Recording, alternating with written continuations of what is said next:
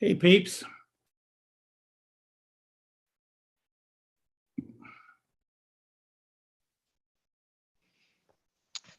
Good afternoon, Councilmember Baker.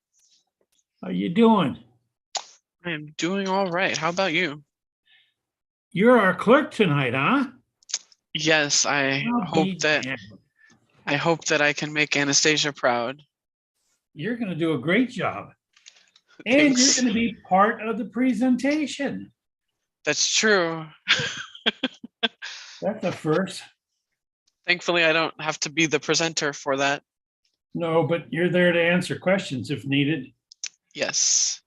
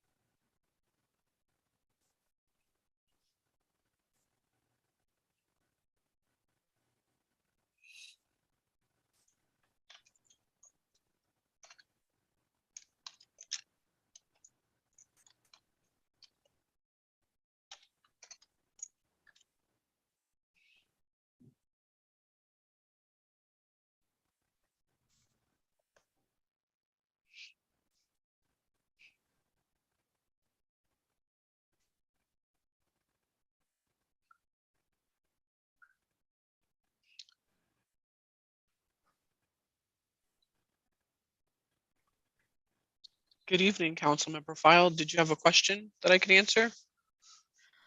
Oh, thank you. I just see I've been promoted, so thank you. Normally I raise my hand if I'm stuck in the general pool. But you caught me. Thank you so much. Very well.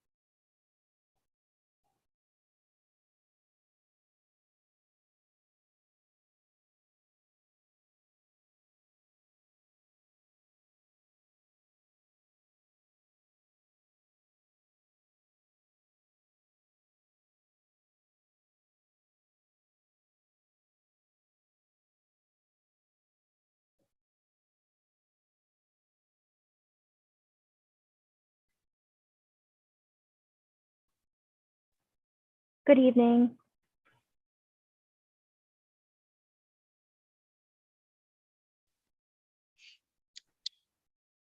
Good evening, Councilmember Kugler.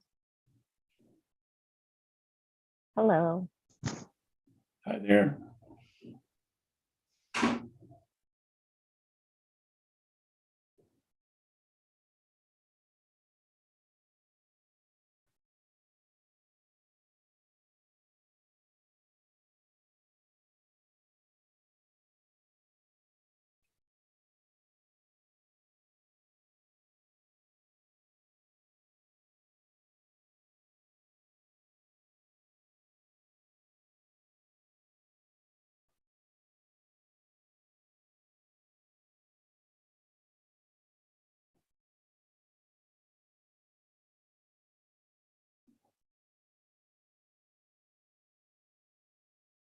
only by what we allow ourselves to.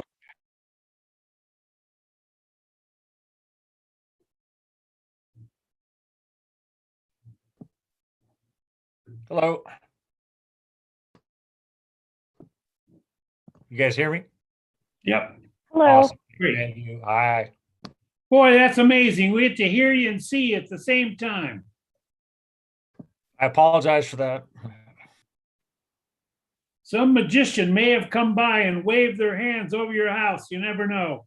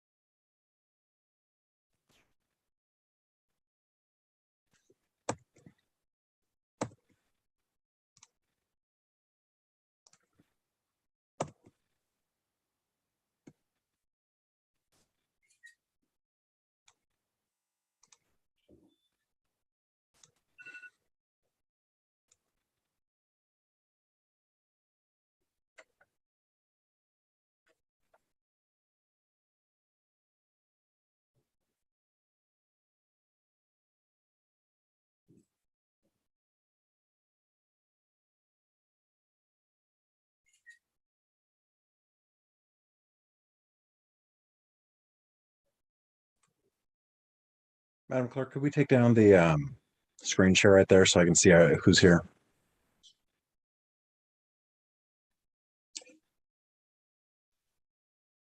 All right, the Kenmore City Council is now in session. Would the clerk please take the roll? Yes, we have Councilmember Baker, Here. Councilmember Kugler, Here. Deputy Mayor O'Kane, Present. Councilmember Marshall, Present. Councilmember File, Present. Mayor Herbig, Here. and Councilmember Shrubnik. Okay, everybody's here. Next on the agenda, we have two proclamations. First one is our Pride Month proclamation. Whereas the city and Council of Kenmore recognizes that one of our greatest strengths is the diversity, cultural richness, and intersectionality of our people. And whereas we hold steadfast that all persons deserve to live with dignity, respect, and justice, and that acts of discrimination, violence, and hate will not be tolerated. And whereas the city of Kenmore recognizes that the many contributions that LGBTQ plus community makes to our community through the arts, literature, business, labor, and public service. And whereas we recognize the many important strides and gains made by the LGBTQ plus community with marriage equality, the freedom to be, and the ability to love who you love. And whereas the LGBTQ plus community continues to be a target of harassment, intimidation, discrimination, and violence. And whereas the city of Kenmore passed resolution 17-292 on March 6, 2017, reaffirming Kenmore as a safe, inclusive, and welcoming city for all people.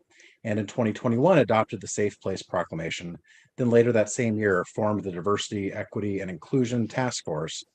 And whereas the first Pride celebration was held in 1970 on the anniversary of the Stonewall riots, and whereas the Kenmore City Council first recognized Pride Week in 2018 by proclamation, began flying the Pride flag at City Hall in June of 2019, and recognized Pride Month beginning in 2020. And whereas Pride Month is a time of celebration, highlighting and celebrating the many contributions and strides made by lesbian, gay, bisexual, queer, and transgender persons of our community and nation. And we further recognize that LGBTQ+ rights are human rights. And whereas the Kenmore City Council is renewing our commitment to LGBTQ+ rights with this 2022 Pride Proclamation, and will express this commitment by raising the flag, by raising and flying the Pride flag on June 1st at Kenmore City Hall and throughout the month of June. Now therefore, I, Nigel Herbig, Mayor of the City of Kenmore, with and on behalf of the City Council, do hereby proclaim June 2022 as Pride Month and invite our community to celebrate throughout the City of Kenmore. And here to accept it is Jenny Sayward from the Northshore Pride Group. Would you like to say a few words? You're muted.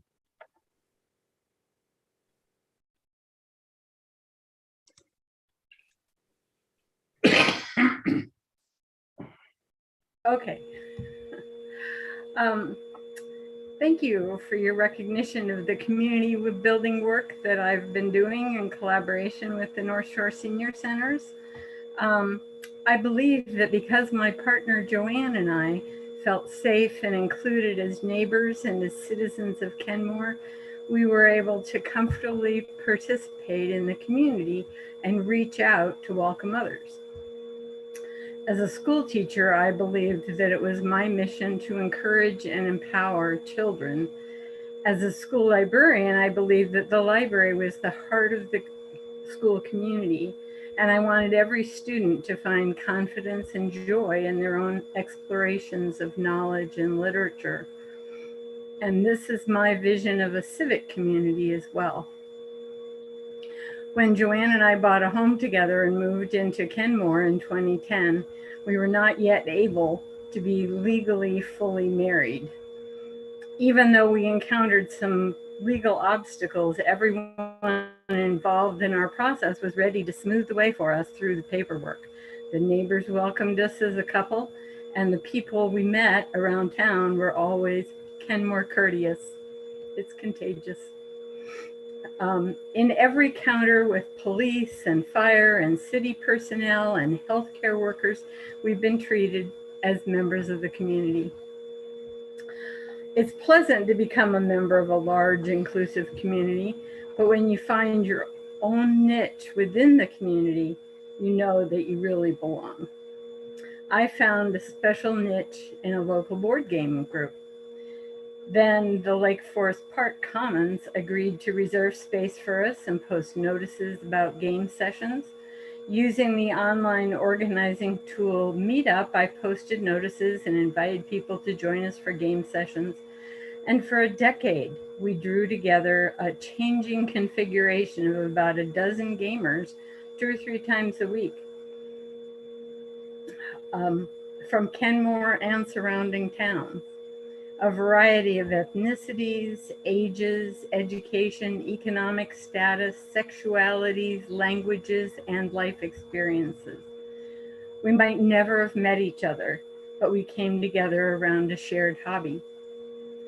And when COVID shut down our in-person gatherings, we've continued to get together to play board games online. That is our community. By the time my partner and I joined the Northshore Senior Centers, the state of Washington had granted us full marriage equality. We may have been the first openly gay couple to join because the membership clerks were surprised to see our joint application, but they figured out how to make it work, and we felt welcome. Within the center, we found special interest groups to participate in. A quilting club, a book club, health classes, and volunteer activities were all ways to start making friends. In all of our activities at the centers, participating together or separately, we were open about being lesbians. And I offered a weekly board game group at the Kenmore Senior Center as well. As a retired librarian, I volunteered to manage the Senior Center's substantial library of donated books. As a special project, I've exchanged unneeded books for popular large print books for members with impaired vision.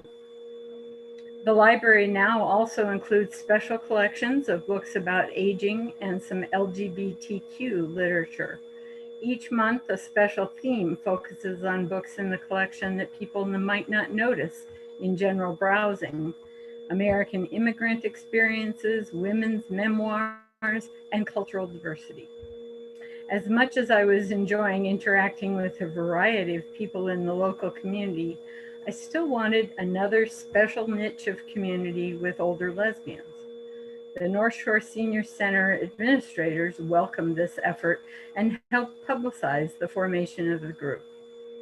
We gathered older lesbians from surrounding suburbs and formed connections to similar small groups around Puget Sound.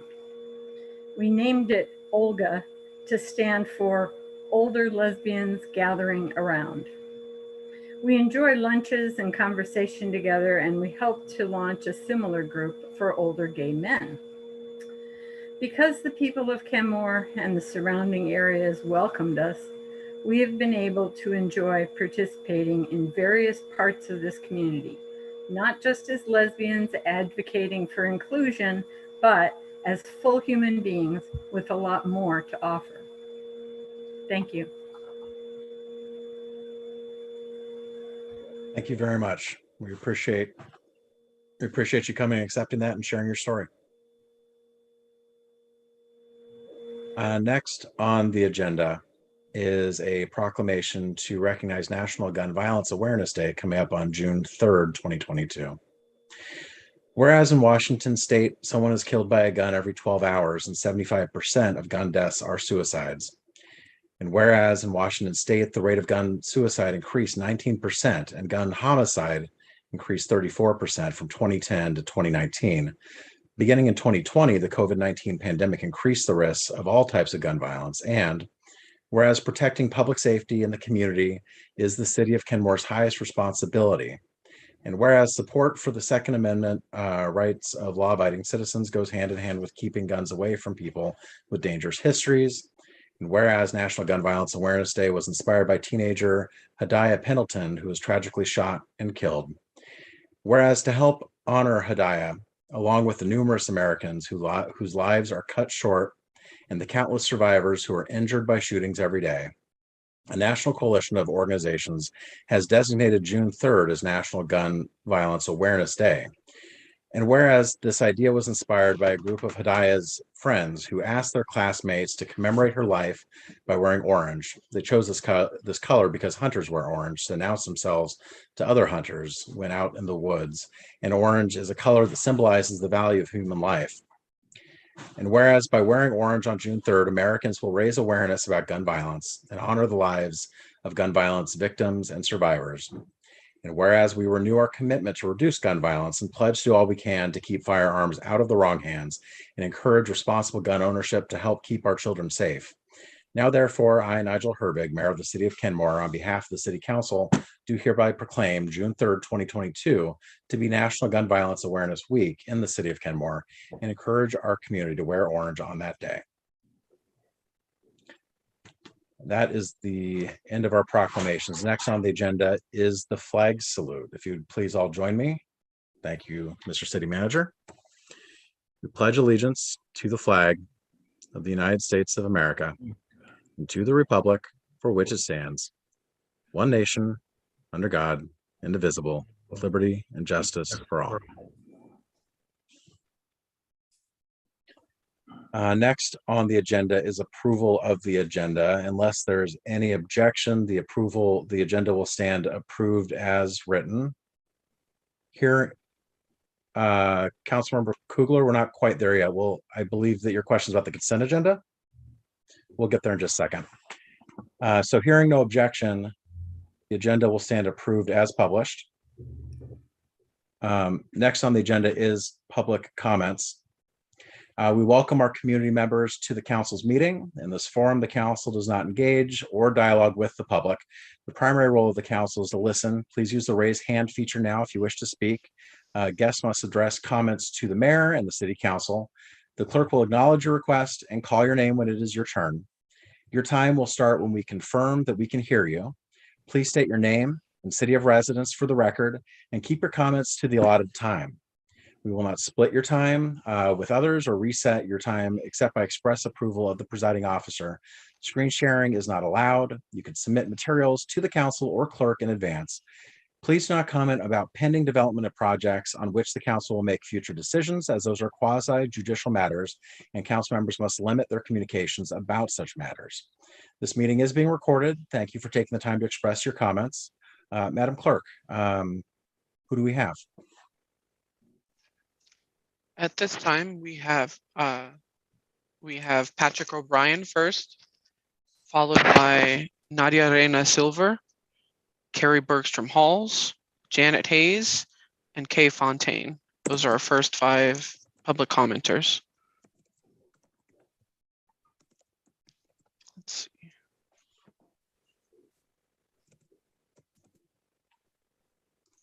Mr. O'Brien? You have not put me on as a, I can't put my video on yet. Well, hang on a second.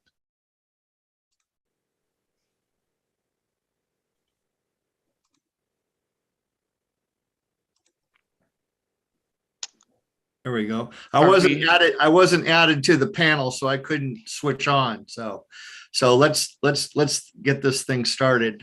Madam Clerk, do we have the timer ready to go? Yes, I do. I apologize for the delay. Oh, it's okay. Let's see. Sorry. Appreciate you filling in tonight. So we should be, my screen should be ready? sharing. Ready, set, go. Pat O'Brien, Kenmore. I'm very sad to report that one of my neighbors on 181st Street, a nice family, has decided to move away rather than deal with the city of Kenmore and the tent city, which is right across the street from them. They were one of the groups, one of the families that we contacted, Carl Michaelman and I, and they had not been notified of the tent city, and they are directly across the street from it on 181st. You can drive by and see their for sale sign on their house.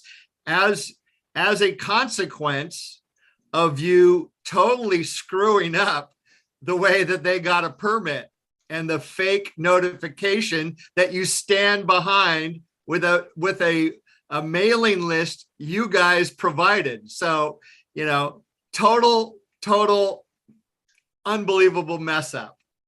And people are leaving because of it, selling their homes. And there's probably no regret, except for my old friend David Baker, that you guys did that wrong, and there's consequences. A family is leaving because of that. So just think about that.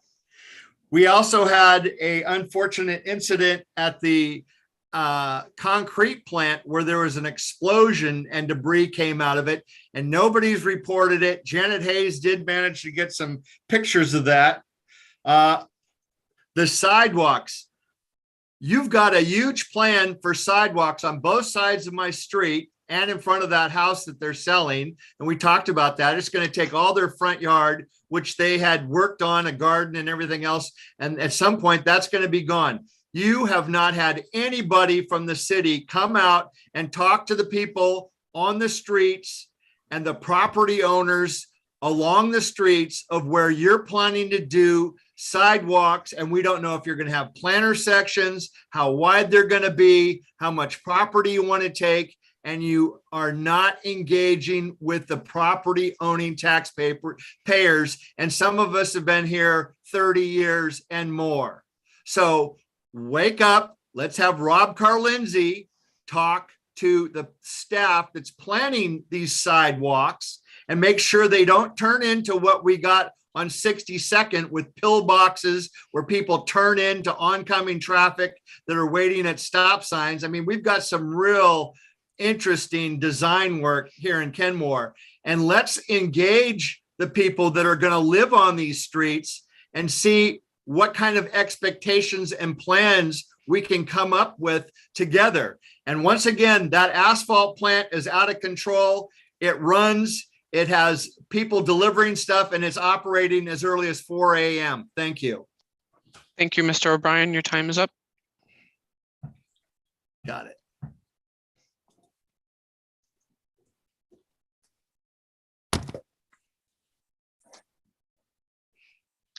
Ms. Silver. Hello, my Can- name is Nadia Reyna Silver. I live in Kenmore, Washington.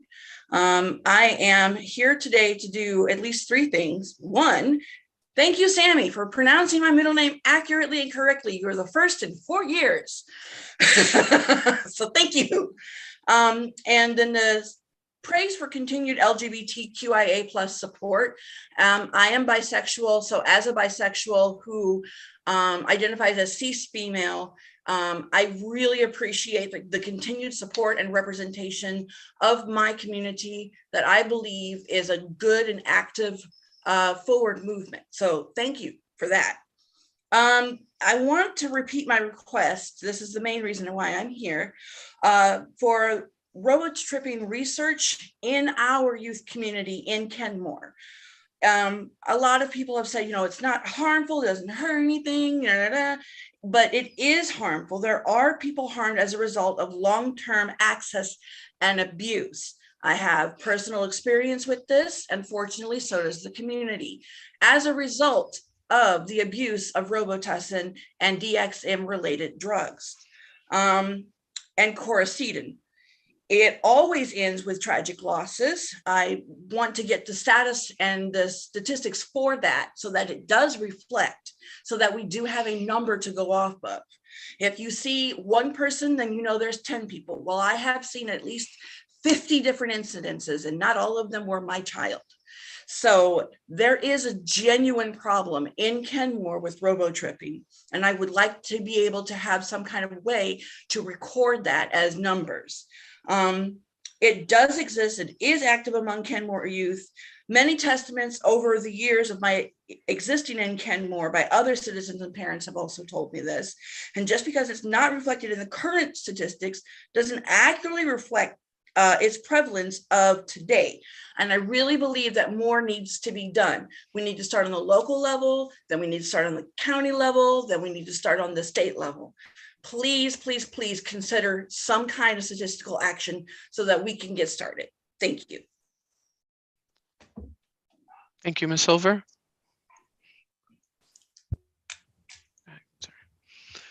Bear with me 1 second. I'm just going to turn off the sound. I apologize for not getting that sorted out ahead of time. And our next participant then is Carrie Bergstrom Halls. Here. Can you hear us? We can hear you, Ms. Yep. Halls. Yep, all set. Your time starts now. Thank you. Good evening, Kenmore City Council members. My name is Carrie Bergstrom Halls, and I previously lived in Kenmore and still have a rental there, but currently live in Bothell. I am here again to discuss tenant protections, those that were already passed in haste this past March, and the additional ones you'll be discussing at the June 13th meeting. I am begging you to please slow down, review the tenant protections carefully and thoughtfully, and listen to all of your taxpayers and citizens. You have the opportunity to do something different, to be a beacon to other cities, but instead you are following the City of Seattle's lead, which I think we all can agree has not been successful to date for a variety of reasons. No offense attended Mayor Herbig, since you work for the King County Regional Homeless Authority. Why aren't other cities in lockstep with the City of Seattle? Perhaps because they don't want their city to find themselves with the same issues Seattle is now experiencing? Please provide solutions that work for all of Kenmore, not just the low income, but the middle income too. The families that want to rent a house rather than an apartment and have the means to do so, but not the capital to purchase. If you do not take small mom and pop landlords into account based on the tenant protections passed in March, the majority will be settling versus trying to find tenants under these new tenant protections where you can only collect first month's rent and a deposit of no more than 1 month's rent that can be paid over 6 months. Now, let's add to that not allowing criminal background checks that you'll be proposing next month. I'm sure you are aware that the City of Seattle is defending themselves against a lawsuit on that specific tenant protection, but you're still proceeding ahead. I wish you would treat taxpayer dollars as your own. The City of Kenmore is encouraging homeowners to build ADUs and/or mother-in-law units to help with the housing crisis, yet at the same time, you are looking into banning criminal background checks. I am not going to rent my house without doing a criminal background check because I still have relationships with my former neighbors of 10 years, and I would not forgive myself if I unknowingly rented my house to someone with a criminal history that harmed a neighbor or their property. Let's talk about senior citizens on fixed incomes who are looking to supplement their incomes to help cover rising property taxes. You expect them to open their homes to complete strangers without running a criminal background check. Would you be comfortable having your parents do so? Again, I am just asking that you please carefully consider these tenant protections and the ripple effects that they will have throughout the community. Thank you for your time. Thank you, Ms. Bergstrom-Halls.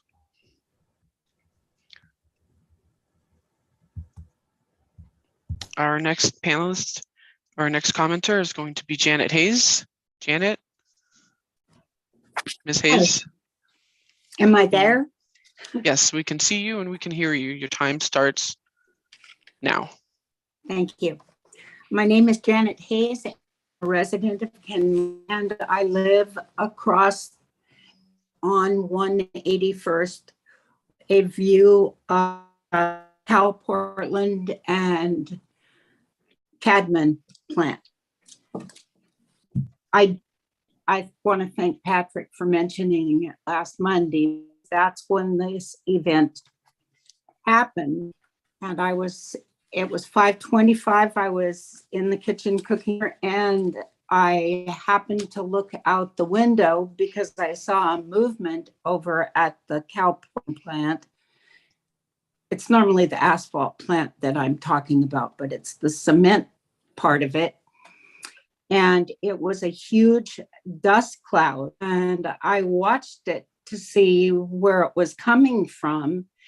And it was coming from the contents of the silo that was overflowing with, well, it used to be labeled fly ash. So I panicked and I went and found my phone, thought I've got to get pictures of it because it was actually pouring down to the ground and creating dust that you couldn't see through down at the plant. And the plant was not open. So I got my camera and I took pictures of it blowing out over Lake Point, over the birthing channel and out into Lake Washington. The wind was blowing south. I called 911, made a report. I called Patrick. I called because he might be able to see it. And this I had to do very quickly because it was starting to ease up. And I got the tail end of it, but in calling Puget Sound Clean Air, they did get it. And the next day I called them to follow up, and the cement plant is saying that it was only for a few seconds and there was witnesses working there. There was one person I saw after all of this occurred, and he was just leaving. So I kept an eye on it until, well, maybe an hour and a half, but it went on, and they need to be labeled. The silos Ms. Hayes, need to be labeled like they used to be. your time is up. Thank you for your comment. That's what I'm saying.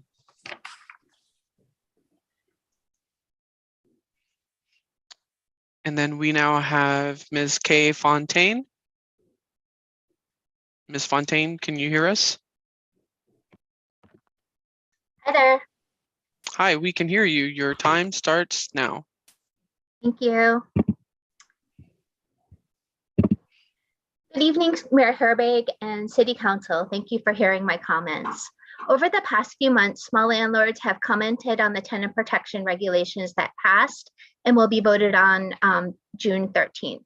Many of us have voiced our opposition to the regulations and have lobbied for an exemption for small landlords with fewer units.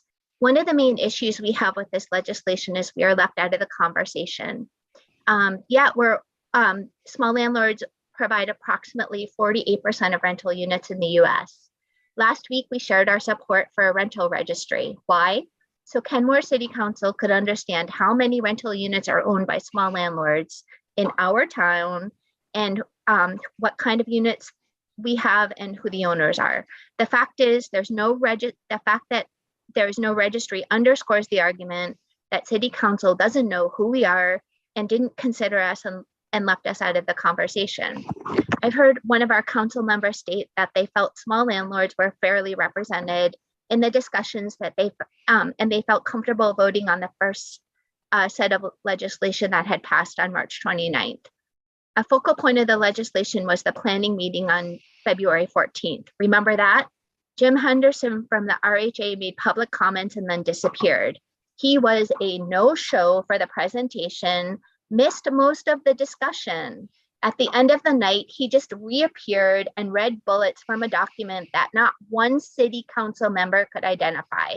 Jim Henderson couldn't either. So this is the guy representing small landlords, and it was, he could have done a lot better. So we're here tonight to represent ourselves. City Council, we show up here week after week and we implore you to reconsider these measures you are passing. Please do as Joe Marshall suggested on March 29th when you voted on the first set of measures. Let Arch and the RHA collaborate with the community to suggest some tight regulations that everyone can buy into to move forward. If this is no longer the case, let's work together to do a better job than Seattle did. Become a beacon for the East Side and the rest of the area and earn a name for yourself. We can do better together. Thank you. Thank you for your time, Ms. Fontaine. Up next, our next speakers will be, I see a last name Hines, and Paul Lee, Stacy V, Elizabeth Cox, and Jacqueline Romelis. I apologize for mispronouncing that. So Hines, speaker Hines, can you hear us? Yes, hi. Okay, just so you know, it's a little light on your end. Oh, okay, can you hear me now? Can you hear you a little bit better? Okay. Okay, so your sorry. time starts now. Okay, my name is Catherine Hines and I live in Kenmore, Washington, and I want to address our safety concerns of the new design for 163rd Street. I would like to start with the curved bulb extension design. The turning needs for larger vehicles such as school buses or delivery trucks need to be considered when you're designing a curve extension design.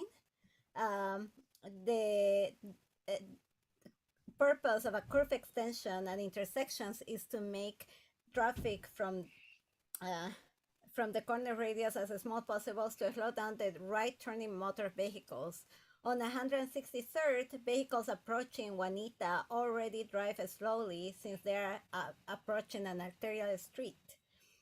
And therefore, the bulb design makes it difficult for the larger vehicles entering our street, the 163rd Street, which will increase regular maintenance by the city due to constant overriding of the curve, and sidewalk by rear wheels of trucks, causing damage to the curved sidewalk and may cause injury to pedestrians. The city of Kenmore requires a minimum of a SU-30 vehicle, a typical delivery vehicle size for their design.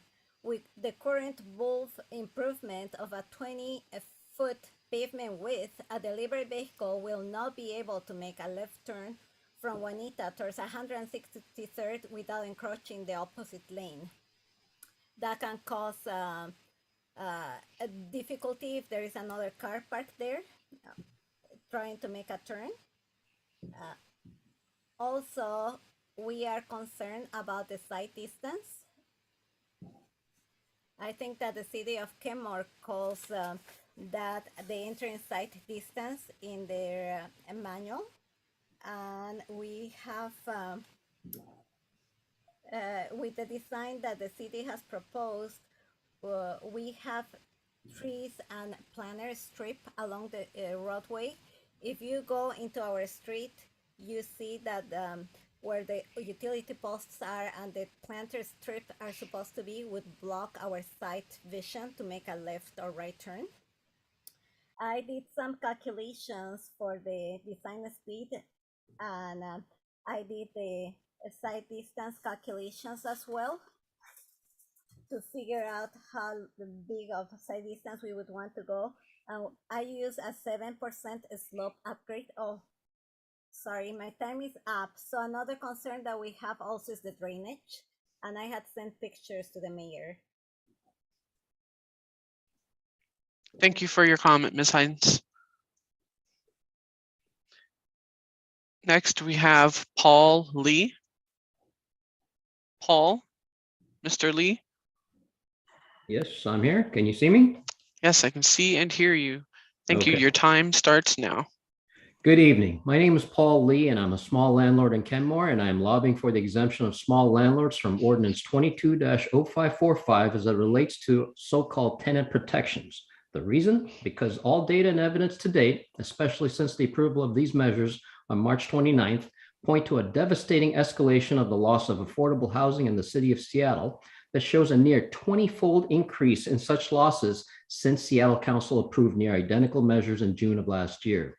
When there aren't enough adjunctive efforts to make it a multi-pronged approach, such as building affordable housing infrastructure, as well as providing subsidies to landlords to maintain affordable housing as other more successful municipalities have done, to then go along with so-called tenant protections, the new landlord-tenant rules very quickly devolve into making it a hostile business environment for landlords. Thus, they end up selling out and taking their profits over trying to make things work with an increasing list of rules that make surviving for the small landlord very difficult. Thus, the net loss of over 11,400 rental units in Seattle since May 2021 alone, when the measures passed in June. And this news came out literally 10 days after the Kenmore Council passed this ordinance. As such, all evidence to date from other municipalities show that the amount of spending by the city back into the community is directly proportional to maintaining the level of affordable housing inventory within the community. Back in 2018, the management consultants hired by the city of Seattle suggested that the need was urgent for the city to double their spending to about 300 to 400 million, which they didn't do. Then in 2020, as the problem started to grow even worse, the same consultants urgently suggested that the spending needed to be tenfold their 2018 spending to about 1 billion, which they also didn't do. The combination of the city's lack of dealing with this issue urgently, the lack of spending investing in the community, and the implementation of these tenant protections has led to this 20-fold increase in escalation of the loss of inventory. Using the funding figures for Seattle and applying it towards Kenmore, a figure of $1 billion reinvested in the city of $700,000 for Seattle leads to a rough figure of about a need for nearly $30 million to be spent by the city of Kenmore to proportionately handle the issue of affordable housing in Kenmore today. And that's probably a very conservative figure. How much is Kenmore reinvesting in our community today to effectively tackle the affordable housing and homeless issues in our community? By following other cities such as Seattle, we are doing nothing but inviting the same exact disasters. You have a chance to be on the forefront of this issue in the country today by doing this right. So let's do it right while we still can. The evidence is irrefutable at this time that these measures will backfire just the same way it did in Seattle. Thank you. Thank you for your time, Mr. Lee. Next commenter, we have Stacy Valenzuela. Ms. Hi, Valenzuela, can you hear we me? can hear you. Your time is starting now. Thank you, Sammy. Hi, council members. Stacy Valenzuela, Kenmore. We call on Kenmore to adopt the climate action plan like Kirkland and to back it up with action starting with city staff, which includes restoration of creeks, land, wetlands, and shoreline to natural habitat and ecosystems, therefore decreasing the effect of greenhouse gases and other toxins on our climate. Grant no encroachment or variances. The Governor Inslee called to add Climate Commitment Act. The King County Executive Dow Constantine called for cities to add 1099 to comprehensive plans. And there are 2.3 million in grant funds available to support early implementation and adoption of 1099 in city comp plans, actions that our residents have been requesting, which highlight 3 items: affordable housing, social justice, and model policy for tree canopy and heat island impacts.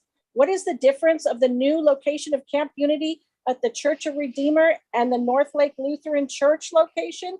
The camp was isolated up near the church, away from neighbors. We asked that the city use the newly purchased Holt Field or the park and ride next to the city hall, which is closer to transit, Safeway, food pantries, as well as activities are easily seen.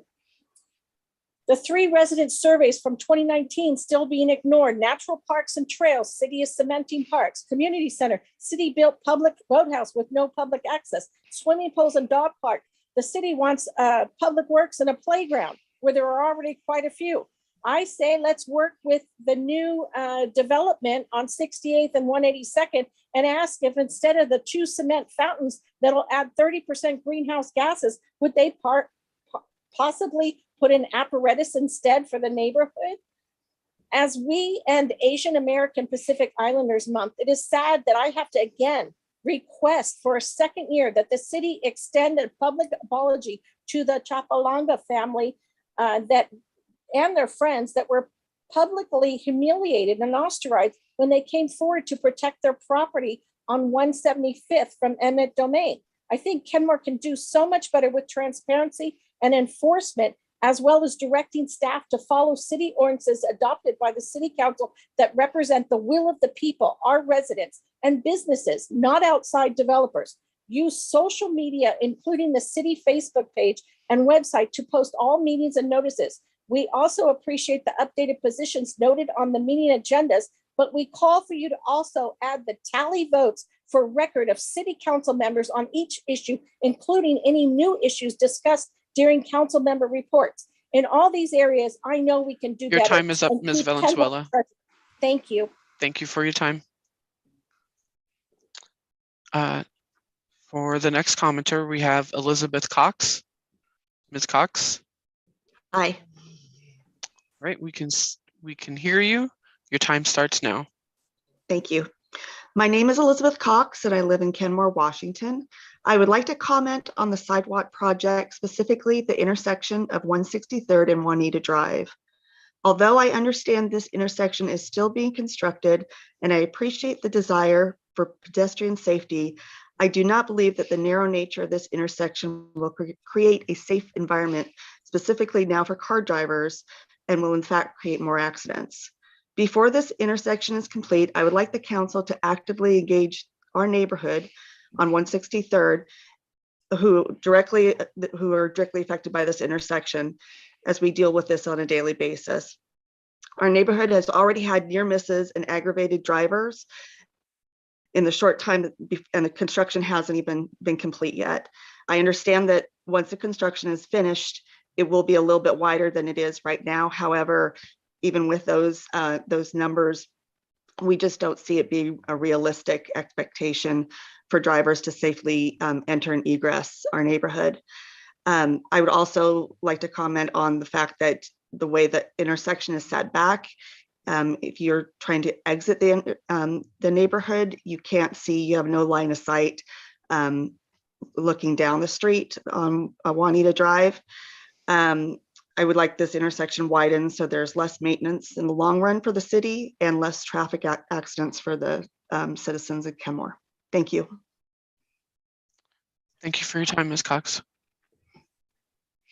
And then we have Jacqueline Romalies. Hi. Jacqueline? Yes. Sorry, I can't see. I apologize. Your time starts now. Hi. Yes, it's Jackie Bermelis. This is my first time attending a city council meeting, and I wasn't really prepared to speak, but I'm also here because I'm thinking about renting out my basement. And I'm a school teacher in the Northshore School District. I need to rent it out in order to help pay my property taxes. And what is most concerning to me is the possible ban on criminal background checks, because I'm a single woman who's going to be renting out the basement and sharing the laundry room facility. And so I'm I'm very scared. I'm thinking about other options now because I just can't imagine not being able to check the background of somebody who's going to be living in my house. And that's all I want to say for this meeting. I plan on attending future meetings as well, but that is my big concern at this moment. We thank you for your time, Ms. Rumlis. At this time, I see no other hands for speakers.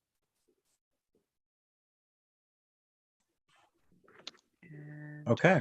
Well, I want to thank everybody who came. Oh, actually, okay. We have one hand that was just raised, Marilyn K. My apologies, Mayor. It's okay.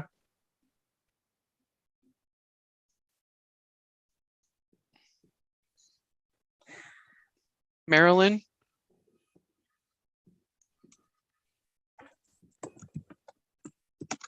Marilyn.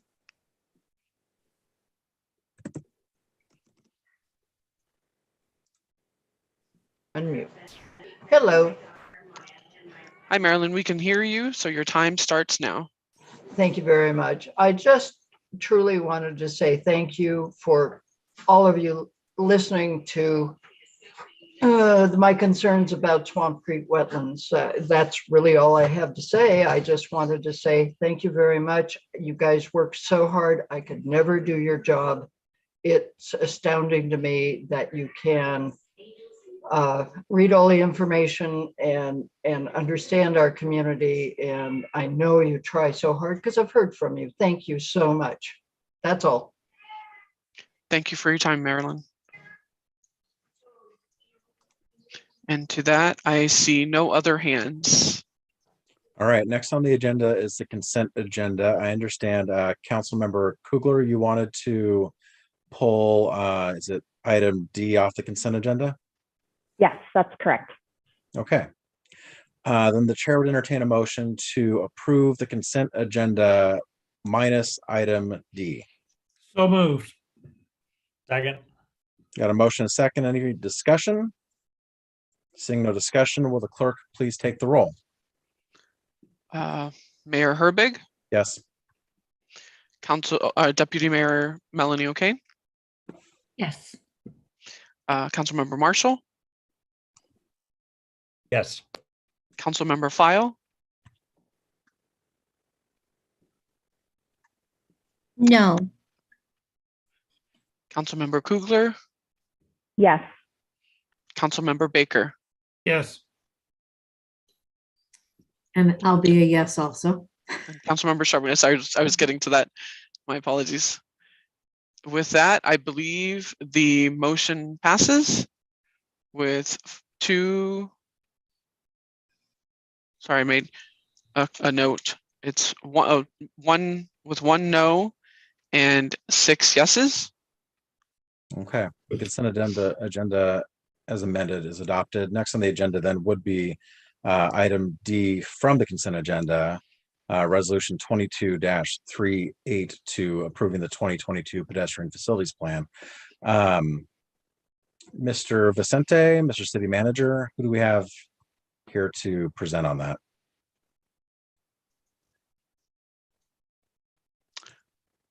I believe that would be Mr. Vicente. Yeah, we're just bringing him on as a panelist, I believe. There he is.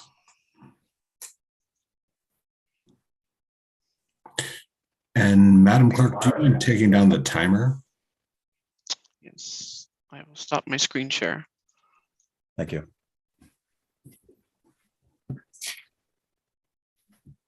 So I think I would defer to Councilmember Kugler to let us know what her concerns were. My understanding is that she wants to pull a project from the list. And so I really don't have any presentation to give regarding that. So I think I would just defer to Councilmember Kugler to start the discussion. Councilmember Kugler. Okay. Yeah. So I would like to pull the path that's proposed through Swamp Creek that would connect the Tolt pipeline.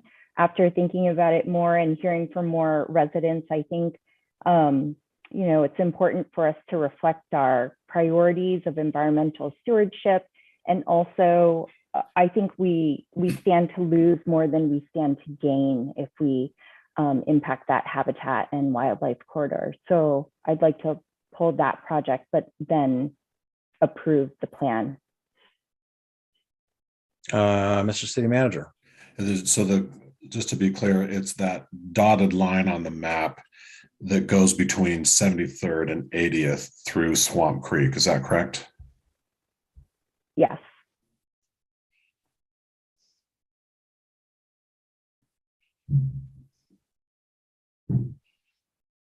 So to be clear, we're only really talking about, we're not talking about the rest of the toll right of way. We're only talking about the segment over. Okay. So do you have council member file? And if folks could please use I know I sent an email about this, but if folks could use the raise hand feature, it's easier for me to track who's in line. But council member file. Thank you. I can appreciate Councilmember Kugler's recommendation, as you know, it was rather a majority recommendation when last brought before us. So thank you for bringing that detail, and I'm happy we can consider it separate from the overall project.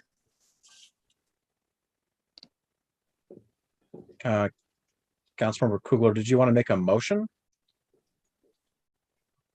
Yeah, I'd like to move that we approve the pedestrian facilities plan without that portion through Swamp Creek. Okay.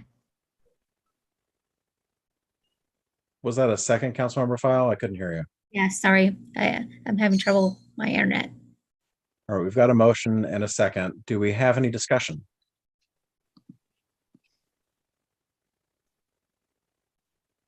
Councilmember Marshall. Yeah, I just wanted to reiterate, I think what we weighed in on last time, it's a very environmentally sensitive area. It's got a lot of environmental issues going for it that could be impacted, and the expense seemed to be very much beyond our reach in light of what that benefit would, any benefit might be. So I think it's a good decision to not have that bridge over there.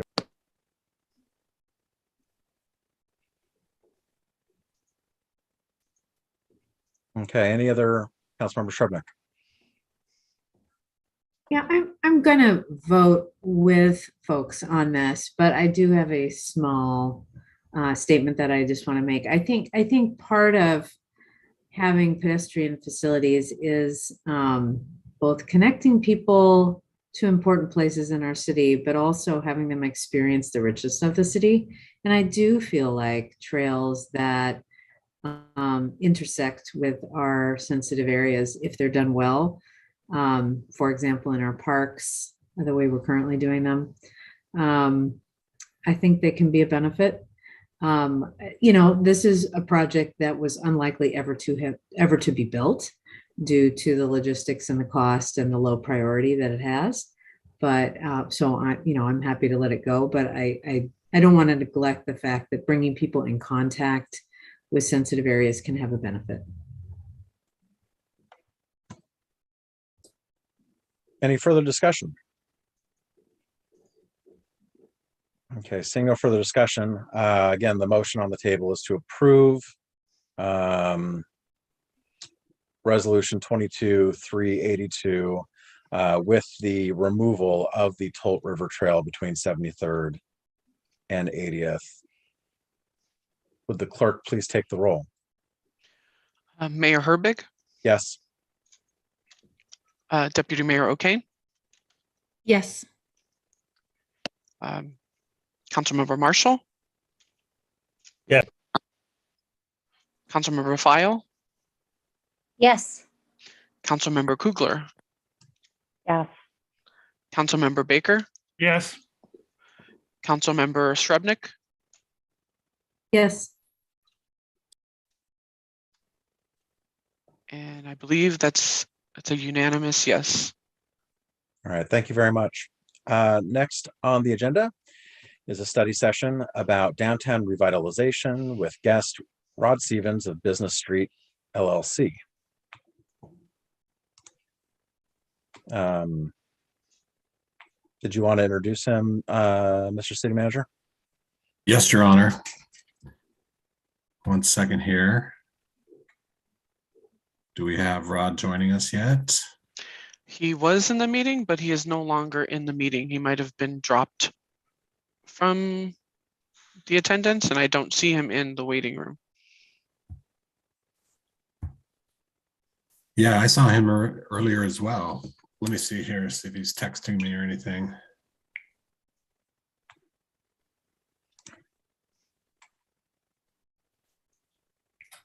I don't see any messages from him. So,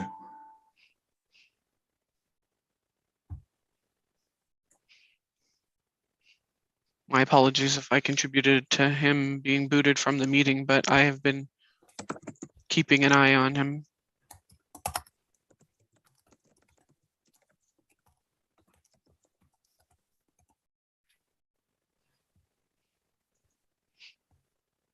I just sent him an email. Your Honor, you might want to go ahead and continue with the next item and then see if we can pick him up right after that. Yeah, that's no problem.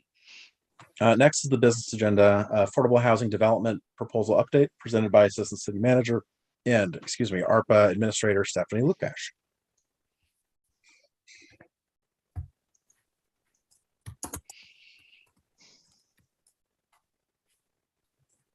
Ms. Lukash? Hi, good evening, everyone. And I have some exciting news to share with you all. I'm messaging, because we moved up the agenda, I'm messaging our friends from ARCH, Elsa Kings, to make sure she can join the meeting shortly. She's jointly presenting this with me. And Brian Hampson also needs to be promoted to a panelist. He has been promoted to panelist twice. Might not be accepting the invitation. Okay, so just give us a moment so we get all the right people in the room to share some great news with you all.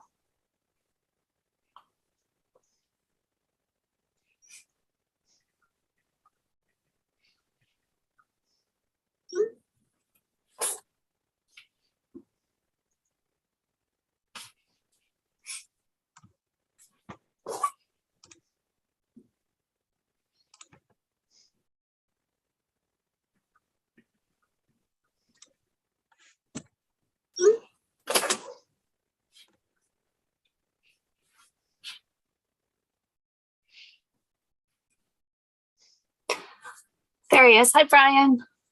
Hey, how's it going? Hi.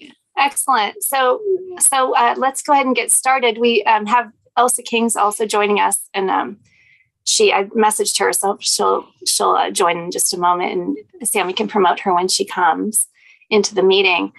So we have some exciting news to share with you all. I wanted to give you an update on the affordable housing development proposal at the Old Shell property that we've been working on hard since last summer.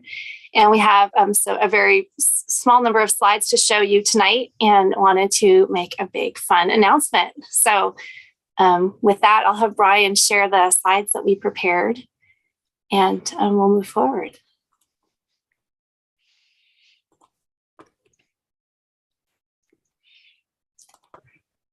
So as you know, we've been working hard on this work, carrying out the council's direction of how affordable housing being our #1 priority. And we are delighted to announce our new partner, Plymouth Housing. And this is literally hot off the press. We made this decision today. So I apologize to council for not having sent you these materials in advance, but we were literally making this decision today, meeting with them, and have some of our new partners in the room with us tonight just to say hello. And you'll hear a lot more from them in the months ahead, but we're delighted about this, and are happy to share with you a little bit more about the work we're going to do at the Old Shell property. This is you can see on the slide, this is a very rough schematic rendering of the exciting proposal that we think you're going to love to really bring affordable housing to Kenmore in a very robust way. So let's go to the next slide. And so just centering everyone that we're here because of you, council, and thank you for making affordable housing your number one priority for the city. And we've been working hard with our working group and a 4-member capstone team from the University of Washington since last year. And we have $5 million that you've committed as a council to this project between donating the land and 3.2 million in arch. Let me minimize the screen here. Mr. Stevens, could you mute until we're done with it? Thank you. Sorry, carry on. That's okay. And so I was saying $3.2 million in American Rescue Plan Act funds is the city's $5 million commitment. And if you recall, we've leveraged $3 million from a Regional Coalition for Housing. So we're really delighted that that has led us to this place. So thank you, council, for that. And if you remember what we said in the RFP is our goals included deep affordability. So our goal at the outset of this project was 20% of the units to be serving residents at 30% of our area median income. We wanted cost efficient and a significant density of housing. And our goal was between 80 and 100 units of housing is what we put in the RFP. We wanted to look at community supportive ground floor space, really making use of that and then making a community benefit from that. And then we know there'll be a development agreement needed to accommodate specific needs and of the specifics of the site. So is Elsa with us? And if not, I will share the exciting news. It looks like she may not be here. So I'm going to go ahead and do this. So I'm so excited to share with you Kenmore Senior Housing. I'm going to direct you to a couple key things here. This is 100 units of affordable housing. It's a mix of studios and 1 bedrooms. The target population are seniors, veterans, and individuals with disabilities. All of the units will be for residents at 30% AMI or below. Whoa. Wow. That is fabulous. We're so excited about this. Thank you for sharing and can't wait. This blew us away. This project has access to, as you know, downtown Kenmore. It's $37.5 million total cost. There's a whole complicated financing that we're going to talk to you about later in June. June 21st, we'll come back. But I just want to let you know, this was so competitive. We had 3 really strong proposals, and it was not an easy decision to make. But the third bullet on your screen is why we chose this proposal. The deep affordability, we couldn't pass it up. 100% of the units serving 30% and below AMI. And it just says a lot about Plymouth and the team and the effort they put into designing this proposal. And you can see a sketch of it here. I can't wait to fully get into this work with them and to really get the drawings that will knock your socks off. But for now, I just want you to know we're so excited about this partnership, and we're today, all of us together, really excited to have made this decision and to let them know and invite them to join our partnership moving forward. And Steph, this is Elsa. Sorry to interrupt. I am on. Yeah. Hi, Elsa. So sorry. We moved this item up on the agenda, so I know you weren't expecting it so soon. I'll let Elsa Kings from a Regional Coalition for Housing take it from here. Elsa, go ahead. Thank you, Stephanie. I'm very excited to be here. As Steph mentioned, I'm Elsa Kings with the Housing Trust Fund Manager at ARCH, and we're so excited about this project. Plymouth has just done an amazing job with this proposal.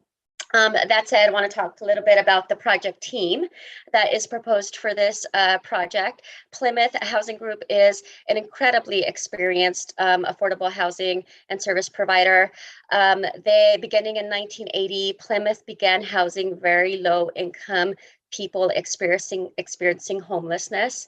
They have a 40-year history serving homeless individuals, including seniors and people with disability, which makes them extremely qualified to bring this project to the city of Kenmore.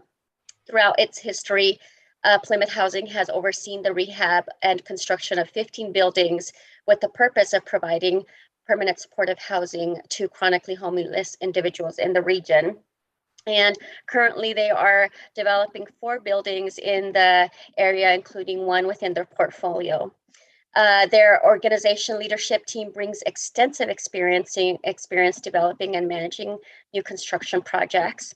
The Plymouth Housing Development Team for the Kenmore Housing senior project proposed for this project, would include Karen Peterson, Chief Real Estate Officer, who has over 30 years of experience in housing development, and Elizabeth Murphy, Real Estate Developer with nearly 4 years of experience.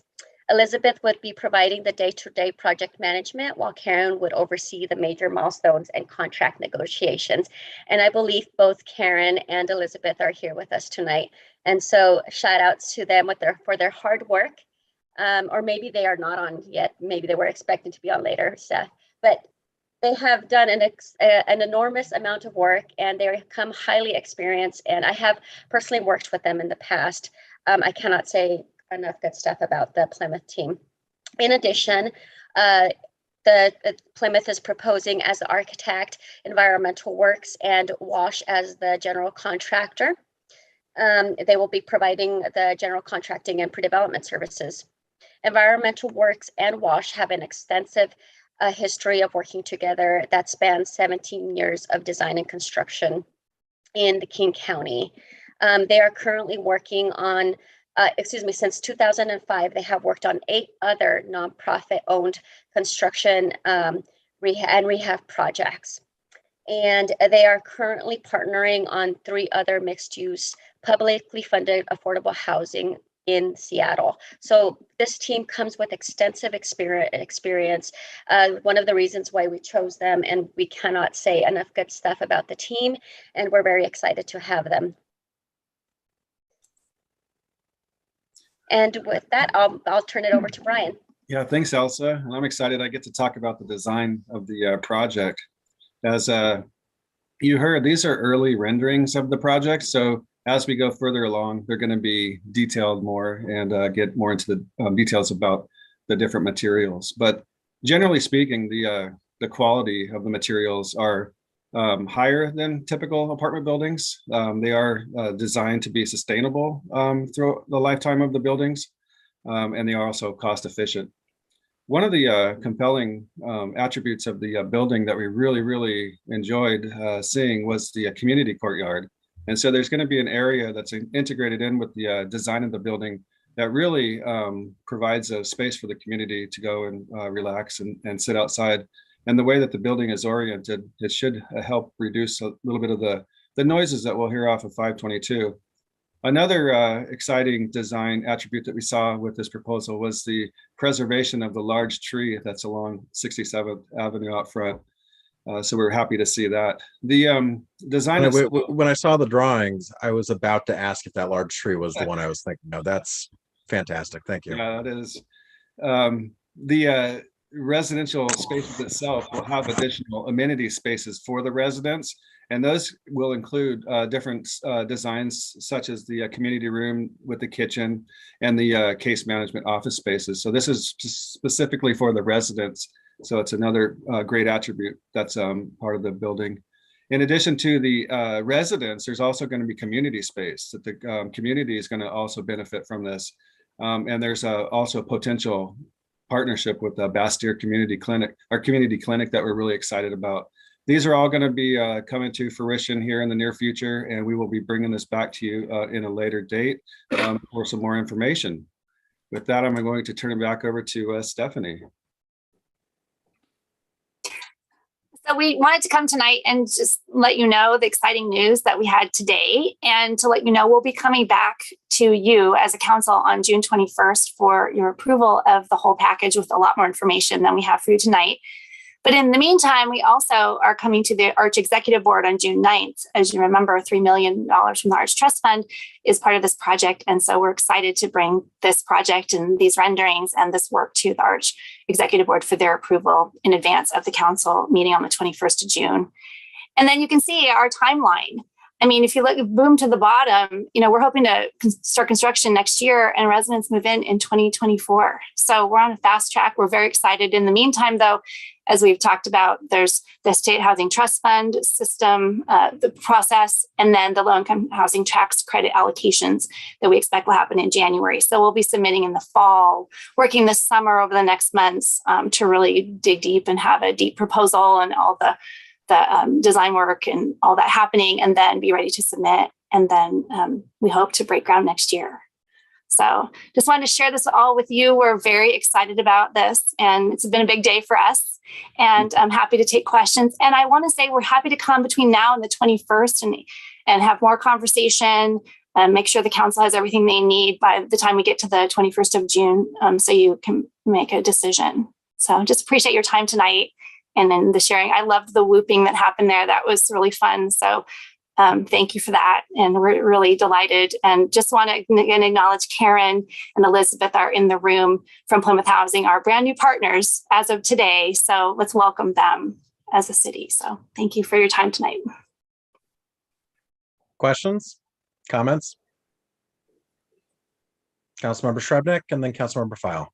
Just a comment. I am thrilled about what this is looking like it's going to be. I'm absolutely delighted that Plymouth is the partner.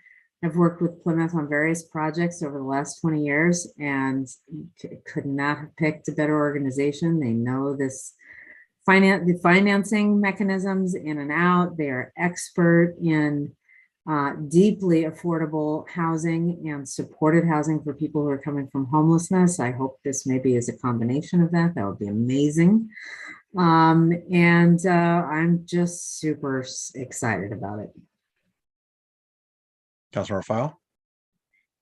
Thank you, Ms. Stephanie Lukash and our affordable housing team. I want to personally thank you for your hard work and commitment on this. This has been a #1 goal for Kenmore, and I have to say, I'm so deeply touched for our community. This is very meaningful. That I'm so moved. But we have just such a large amount of seniors retiring and retiring on such a fixed income. And this is just a beautiful gift to our community. I have one question about the design. I saw 6 floors, lovely.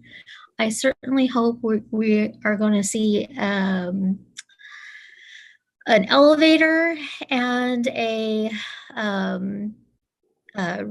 resource elevator as a backup, just as a safety backup for the design, and plans of, what it takes to move equipment, or in cases of emergency, something that can operate in case of an emergency. So thank you so much. Excellent work. Well done. Thank you for serving our community. I can't wait to hear more. Thank you. Any other comments, questions? I think everybody must be speechless with having this come before us, because that is, I was not expecting 100% at 30% AMI or lower. That's just mind-boggling. I'm gobsmacked, like gobsmacked right now. So that's amazing. Plus, you're keeping the tree. I love that. So thank you so much. We really appreciate it. We look forward to learning more about this proposal on June 21st, you said? Yes, June 21st, we'll be back to the council with a lot more information, and happy to also talk in between now and then. But thank you. Thank you for your time tonight and sharing our excitement.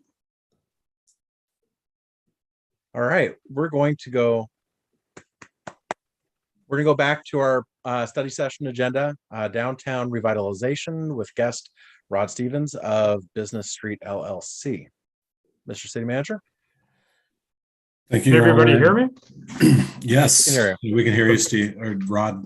Yeah, I'll just give a quick intro and then turn it over to Rod. He has a PowerPoint presentation that he wants to share. But as you all know, having our own sense of place in downtown has been a priority since incorporation back in 1998. And the city's done a good job of creating a downtown plan and actually assembled about 10 acres of property back in the mid 2000s and over time had that redeveloped, and has that new development was about $120 million of private sector investment just right across the street from City Hall. And it did a lot to, create that transformation or create that new downtown that we've been hoping for. But since its redevelopment, we've been wondering what's next. How do we spark redevelopment in our downtown from there? And the city council has been asking that question and raised that question at the last city council retreat. And so I thought that I would bring somebody back from the past, and that's Rod Stevens. So Rod actually helped us position the Kenmore Village properties back in 2012, helped us think from a business and market standpoint, and helped us get the properties listed and helped us select the developers, and did a lot to get us where we are as far as Kenmore Village and all that redevelopment goes. So I thought, you know what, since he did such a great job helping us 10 years ago, let's now bring back Rod 10 years later, get his thoughts on what's next on redevelopment in our downtown. And just to give you a little bit of background about Rod, he is a revitalization specialist who works with cities to attract talent and investment.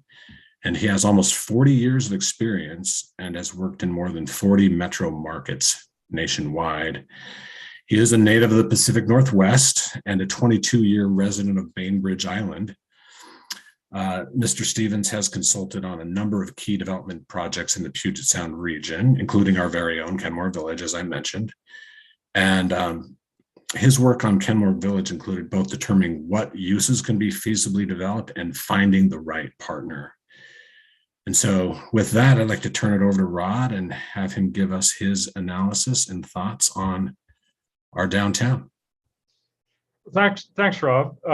I think what Rob didn't tell you there is that Rob and I actually have worked together in 3 different cities now. So we worked in Kenmore, and then Rob and I worked together when he was the city administrator at Gig Harbor. And then when I forgot what your position was at University Place, but we worked there too. So Rob and I go back a little ways. I was really watching Stephanie's presentation on your new affordable housing project. A little personal history. I grew up in Portland.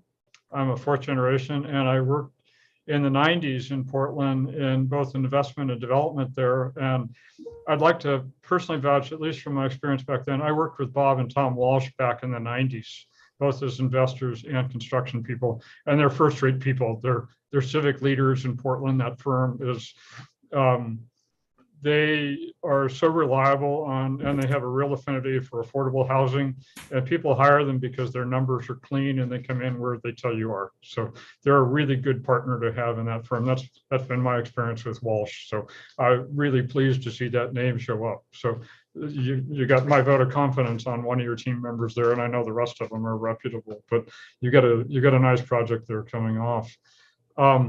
I'm going to key up a PowerPoint presentation. Give me a minute to bear with, because sometimes it takes a minute to get it right. And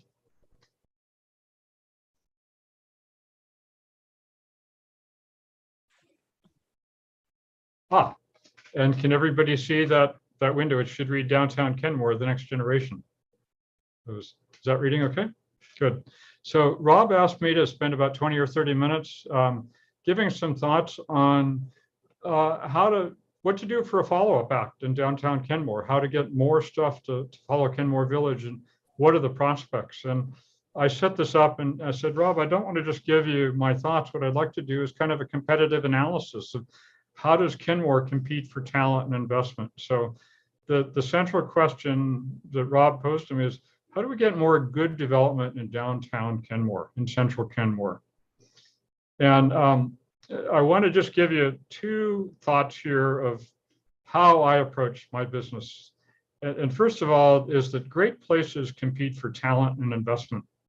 That it's not just about the architecture, but it's about what goes on in a place. And when you have good, talented people in a place, that draws investment. So you're both, it's not just about bringing in investors and developers. It's about having a community of talented people, both that you build up the talent from within and that you attract talent from outside. And this is so important in the last 10 and 20 years in real estate. And increasingly post-pandemic, it's going to be more important than ever. We're seeing talent flow all over the United States now, out of the central business district into places like Missoula and Bend and other places, because talented people have options to work and live wherever they want to.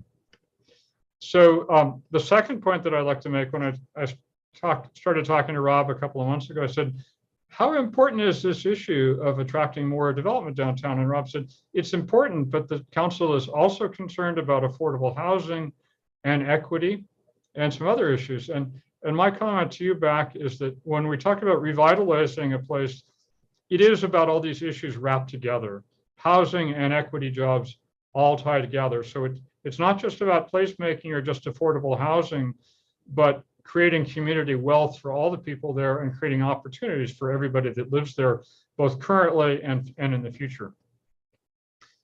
So I'd like to just talk for a few minutes about what does Kenmore have as assets to attract and build talent and investment, those being sort of the two critical measures. What are the things that you can build on? And obviously the hangar and your park and Kenmore Village are fantastic assets. I'm proud to have helped create this place.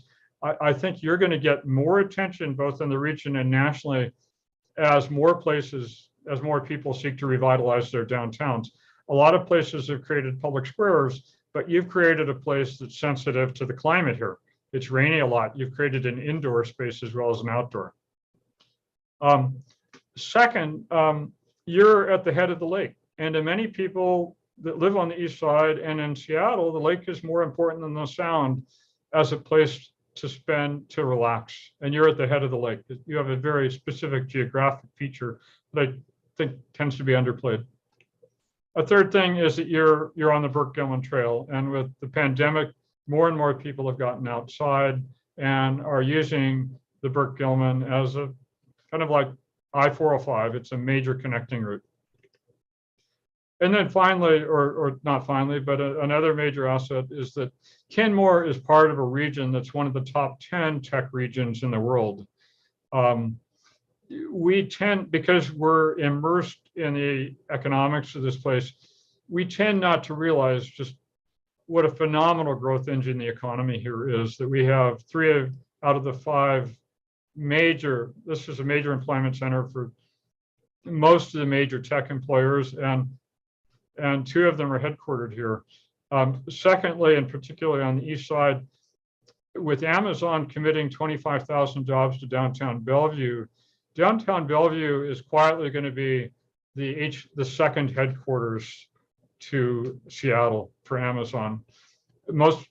Amazon ran a huge H2Q search and named DC as their second headquarters, but there are going to be just as many jobs over the next 5 or 10 years on the east side as there are on the DC area. And so you're going to be capturing both the demand for housing and the potential to harness that growth. So these are assets that other communities would just die for. Now, briefly, challenges that you have. One of the first challenges is that you have a predominance of older apartments. You have a lot of new apartments. You have mobile homes. And this is on 182nd. This is a 2-block walk from your city hall. So if you're an investor looking at building near Kenmore Village and you start to walk away from the village, from the Spencer and the link at 68, this is what you see a block away. And you don't want to get rid of these mobile home parks, but the overall conditions of the streets doesn't read well to a prospective investor or developer. And if you look on the left side here, I don't know if you can see my cursor, but you can see that there's some broken curbing here. And I walked down the street and I thought, you know, this is problematic because you don't have formal sidewalks. And these patterns in development were laid out before you came a city, but you've inherited King County's development standards, which were pretty low at the time. And now 30 and 40 years later, you've got to address these. The second major challenge you have is Bothell. A friend of mine, Greg Tung, out of the Bay Area, actually created the downtown plan for Bothell about 10 or 15 years ago. And Bothell is now really on a tear. It's got a phenomenal amount of construction going. And if you're an investor, particularly with a large apartment real estate investment trust, it's easy to follow the pack and go to Bothell because there's been so much done there. It's a very defensible decision. And there's a lot going on in Bothell, and they've done a pretty good job. They've got Their highway through the downtown is nice. They've got a main street that needs to come back, but they've got a lot of pieces for growth, and it's a major competitor. So you've got to think about, how do we position ourselves against Bothell? How do we compete against that? The third challenge that you've got is that running right through, dividing you from the water, is 68. This is a shot of 68 northbound, but imagine this scene northbound and going east-west on 522. You've got a gigantic highway running through the middle of your town, lined on either side by auto-dominated uses. And I measured on Google Maps that in Bothell, where they've reconnected their downtown to the river, they now have an 80-foot pedestrian crossing. Your pedestrian crossing to the south side of 522 is 112 feet. It's a very broad, rather ugly street. And no matter what you do on the north side of 522, you've got this river of cars and traffic to get across to connect to the water. I don't know that there's a lot you can do with it, but it is a challenge in terms of creating a whole place. Another challenge here, this is a photo of empty office cubicles. And the challenge here, you don't have office stuff, but historically, Kenmore has been a commuting center to downtown Seattle, to the central business district.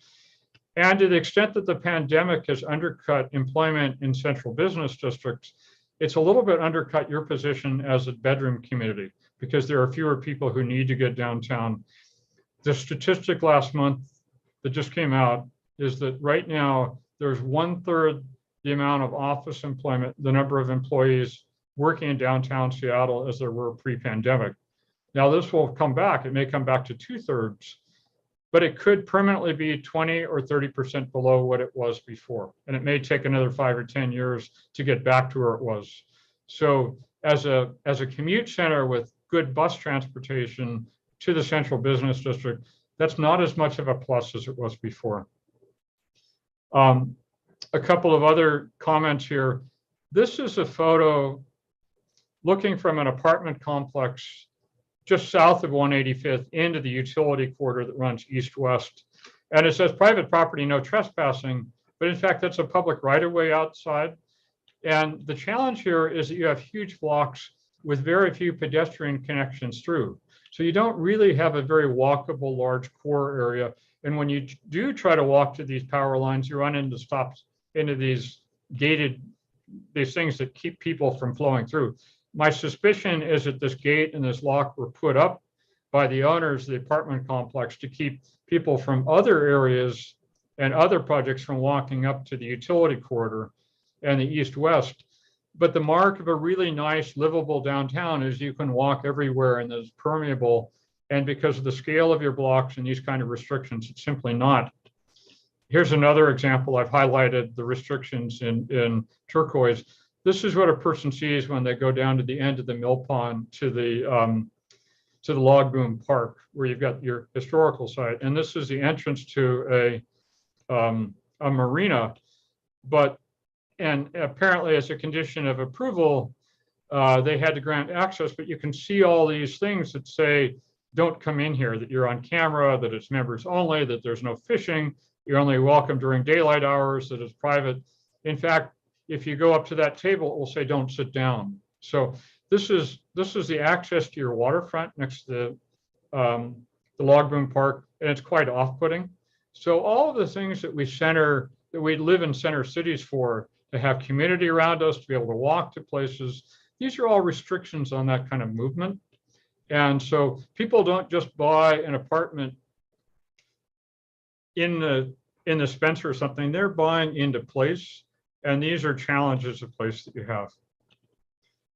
One of the final challenges that you have here, and this is a picture of a parking garage with a bus in it.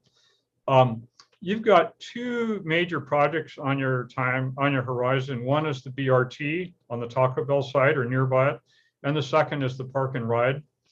And I've worked with Redmond in the past, the city of Redmond, Washington in the past, trying to make the light rail stops more hospitable and local. And I worked with them about 5 or 10 years. And I can tell you that it is a challenge on these projects, because these big projects are set up to move buses and trains, but they're not set up to be urban. Sound Transit and Metro still really haven't got the religion that TriMet does down in Portland. By the way, when I worked on transit-related development in Portland, the chair of TriMet was Tom Walsh of Walsh Construction. So there's been, part of the reason Portland is the way it is that there's a real integration there between real estate and transit, but that hasn't really happened up here in Puget Sound. Our transit planners up here are 10 to 20 years behind those of Portland. Maybe they're coming along in terms of understanding how to make transit really integrated in the community, but you're going to have to fight to keep your transportation facilities from looking like this and from becoming real monoliths. You don't want them just to become places that people drive to. You want them to be something else. And so there's some negotiation there on the horizon for you. So where can you go with downtown? It's not just a question of attracting investors and developers. It's really a question of having and of affirming a bigger strategy of who Kenmore is as a city, how you market yourselves, what kind of promise do you make of a place? And a promise, a brand in a city is a promise delivered of what will I get if I live there? So I want to just stop for a second and talk a little bit, tell a little story. When I came by a couple of months ago and I was walking down 182nd, it was around 3:30 in the afternoon. And I was outside one of your mobile home parks, and suddenly there were kids all over 182nd.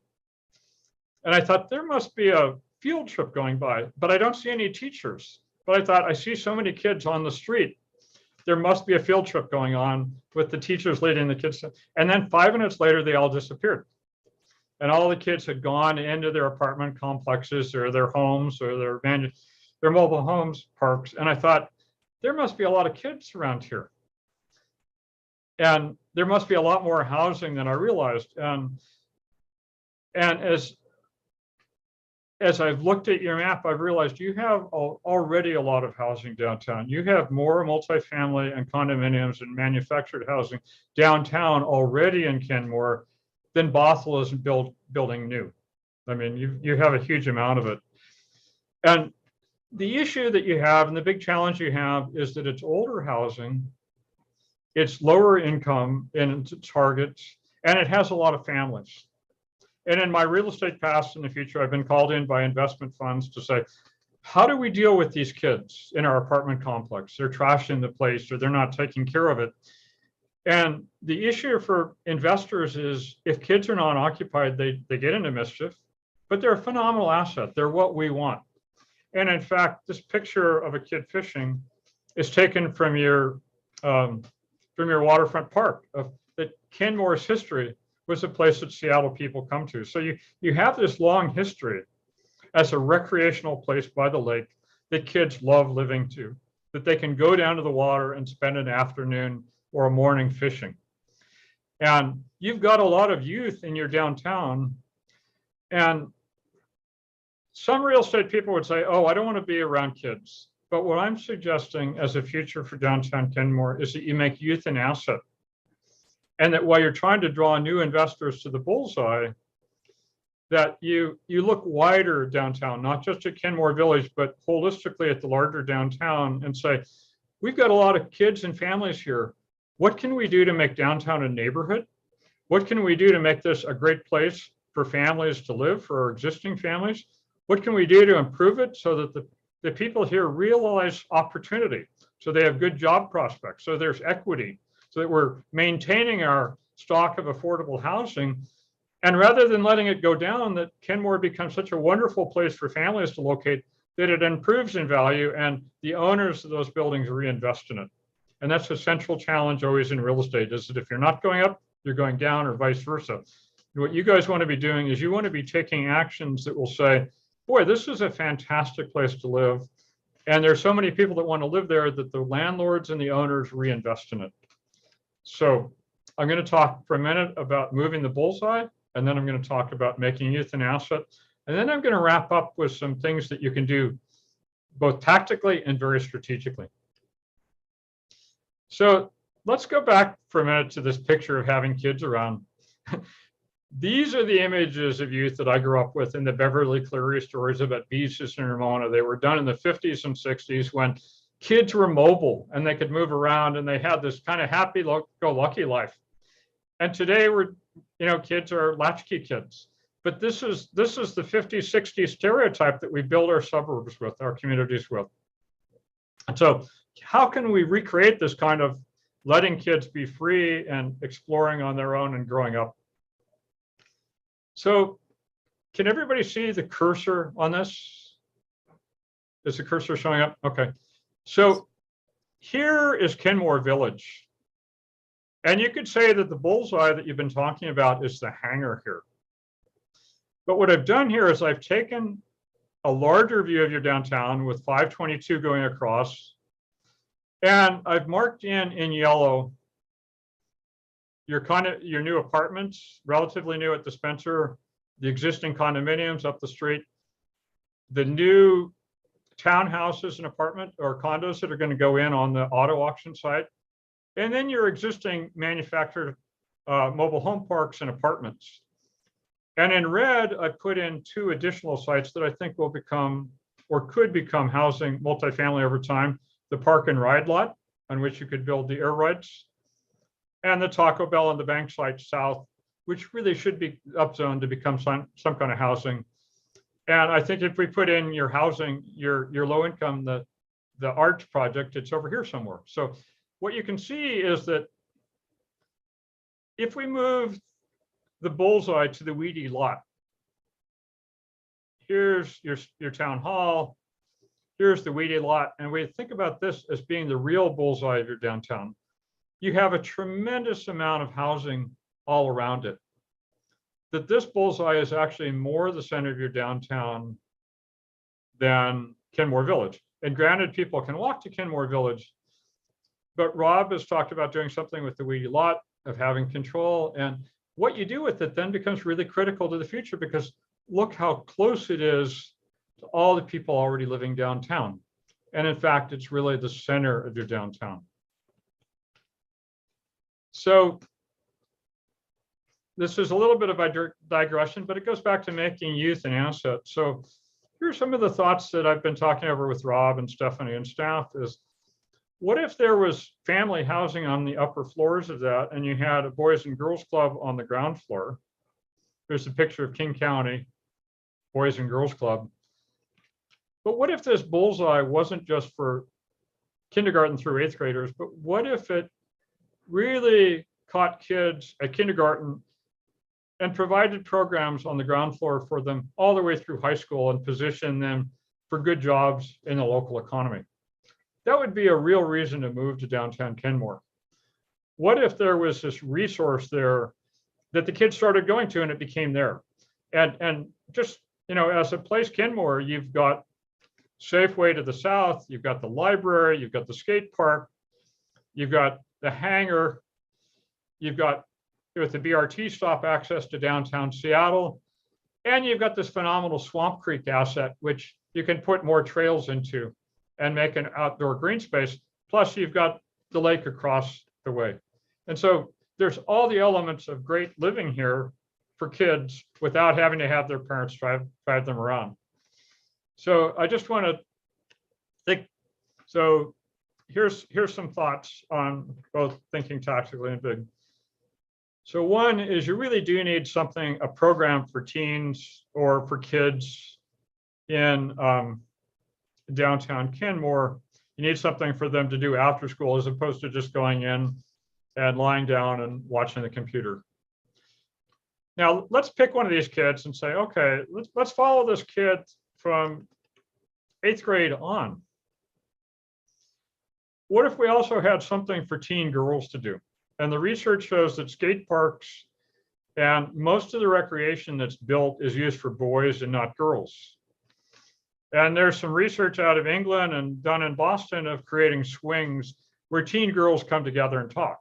And in fact, there are adults that are drawn. So this could be a feature downtown, is that you start building for teen girls as well as teen boys. But let's not let it stop at that.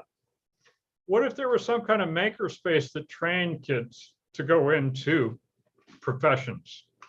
Now, this is a girl named Kelia. And she's working in a makerspace on Bainbridge Island. Now, personal disclosure here, this is my daughter. And I took pains to make sure that she was doing something other than just soccer after school, and she took math and whatnot. But she's now at Dartmouth College studying environmental studies, but she's working 15 hours in a machine shop there too, making $20 an hour. And so this is a shot of her when she was 15 in our local makerspace, and she got great summer jobs with a furniture maker as a design intern, and she's continued to go on and learn these skills. So this is where I'm going to dream a little bigger for you guys. Is here's your downtown with these various projects. Here are the mobile home parks along the river. Here's the BRT site. Here's the park and ride. And here's the weedy lot, and not too far away, the hangar.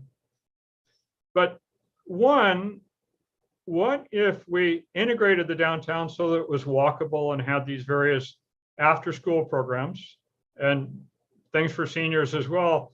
And number two, what if in the redevelopment of your town, you made your warehouse area into a work zone for modern industry, and you made the waterfront on Lake Point into a regional park? And I think there are ways of doing it. I won't get into the details, but there are ways of doing it. Take my word, from a financial point of view, there are ways of doing it.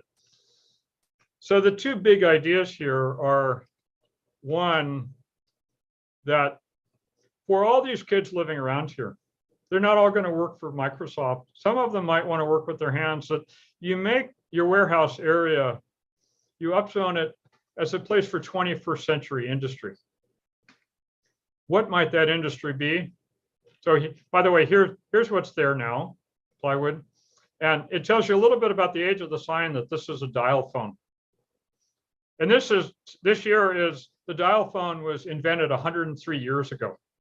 So, you know, this is an old sign, this is an old use. It's mostly moving plywood through, but this area could be upzoned to be much more intense in a job center, where your local people they won't have to get on the highway or the freeway, but people could be walking to work from neighborhoods or bicycling to work to an industry zone. And that industry doesn't have to be software and offices. It can be workshops making things. And Seattle is uniquely positioned nationally to not just be a software center, but to be part of the Internet of Things. And these are some of the industries that we have in our region right now. We have a marine industry. We have Amazon's, Jeff Bezos's rocket thing. We're one of the world leading centers for drones and aeronautics, and rad bikes is made here. So there's an opportunity to upgrade your industrial areas with more value added, more higher wage working family wage jobs right there by upgrading it. So what I'm really saying is, when you think about downtown, don't just think about everything north on 522, but think about the things between 522 and the river and the lake as part of your central core. Now, the second idea here, and the boundaries are negotiable, is that you create a regional park on the waterfront. You've had a lot of different proposals. I think there's a way that you can take more control of your destiny and create a park here and actually make the finances work for both you and the developer of the rest of the site. By personal way of background, I worked for Paul Allen for a couple of years. I dealt with an almost identical site on the south end of the lake that was even more polluted. So this is something I have a lot of familiarity with. And everybody assumes that these things have to be fully developed. They don't have to be. There's a way to make waterfront parks work. And I'm suggesting that this could be one of your big ideas here. You are the head of the lake, and what's so cool about Kenmore Air and your Swamp Creek Park is that you guys still connect to nature. You connect to the head of the lake, and with Swamp Creek, and with Kenmore Air, you're connecting. Kenmore Air is sort of a symbol of flying off into the wilds of the Northwest. So you have a lot of great pieces here to distinguish yourselves from Bothell and Kenmore and Lake City and these other places. You're a very natural place with all kinds of great opportunities together, but you've got to update your city. So this is my final slide, or second to the last slide. I'm going to suggest that there are two kinds of opportunities to pursue here that you really need to focus on. And I think they're quite urgent, by the way, on the tactical side. One is a downtown plan on the tactical side that you provide for this walkability. You have a downtown plan that maps out where you want to make connections, where you want to have open space, what you want your downtown to be, even what the very boundaries of downtown are. Do you call it the downtown? Do you call it the center city? Do you call it the central core? But you need a concept of planning this place as a whole so that you can gradually upgrade it. And when people come in and develop, you say, no, we're not going to allow you to have a gated community. We're going to have walkthroughs. So that's the downtown plan. And that's just something that you need to do on the planning side. The second, and we've talked about this with the VIII lot, with the Holt site and some of these other sites, is to develop the city-owned sites. And you're already going with that with your affordable housing project. So you're getting back in the game of getting good stuff. And then the third thing is this air rights question of, oh, by the way, part of the downtown plan would be upzoning things on the south side of 182nd so that those bank properties can go higher. And the question is how high, and that's part of the planning. But if you upzone those things, then when the BRT comes along, then you can start planning those as a whole. And so my point number 3 here is getting the air rights over these transit related projects so they don't just become parking garages in the long run, but that they have a transit function on the ground floor with apartments or condominiums or multifamily above them, or some other related uses, so that that begins to add to your city. Now, on the game-changing side, these are things to think big. Is one, to start branding your city as being at the head of the lake. I love to talk to people about what I've done with you guys and with Rob in terms of creating Kenmore. And people say, where's Kenmore if they're not from this area? And you need something to position yourself so that you're known in boardrooms in Seattle and in San Francisco and Chicago and Boston and these other places in New York where people make money decisions. But you need to be known as some kind of being at the head of the lake, because unlike your chief competitors, Woodinville and Bothell, which are on the river or nearby, you're truly on the water. You have that water. The second idea here in terms of upzoning your industrial area is that you bring in cutting edge industry. So you're not just a bedroom community, but you're a job center, you're in your own right.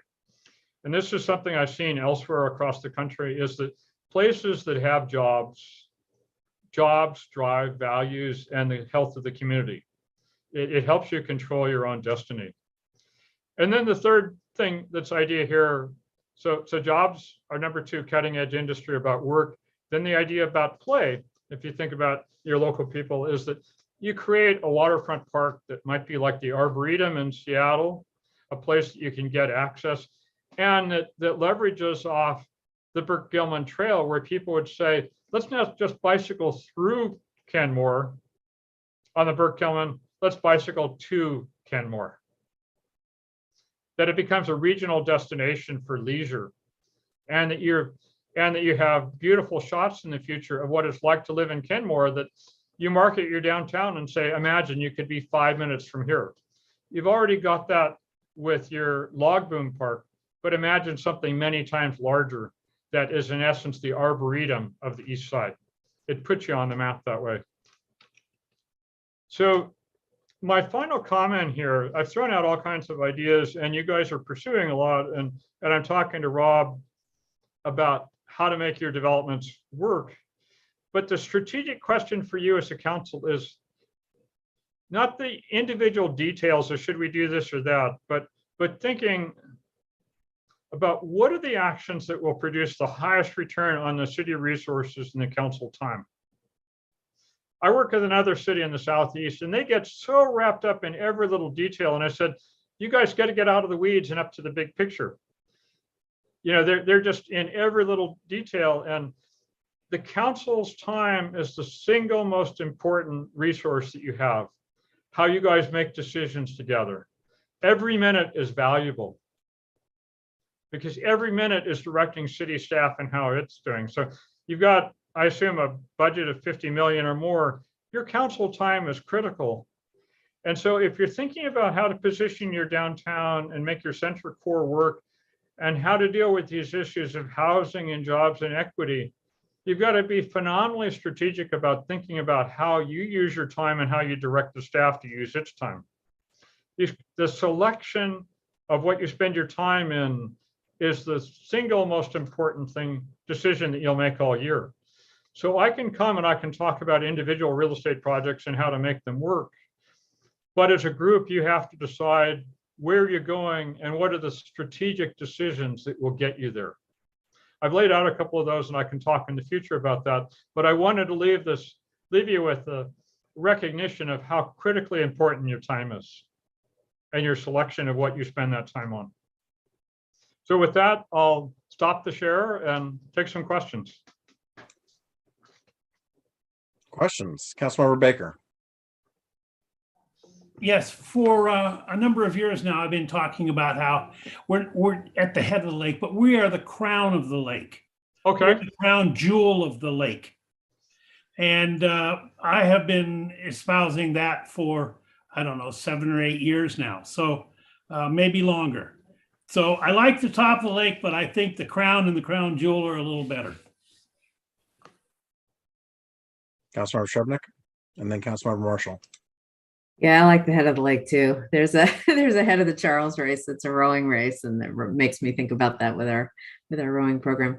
But one thing I kind of get the bullseye shift, and I believe that property faces, and we're obviously looking at controlling much of that area there. I believe that property faces the back of Safeway. And so, relative to where we're currently thinking of downtown, how would you address that challenge? The issue of being back of Safeway? Yeah.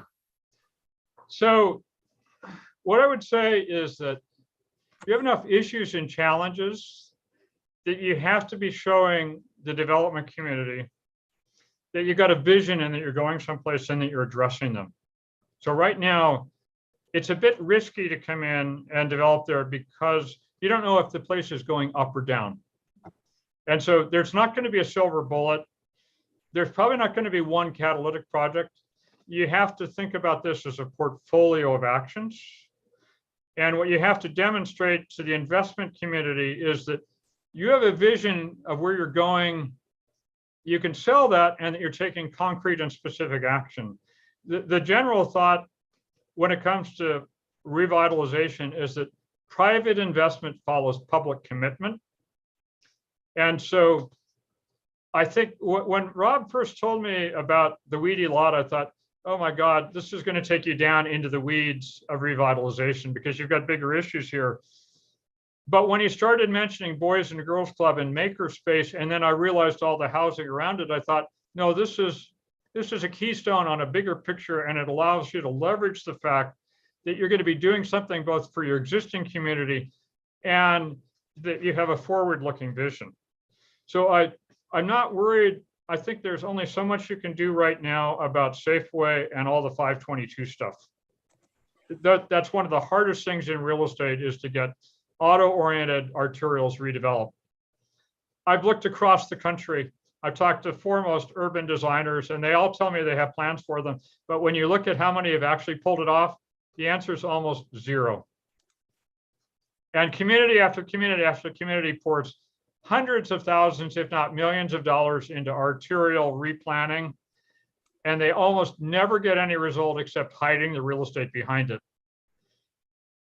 I can tell you the track record is almost completely zero in terms of beautification, other than putting up trees and letting them grow.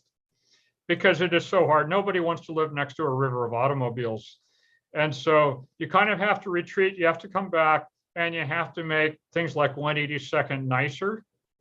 You have to deal with the kid problem, you have to direct them, you have to give them a future.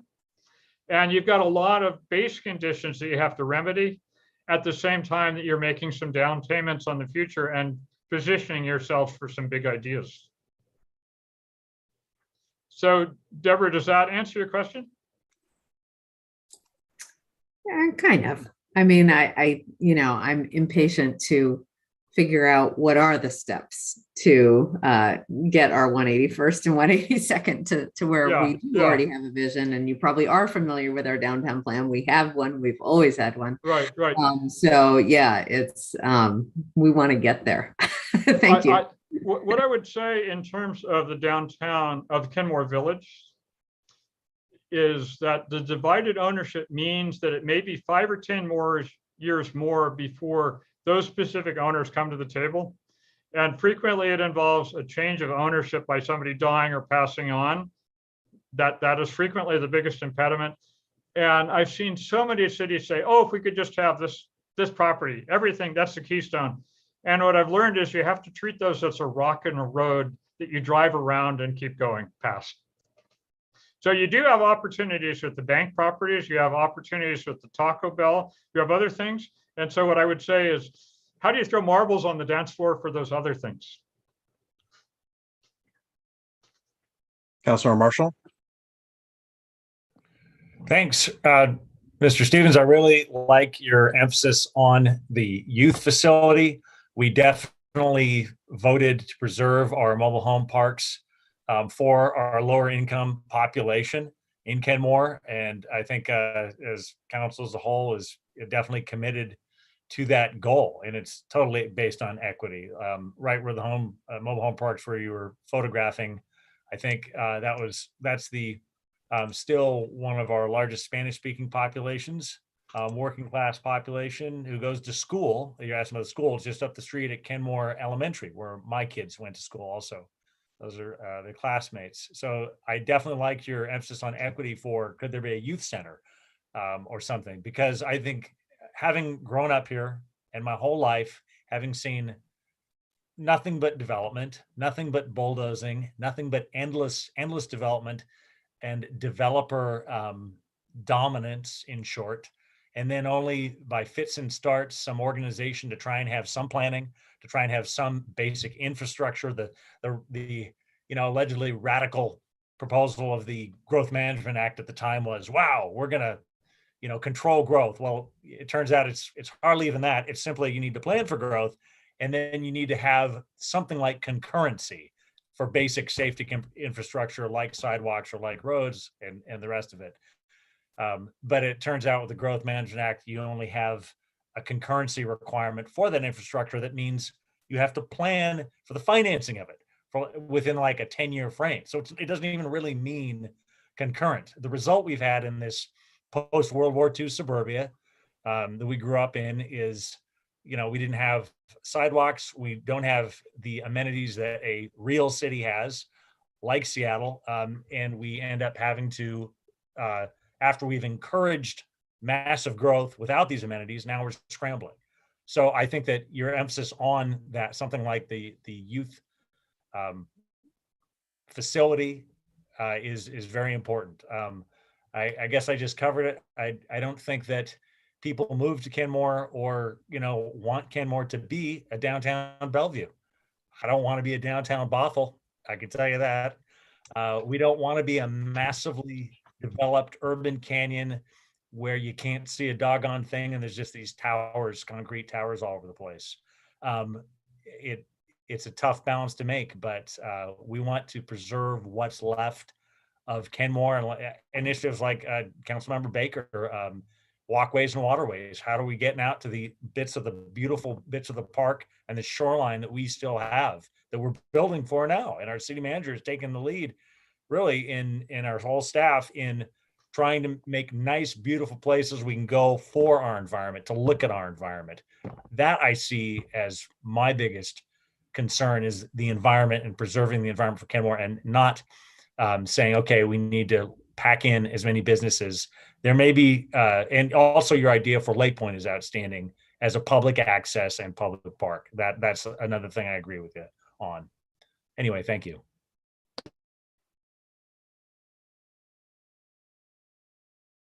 Not seeing any hands raised. I'll jump in really quickly. I had the same concern that Councilmember Shrebnick had around the back of Safeway, but I would note that actually there have been, Safeway in particular has been redeveloping a lot of their sites in Seattle, at least I've seen, where they're redeveloping them to be, they tear down the old single story,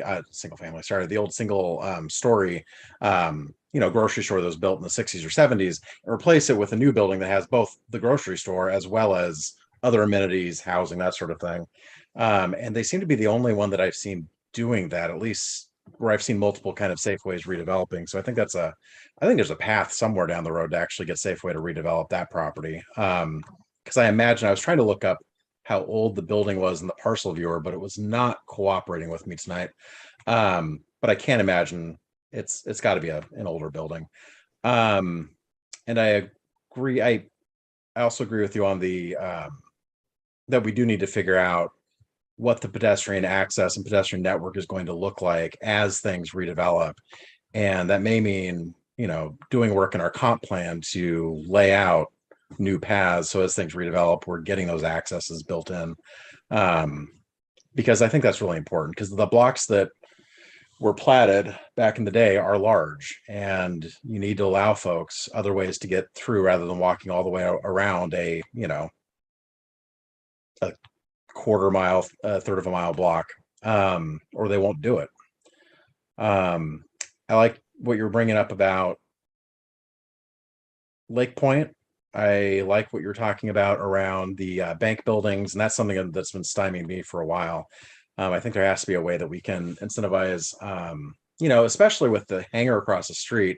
It really feels like we're missing out on synergizing off of the hangar and stoop, and then having a bank and an empty building that I think is being used by maybe a church of some sort, and then the Taco Bell. It just isn't, it doesn't generate pedestrian interest to have all this activity on one street and then nothing really that activates with the street on the other side. And I hope that's something we look at. And again, I'm going to bring this up, and I know I've mentioned it and people think I'm joking, but I actually think we need to do a moratorium on dentistry in downtown Kenmore. Too many are going in. It adds nothing to the neighborhood long term. Anyway, I'll get off my soapbox on that, but I appreciate the presentation. Really gives us some food for thought. Yeah. Councilmember File, and then I think I saw the deputy mayor's hand. Thank you. Mr. Stevens, I really appreciated your presentation tonight, and I thought it innovative and creative. It really takes an open mindset to re-envision and get over this, former thinking and stumbling blocks that come along the way. With our downtown, vitalization and also maintaining charm, I think it's possible. We can definitely use that whole property to provide more than housing and provide, a community resource that's needed within our surrounding region. Additionally, this is an area where we have high density and the most diverse divide amongst families, both what I like to really call the have and have not community, because that's what it really is. That's what has become our Title I school corridor, where we have, no downtown playground, and in some cases, not even a safe sidewalk in the most diverse of neighborhoods. So I think we have some growth we can achieve, and where we look towards the future of Lake Point, I absolutely really love the idea. And if I bounce back to that whole property, it's not all that different than what we have with the town square in its particular view at present. So I think that we have opportunity to work with surrounding business and when they're redesign phase, accessing parts of our community with connective multimodal routes of travel throughout our community, to really have a beautiful, vital downtown community. So I'm excited about what you presented today. Appreciate it. And I'm going to come into conflict with our mayor a little bit on dentistry. It can be very difficult for families to find pedodontists and orthodontist and get in relatively quickly. It's a long wait list. So I'm glad for our community that there's improved access, but we can diversify our business, I'm sure. So thank you so much. Deputy Mayor and then Councilmember Kugler. First, I just want to say I did love the youth focus that you brought to what you had to present today.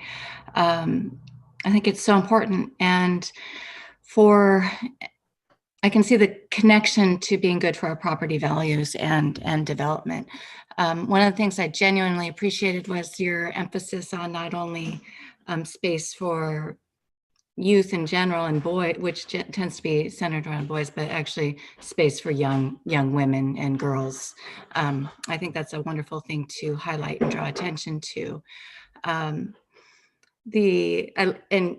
Mayor Herbig, I really, I was thinking similarly to you about Safeway redevelopments that I've seen on Capitol Hill and around Seattle and Queen Anne, all over Seattle. And my hope is that maybe they can reorient that Safeway to the 522 side if they were to do something along those lines, and then maybe more creative space along 181st.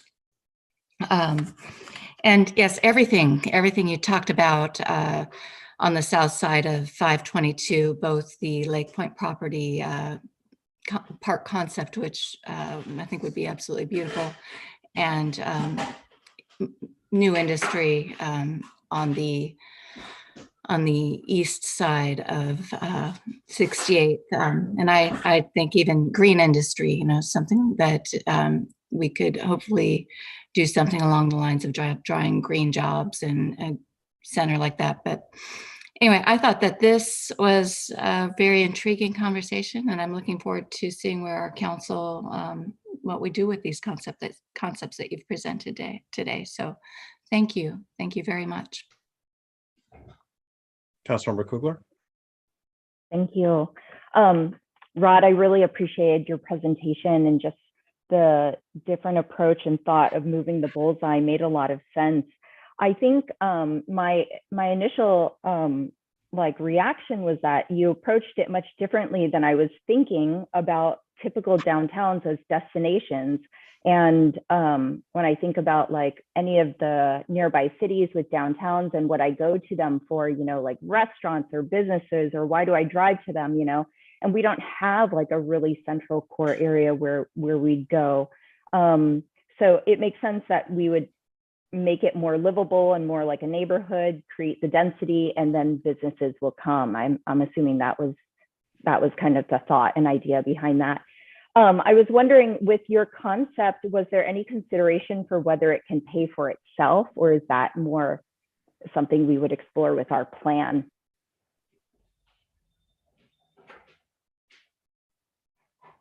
I'm hesitating because it won't pay for itself fully, because there's only, unless you pack density, and there's only so much money, and that's how development pays for itself. And to be honest, residential development in the long term never pays for itself fully. It just doesn't. The fiscal impact is high service. So this is why you got to be very careful what you spend your money on. What you're looking for is the high return things that are going to be the biggest bang for the buck. And the biggest challenge I have in my profession is design-driven revitalization. Architects, I hate to say it, but they're the biggest problem I have, because they convince people that streetscape will change the world, and it almost never does. They'll convince you, oh, if we spend $20 million on these 4 blocks, it's going to transform. And I can't tell you how many downtowns I've driven through where things don't really change. So you don't have to spend a lot of money. What you have to do is you have to spend it carefully and in the right places. I showed you those broken sidewalks on 182nd. You don't have to turn those into concrete sidewalks. You just have to go out and make sure that they're not broken and out of alignment, and some other things. So there's a whole host of ways to get things along. one of the biggest problems I see with cities is that they ask developers for the wrong things when they come in. They ask them for a whole host of things and they say, oh, we'd like this and we like that and we like that. And then the bicycle racks are never used, or, you know, they might ask for inclusionary zoning in a place where it's very expensive to build, as opposed to saying, can we have 5% of your profits and we'll decide how to use it based on our priorities. And so the single biggest problem I deal with cities is that they look at things project by project rather than holistically. And so every project becomes a negotiation of, can we have this or that, as opposed to saying, this is our bigger picture and we'd like you to make a contribution for this. And understanding how much a developer can afford to pay, and then you guys choosing what's the top of your priority list for how you pay for it. But so I'm just repeating myself, but to say, one, you don't have to make golden sidewalks. You don't have to do a Bothell treatment to get there. You need to figure out what's important to you and your own people. Number two is you have to be very careful about, you negotiate with developers when you ask them to make contributions, that you spend it for the city as a whole and for your priorities as a whole, as opposed to a project by project basis. Does that make sense?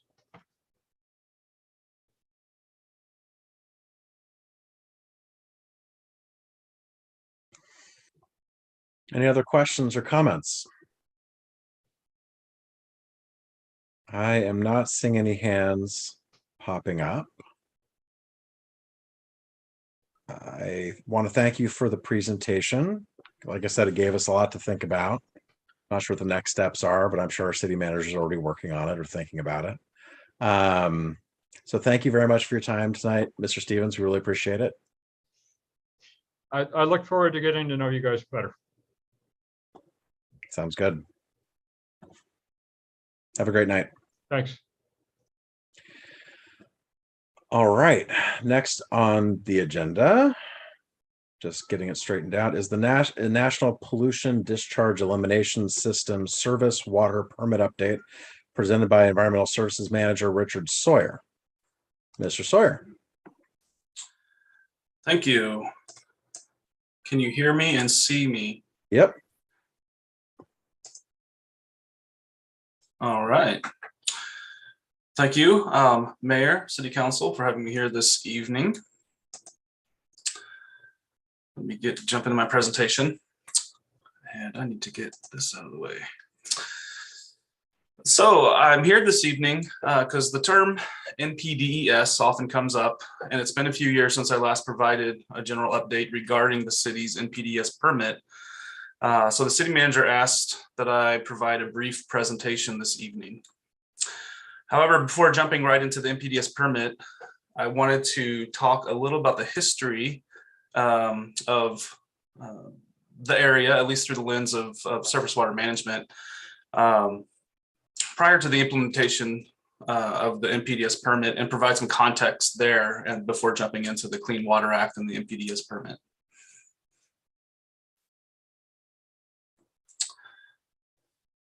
So we have county survey and engineering records going back well over 100 years that show the future area of Kenmore already under development in the early 1900s. The earliest aerial photo we have is from 1936, shown on the left. And most major arterials were already built along with adjacent development. And you can see that local streams and lake shoreline was already being heavily modified. And as the aerials progress from left to right, you can observe that the area was developing quickly across all land uses. And we unfortunately don't have full aerials of every year, so the middle ones kind of focus in different areas of the city. And then 1965 shows the full city on the right there.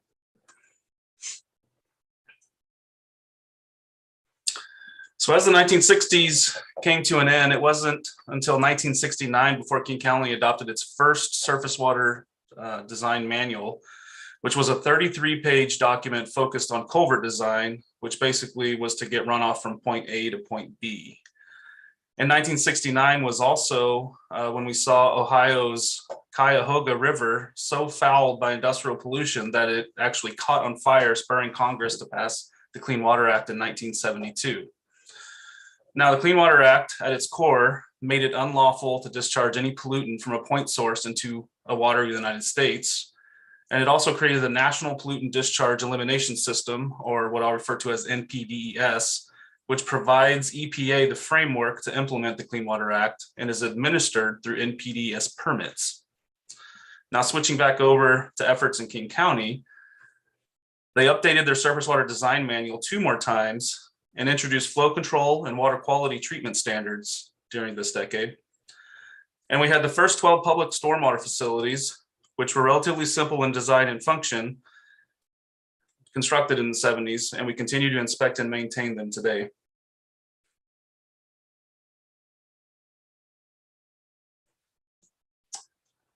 As I mentioned in the previous slide, the Clean Water Act was passed in 1972, but there was debate for several years as to what was included as a point source.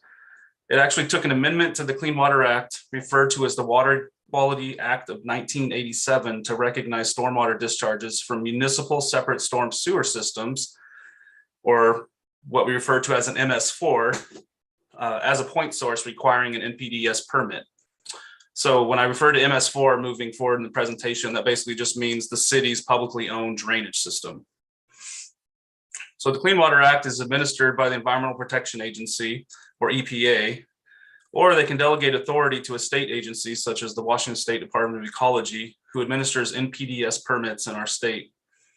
And there can actually be many different types of NPDES permits, with the most common including municipal, which is what the city has. But you can also have construction NPDES permits, industrial permits, and many others. Now, for the municipal permits, Ecology split the NPDES permit into a phase 1 and phase 2 permits, with phase 1 municipal permits being issued in 1995 and including cities and counties over 100,000 in population and the Washington State Department of Transportation, for a total of 7 permits. And back on the county side, they've had 3 major updates to their surface water design manual, which were becoming much longer and more complicated as impacts from stormwater were becoming better researched and understood, and hydrologic analysis and computer modeling were more readily available. The city of Kenmore incorporated on August 31st, 1998, and in that incorporation, we adopted King County Surface Water Management Code and their 1998 Surface Water Design Manual. However, because Kenmore was under the threshold for a phase 1 NPDES permit, it was no longer under phase 1 permit requirements and wouldn't be subject to an NPDES permit until the phase 2 permits came out later. And I just kind of like to keep a running tab here as surface water facilities develop each decade. And surface water facilities that I'm talking about here are flow control or water quality treatment type facilities, so the larger engineered structures. And we had 75 new facilities in the 80s, 90s, and 72 private facilities constructed during the same time. Now, there's a lot of information on these next 2 slides I'm going to skim through in order to get to what's in the actual permit, but you will see how quickly surface water management requirements escalate once NPDES permits are enacted across the state between both phase 1 and phase 2 jurisdictions. The 2000s saw 2 major surface water design manual updates. And note that in the 40 years, we progressed from a 33-page culvert design manual to what's now a 1,000+ page engineering design manual.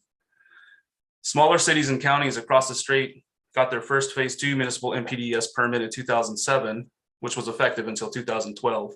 Most permits run for 5 years, but occasionally there's a 1-year extension. Phase 1 permits were also reissued in 2007 and continue on the same schedule as phase 2 permits. The city hired its first full-time dedicated surface water staff person in 2009. And to continue with surface water facility fun facts here, we had another 73 public facilities during the 2000s and 32 new private facilities.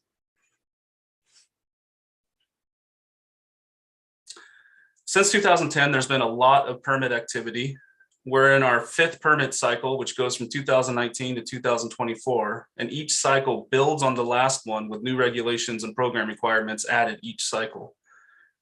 We adopted our current surface water design manual back in 2016, and next month staff will be recommending that council adopt the 2021 surface water design manual, which is a requirement of the permit. Environmental service staff working on NPDES compliance currently include 3.5 FTE, with an additional staff person proposed for the next biennium. Additional staff in other departments, such as development services, engineering, and operations and maintenance, also spend significant amounts of time, staff time on NPDES programs. And then again, you can see the number of public and private facilities just continue to grow. Now, before diving into the specifics of the NPDES permit, this slide provides a summary of the basic elements making up the city's MS4. So each year, staff inspect, maintain, and operate the entire MS4, which includes all of the city maintained components you see in the top row, as well as having to inspect and enforce maintenance of the privately maintained facilities. So there's a lot of MS4 out there to poke around in every year. Now let's take a look at the city's NPDES permit.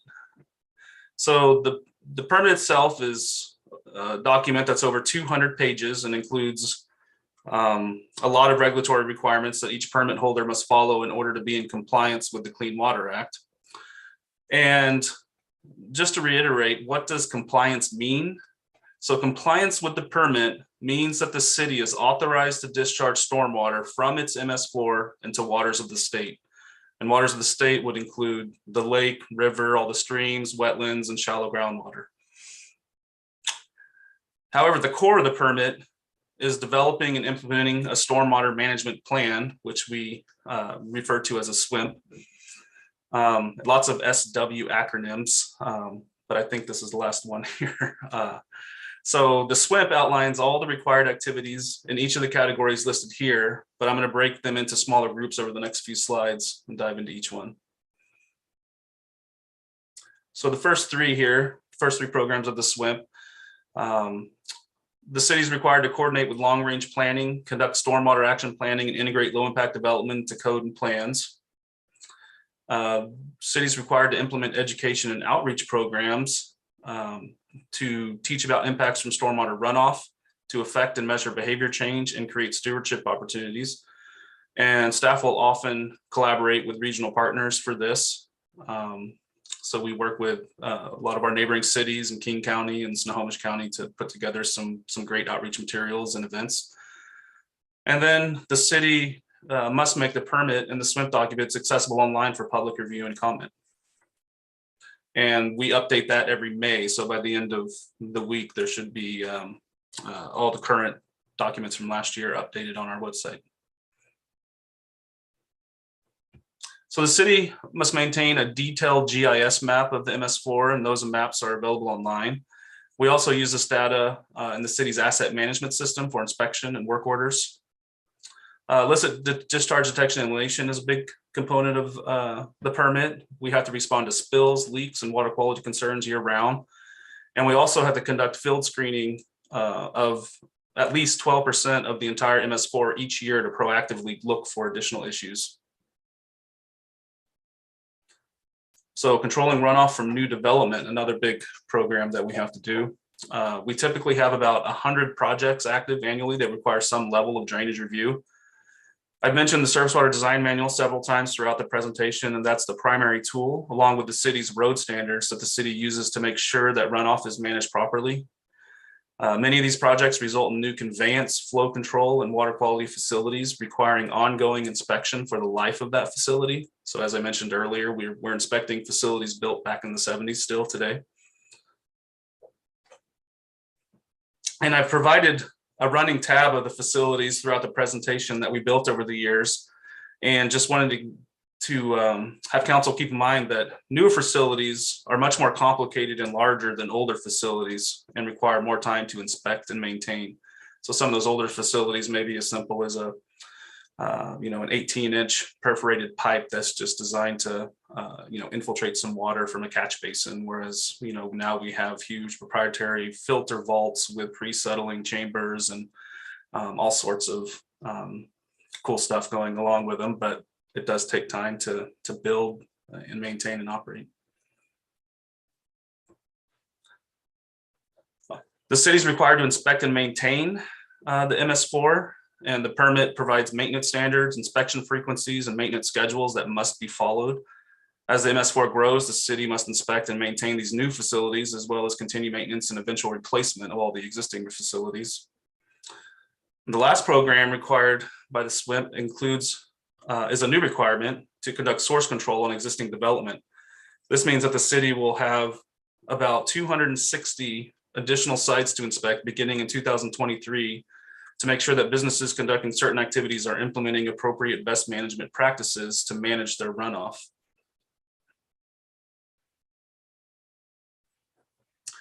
These last two programs aren't actually part of the SWIP, but they are in the permit and are required for some permit holders, including Kenmore, depending on the jurisdiction. Most permit holders, including Kenmore, opt to pay into a regional monitoring effort to comply with monitoring and assessment requirements in the permit rather than try to conduct studies alone. And lastly, if a permit holder has a TMDL within their jurisdiction, they must comply with additional requirements for that TMDL. And a TMDL is a water body that Ecology has an approved water quality improvement project with, because it's been identified as an impaired water body exceeding water quality standards for one or more parameters. And Kenmore currently has a bacteria TMDL for Swamp Creek. And in the photo right there at the bottom, you can see one of our technicians, Ashley, collecting a TMDL sample in Little Swamp Creek for analysis for bacteria. So with that, I want to thank you for your time. And with my closing remark, I just wanted to reiterate that all of these permit requirements either expand on existing programs or create new ones that require additional staff and resources over time to implement. And with that, I will close this out and take any questions. Questions, comments? Councilmember Marshall. Thank you, Mr. Sawyer. Do the majority of the violations come from your inspection, or are they from third parties, neighbors, or other businesses? That is a great question. And I don't know off the top of my head exactly, but I do believe that it's a mixture of both. In fact, actually, I would probably say that it's typically when our inspectors or operations staff are just out doing their normal day-to-day work that they'll come across something. Interestingly enough, the permit has tried a few different types of IDDE programs in the past where they've required us to go out and look at all outfalls. We have to pick a stream each year, and we had to go walk every stream and look at every outfall. And we actually were not very successful in capturing, you know, those temporary discharges here and there. But when our crew's out there every day, they're sweeping, they're working in a park, they're doing something, that's where the eyes and ears out in the field can see what's going on and report back to us.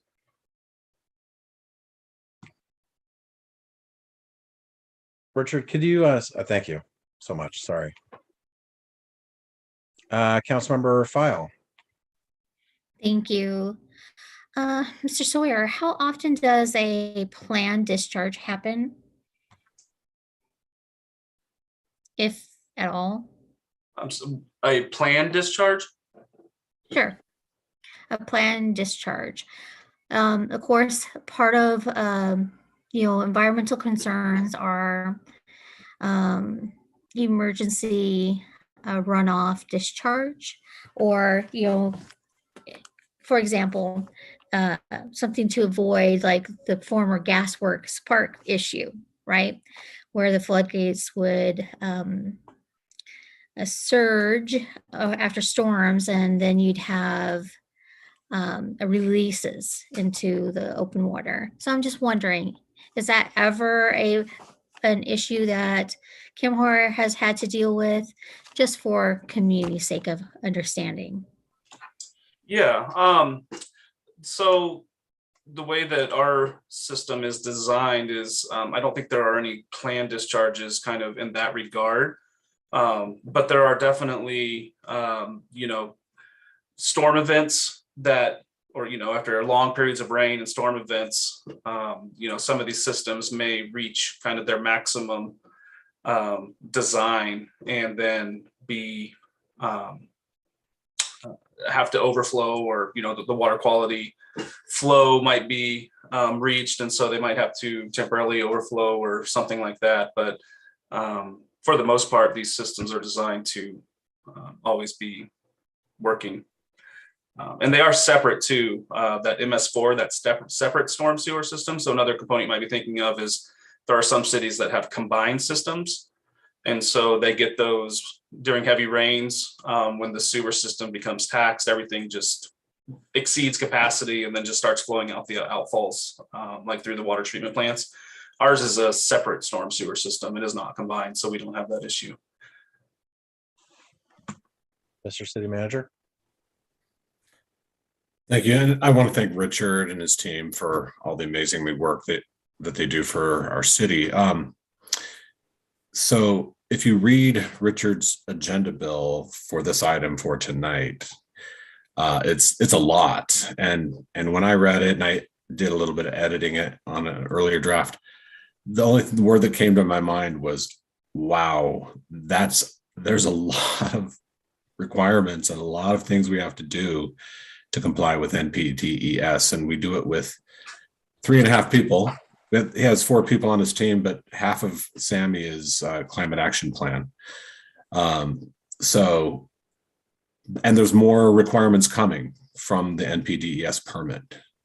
There's more and more requirements that will assure better water quality in the future. And those additional requirements require additional resources. And Richard saw that coming when we did the last rate study a couple of years ago. And so the projected rate increases in the surface water swim fees have projected rate increases to account for additional staff needed in the future to take on these additional requirements that come with the permit every few years. So in the biennium budget of 2023-2024, we will be providing or proposing additional staff to keep up with the increasing permit regulations.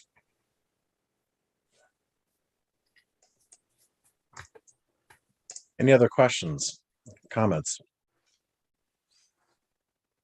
Councilmember File. Thank you. Mr. City Manager, you said you're planning on an increase in potential staff to help with managing the permit related issues. Are you considering a part-time or full-time position? Richard, full-time, am I correct? Yeah, it would be an additional full-time service or environmental services technician. Thank you. And if I can just add one more thing to that, and that is the surface water management program is it's its own standalone enterprise fund or utility. It's self-supported through surface water utility fees. And so it's not general fund taxes that would pay for this additional position. It's actually the utility fees themselves that would pay for this additional resource. Deputy Mayor, did I see your hand? Yeah, just first, Richard, I'd like to thank you for this presentation. This is it's a lot of work that we have to do here. I'm really glad to hear we're talking about bringing on staff for this and that it's funded. Environmental stewardship, this is a key component to environmental stewardship, and we need to be doing everything we can to act on it. If we're going to be staffing in an area, I think that things related to this sort of work is really critically important. So thank you. And City Manager, thank you for bringing it to our attention that this is something you're already considering.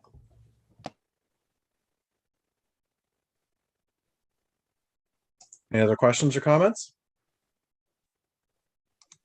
I am not seeing any more hands. All right. Well, thank you for your time. Thank you very much for the presentation. Next, we have staff report. The first one here is in-person hybrid meetings discussion and action. Unfortunately, our city clerk is out sick today. Mr. City Manager, how did you want to handle this? I'm going to do my best to try to act on her behalf. She wasn't able to make it tonight, and she asked me to try to summarize. And just earlier today, we uploaded a memo to this item on the agenda that summarizes what we're looking for. But so the governor is requiring that starting June 1st, city councils provide an in-person component to their meetings. And so we're planning on that. You basically have three options in front of you. One is you could just go back to the old days, pre-pandemic, which is in person only with a live stream. That's what we were doing before the pandemic. And you could do that again if you wanted to. Next option is the hybrid version, where we provide both a way for the public to participate in person or via Zoom. And then a third option is where you do online only. Well, wait a second. What did I just say about the governor? Well, you can actually declare your own emergency and be online only. And that's actually what Bothel's done. They have declared an emergency so that they can continue to be online only through the month of June. So those are your three options: is go back to the good old days, hybrid, or declare your own emergency and keep doing online only. We've had a couple of mock council meetings with staff and a couple of council members where we've tested the hybrid method, and it's actually working pretty good. And I want to thank Councilmember File and Councilmember Marshall for coming in person last Friday to help us with the mock meeting. That was really awesome. Thank you so much. But we tested it out and really didn't have any issues. Councilmember File or Councilmember Marshall, do you agree, disagree?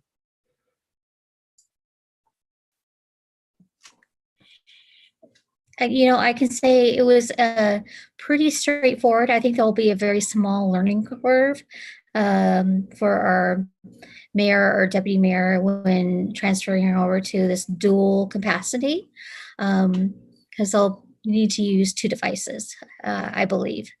But other than that, it was pretty straightforward and easy moving, and thanks to an awesome staff.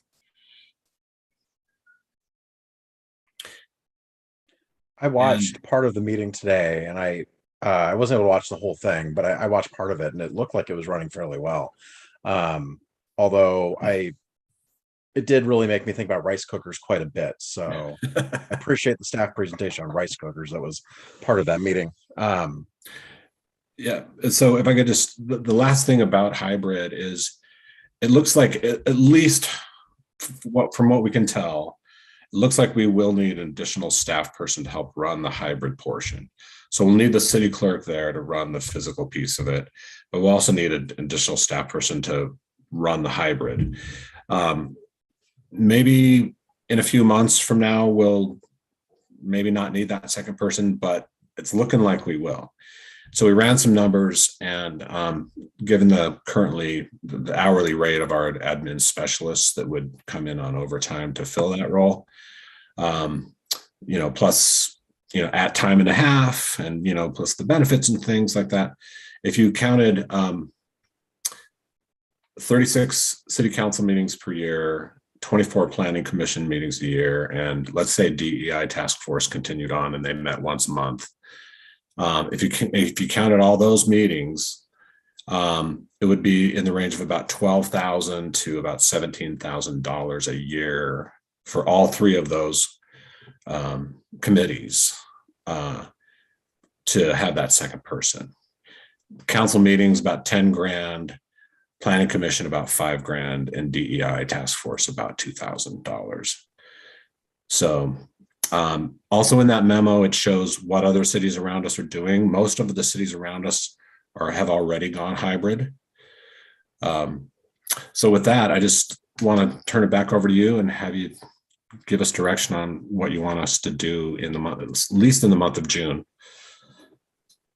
Councilmember File, and then Councilmember Marshall.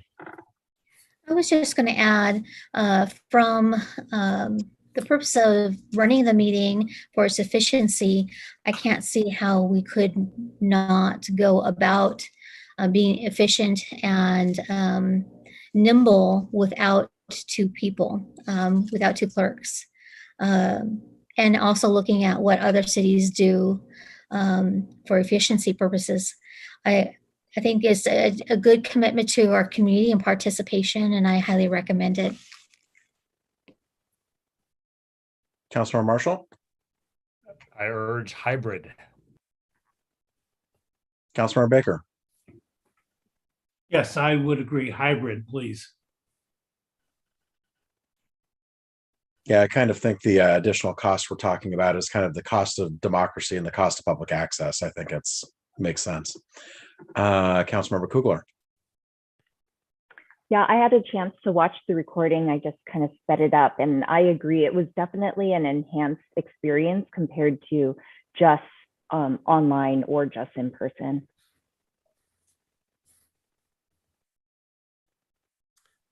Any other comments, questions? Yeah, Anastasia had a series of tests that, questions to ask. Did this happen correctly? Did that happen correctly? And in the mock meeting, that everything passed the test. So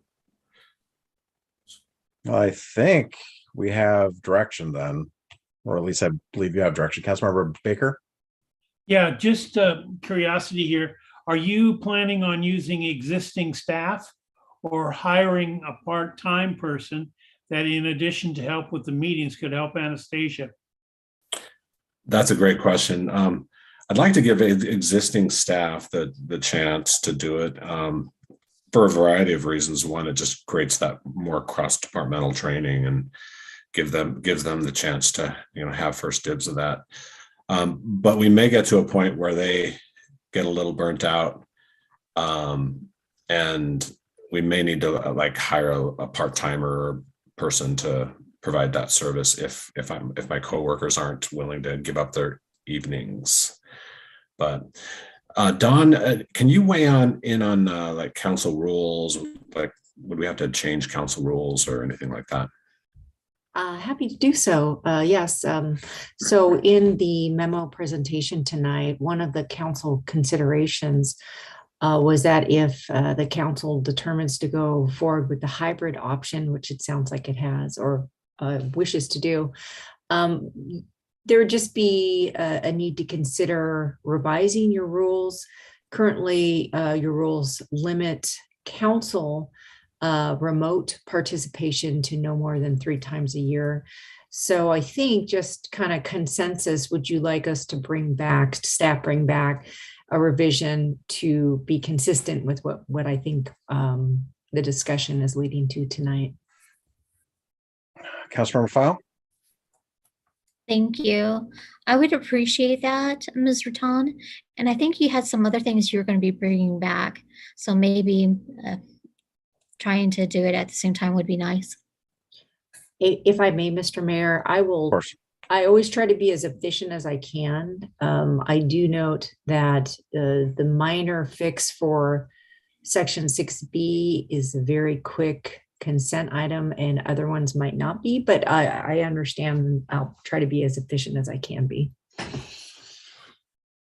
Councilmember Baker and then Councilmember Shrubnik. You're muted. I would like to see a modification brought back. Councilmember Shrubnik. Yeah, definitely. I guess I am in support of the hybrid model. I'm curious whether we're going to need to develop some sort of expectation. I mean, it's clearly not the 3 a year, but what is it? It's not 100% of the time remote. It's not 0% of the, I mean, I think we just need to anticipate that we need to talk about that. What does that really look like? Yeah, I tend to agree with Councilmember Shrubnik there too. I think 3 is probably low, but also I wouldn't want everybody to be, zooming in if we have public in person also. So I'd hope we'd find some sort of happy medium there. I know that there were other cities that require I can't remember what city it was because I just closed the agenda item, but there was a city that required a quorum to be present in person. I don't know if that's what we want to do. I don't know if we want to allow, increase the number of meetings that a council member can miss without being, not miss, but can participate remotely in without council approval. I'm not sure what that number looks like, but I wouldn't want it to just be an open invitation for folks to miss every meeting or to be remote for every meeting either, I think there's a balance in there somewhere. Any other comments, questions? Councilmember File? Thank you. I believe that we've been able to show we can have a healthy quorum, whether it's, hybrid or, in person. I think that, combination it's really about moving into the future. And, we're just evolving and growing with the technology and the times, and that's really quite appropriate.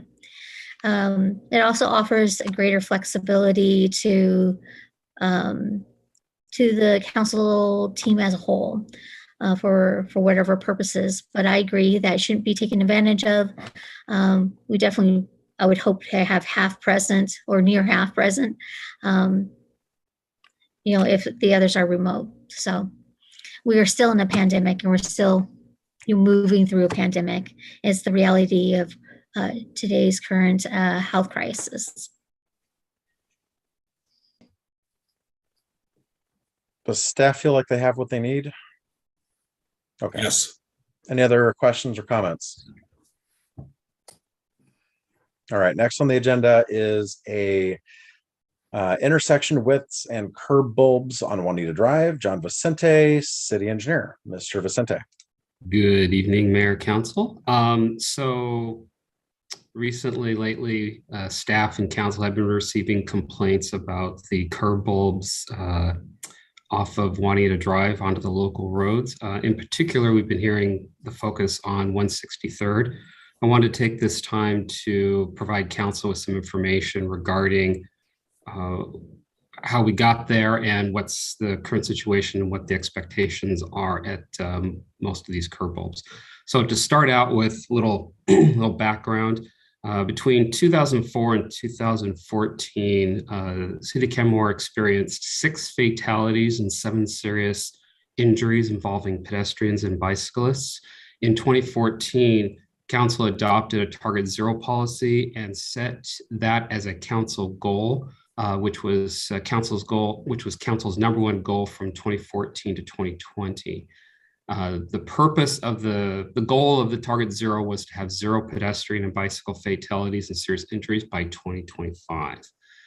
The 2 most effective ways to improve safety for pedestrians and cyclists is to reduce the vehicle speeds and to minimize conflict points between vehicles and pedestrians and cyclists.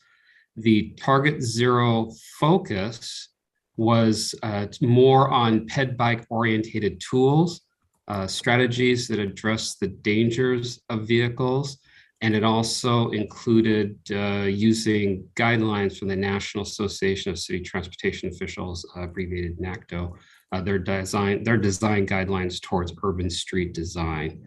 The NACTO recommends curb bulbs at intersections and to narrow roadway widths in order to reduce vehicle speeds, minimize vehicle conflict points with pedestrians by reducing the crossing distance of an intersection, and to provide cues to drivers that they are entering either a residential neighborhood or an area that might experience higher pedestrian volumes. The NACTO design recommendations were incorporated into the 2016 road standards by establishing 20-foot wide residential roadways.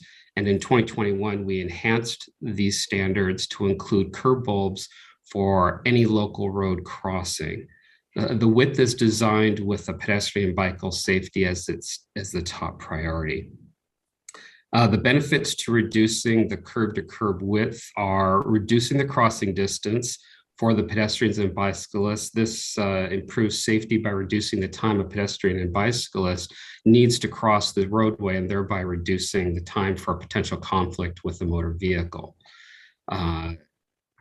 With these widths, a reduced vehicle speed is expected, and typically you can make these around 15 miles per hour, depending on the size of your vehicle and whether or not there's another car waiting to move in the opposite direction. Also, the benefit is it creates a sort of gateway telling drivers that, hey, you're entering something different, so pay attention. The 20-foot wide pavement section at 163rd and at most of our intersections with local roads is 20 feet with two 10-foot lanes provided for each direction. That narrower entrance does require drivers to enter the neighborhood at slower speeds where their vehicle may interact with pedestrians and bicyclists, and it provides a safer experience for all the corridor users. At 163rd Juanita, right now, we've got about 17 feet from edge of pavement to edge of pavement, but with construction and people being more cautious, it's more like 15 feet of usable space. That, of course, is a temporary condition. Once the project's done, we will have the full 20 feet from curb to curb. So we'll be seeing probably an additional 4 to 5 feet of effective space with that intersection. So some of the reasons that we're seeing conflicts that people might be experiencing is because it is a lot narrower than what is supposed to be there when all said and done. Now, when the project is done, when we have 20 feet from curb to curb, the expectation is that most passenger vehicles will be able to make that turn regardless of whether or not there's a car sitting at the intersection approaching Juanita Drive. Based off of our engineering studies and our measurements, something like the size of a garbage truck or a large UPS truck would have difficulty if another car were sitting there. Those vehicles would have to wait until a car exiting the neighborhood would enter onto the main road. Then those large vehicles can turn. As I said, the issue doesn't really exist with passenger vehicles. Approximately a 20-foot long vehicle can clear without any issues. To give you a general idea of what 20 feet is, those large trucks with 4 doors and big cabs, something our city manager drives, can theoretically make that maneuver without creating any kind of conflict with an opposing vehicle. Now, regarding school buses, the main school bus drops off and picks up students on Juanita. They don't go into the neighborhood. There is a smaller bus that does get into the neighborhood, and that's, I believe, about 25 feet long. So there might be some conflicts with the bus if it were to try to turn in, or if you try to turn in while another car was sitting there. One thing that we did do is we did place a camera facing 163rd. We had it running for 3 days, so we collected about 60 hours worth of video. And a couple of my engineers reviewed the AM and PM peak periods. Within that period, they saw about 106 vehicles making turning movements at the intersection. There were very few interactions between 2 cars. So whenever a car was turning, there wasn't a car sitting there waiting to leave. There was probably, I want to say, maybe 5 or 6 interactions with vehicles. And of those interactions, there were no conflicts except for one. And at that conflict, there was a vehicle going northbound on Juanita, and they took the turn at the same speed that they were on Juanita, and they crossed over the center line and forced the car that was coming to stop. But that car had taken the turn wide, much wider than you would normally do, taking it much faster than you would want to.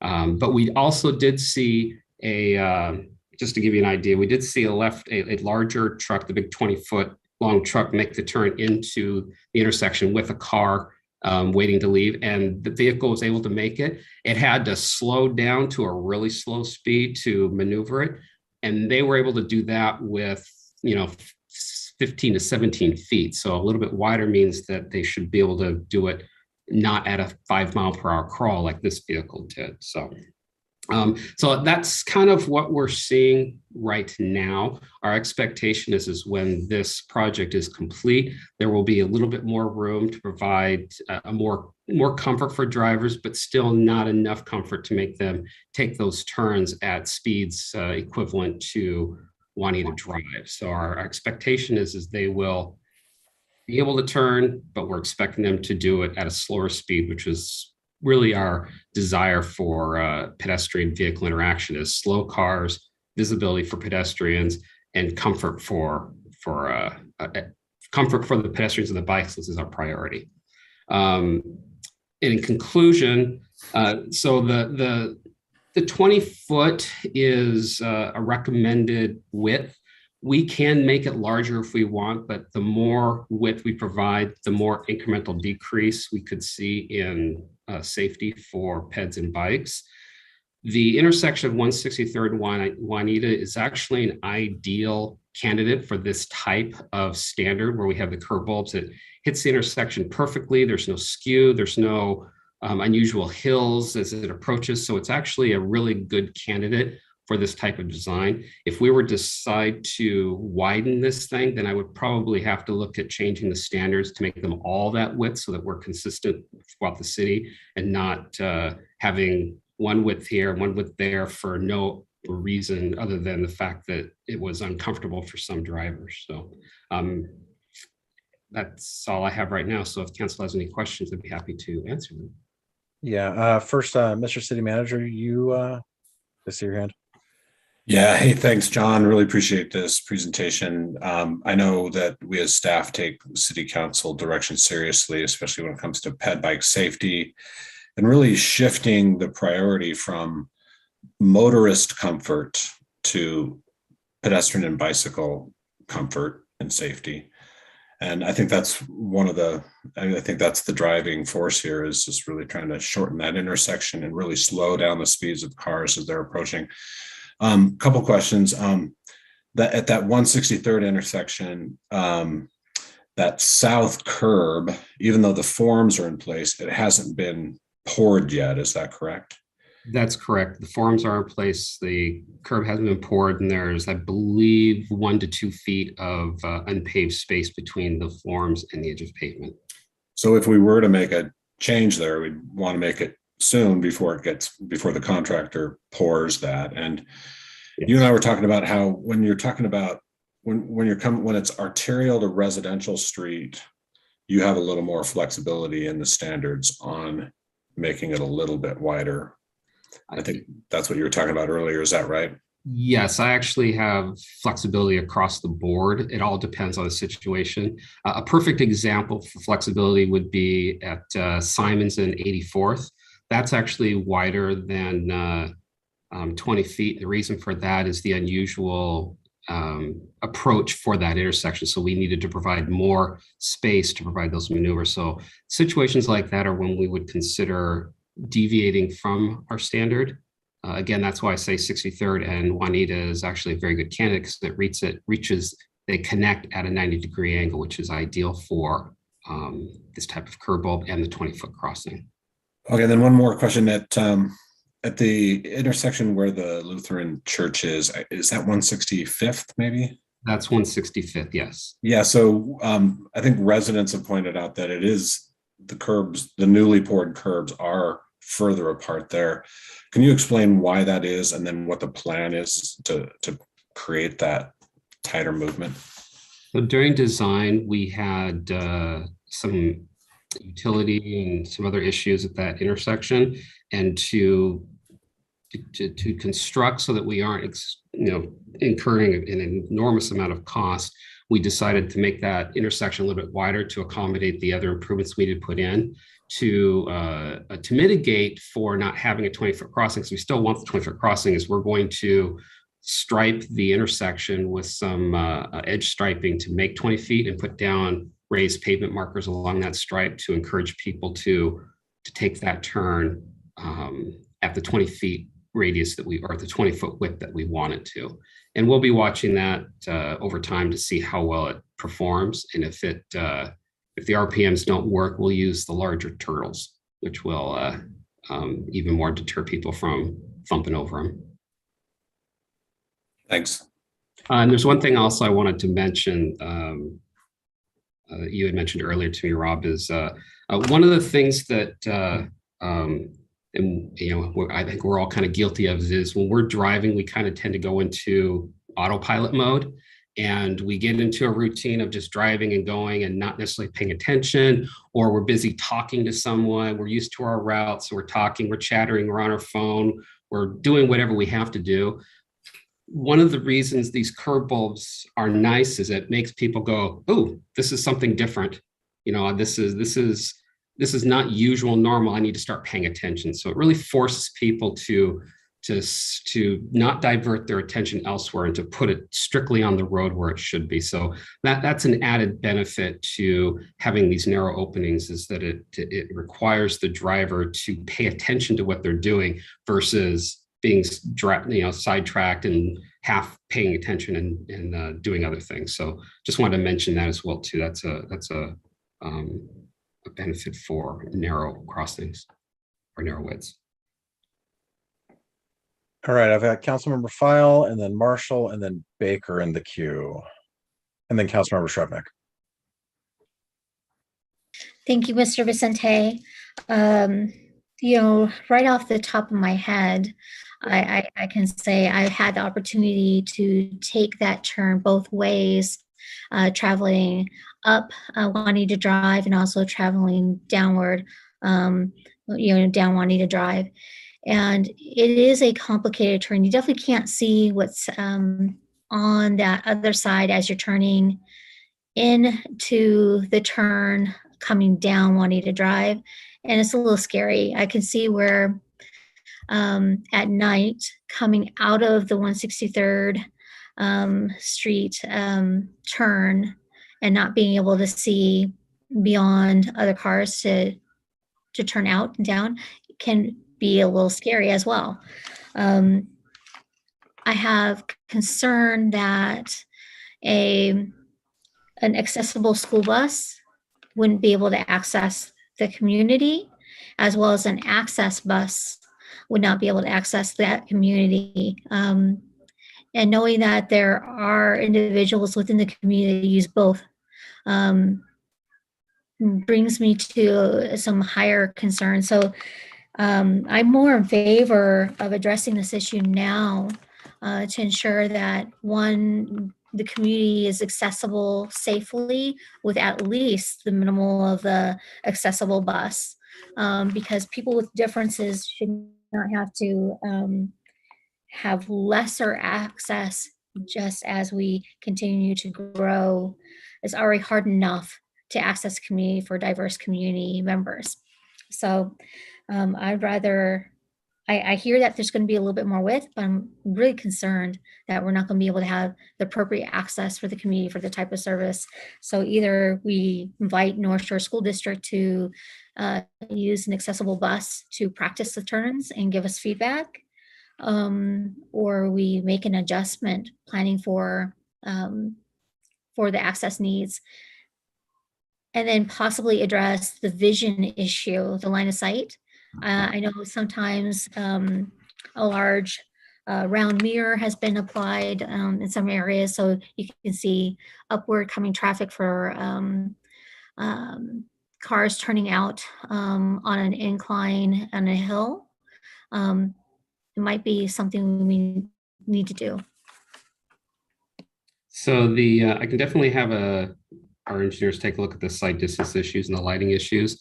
A lot of times when you do have an uphill situation or a curve, sometimes you do need to pull out a little bit further into the intersection. There's that 7-foot wide bike lane, buffer lane that a vehicle can pull forward into to gain better sight. That's pretty standard for most locations where you do have bike lanes. You're allowed to pull forward as long as you don't enter into the travel lane, and it's still a safe maneuver. Some people oftentimes aren't comfortable doing it, but again, we're dealing with hills and curves. About the only way we can guarantee sight distance is to start knocking down trees and mowing down hillsides, which doesn't kind of defeats our purpose for trying to maintain our our trees and keep our costs down. Now, the width there, it does not prohibit buses from turning. Buses can make that turn. We have on our video camera, we're seeing the bus coming and going into the neighborhood. They have no problems, no issues. The biggest issue would be is if a bus is going to make a right turn into the site and a car is waiting there, the bus would have to wait for the car to exit before they can turn, potentially. But we haven't looked at how a 25-foot long vehicle would work. We looked at a 30-foot, and a 30-foot vehicle, when it makes that right turn, will have about 1.5 feet encroachment into the other side of the roadway. And so one of the things that we're potentially looking to do is to ensure that vehicles stay on their side is putting in a stripe down the center for just a short distance. We're looking at probably just putting that in there. That'll help guide vehicles to stay on their side to provide as much room as possible. But again, it's at 30 feet, it's 1.5 feet encroachment for a very short distance as it's at that widest turn. And so if a vehicle is sitting there and a garbage truck is waiting to come in, they have to wait. Garbage trucks come, there are 2, I believe in Kenmore, it's 2 per week for garbage trucks, alternating yard and recycling, I think alternate weeks. And so with the bus, that comes in during non-peak periods. And so there's a lower risk of conflict. We're talking about 150 residents in that neighborhood. If you assume even 10 trips, you're only talking about what is that? 1,050 total trips, but you also have 3 entry points into the neighborhood, so you're down to 300. Your peak periods, you're not talking a lot of vehicles coming and going.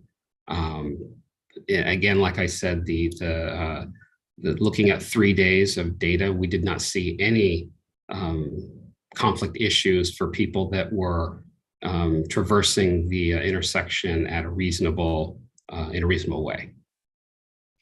And is there any plan in the future to put a light there? I am not familiar with the specifics of the design. I'd have to go back and talk with the engineer to see if there's any lighting plan for that area. I just don't know the answer to that, but I do have it on my list to take a look at it.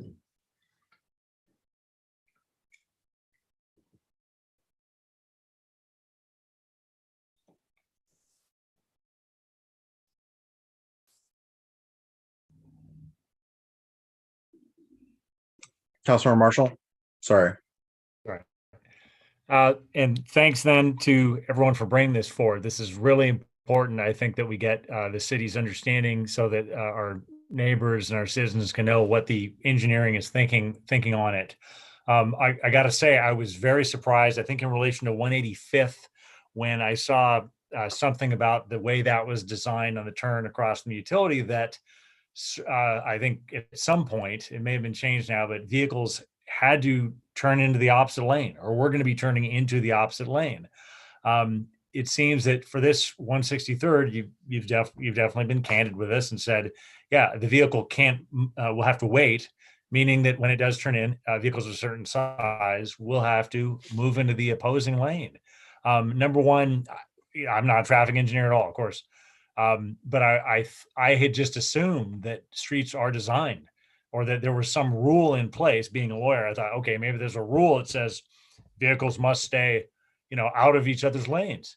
Would a design like this that allows a vehicle, or rather forces a vehicle to go into the opposing lane, is that consistent with permissible standards? I assume it must be.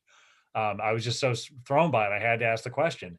And then secondly, as you can probably guess, my sense is that we should try to further balance the pedestrian safety versus car safety, if there is any versus in that, to try and balance it, to make it so that we don't have to drive in the opposite lane.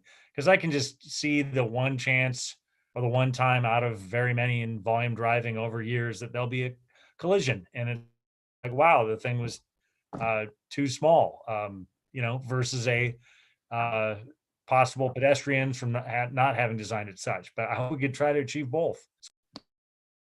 Yeah, so it is a fine line as to how much width we provide. You know, the balancing the safety for pedestrians and bicyclists, but also balancing the comfort and safety for drivers. We kind of have to pick a point. You can, if you want to make it so that a vehicle, any vehicle, can turn without hitting another vehicle, you're going back to wide crossings. You're talking, 25, 30 feet. And the longer a pedestrian's crossing, the greater chance they have of being in conflict with the vehicle. Same thing with a bicyclist. So yes, there are chances that you're going to have conflicts, but what we do is we weigh out, okay, what's the frequency of that? What's the potential for that? If we have a higher volume road where we've got a lot of vehicles coming and going, we might want to reconsider our widths. Again, that's where the evaluation of, does it make sense for this area? When we have lower volume roads, our chance of conflict tends to get lower, and so it becomes an acceptable risk for a vehicle that, as it's approaching, is going to have to just wait for a car to clear. Again, few and far between. We analyzed for 60 hours and we didn't see any conflicts that resulted in a vehicle having to stop, with the exception of the one person who took the turn at same speeds as Juanita and crossed over into the other side and forced the approaching car to have to stop.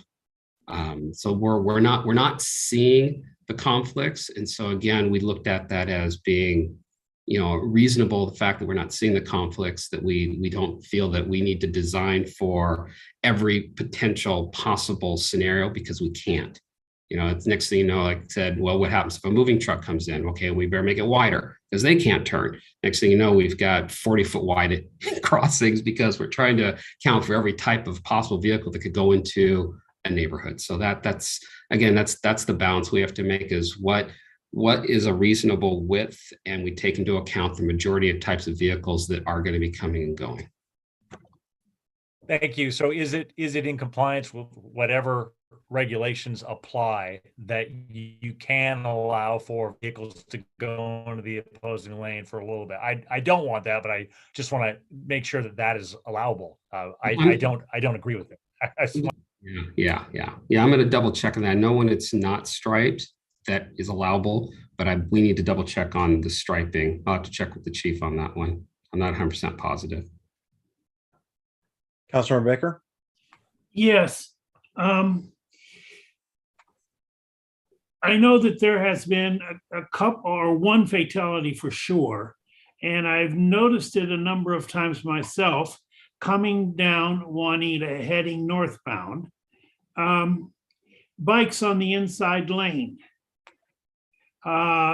really going fast, and they don't stop very well.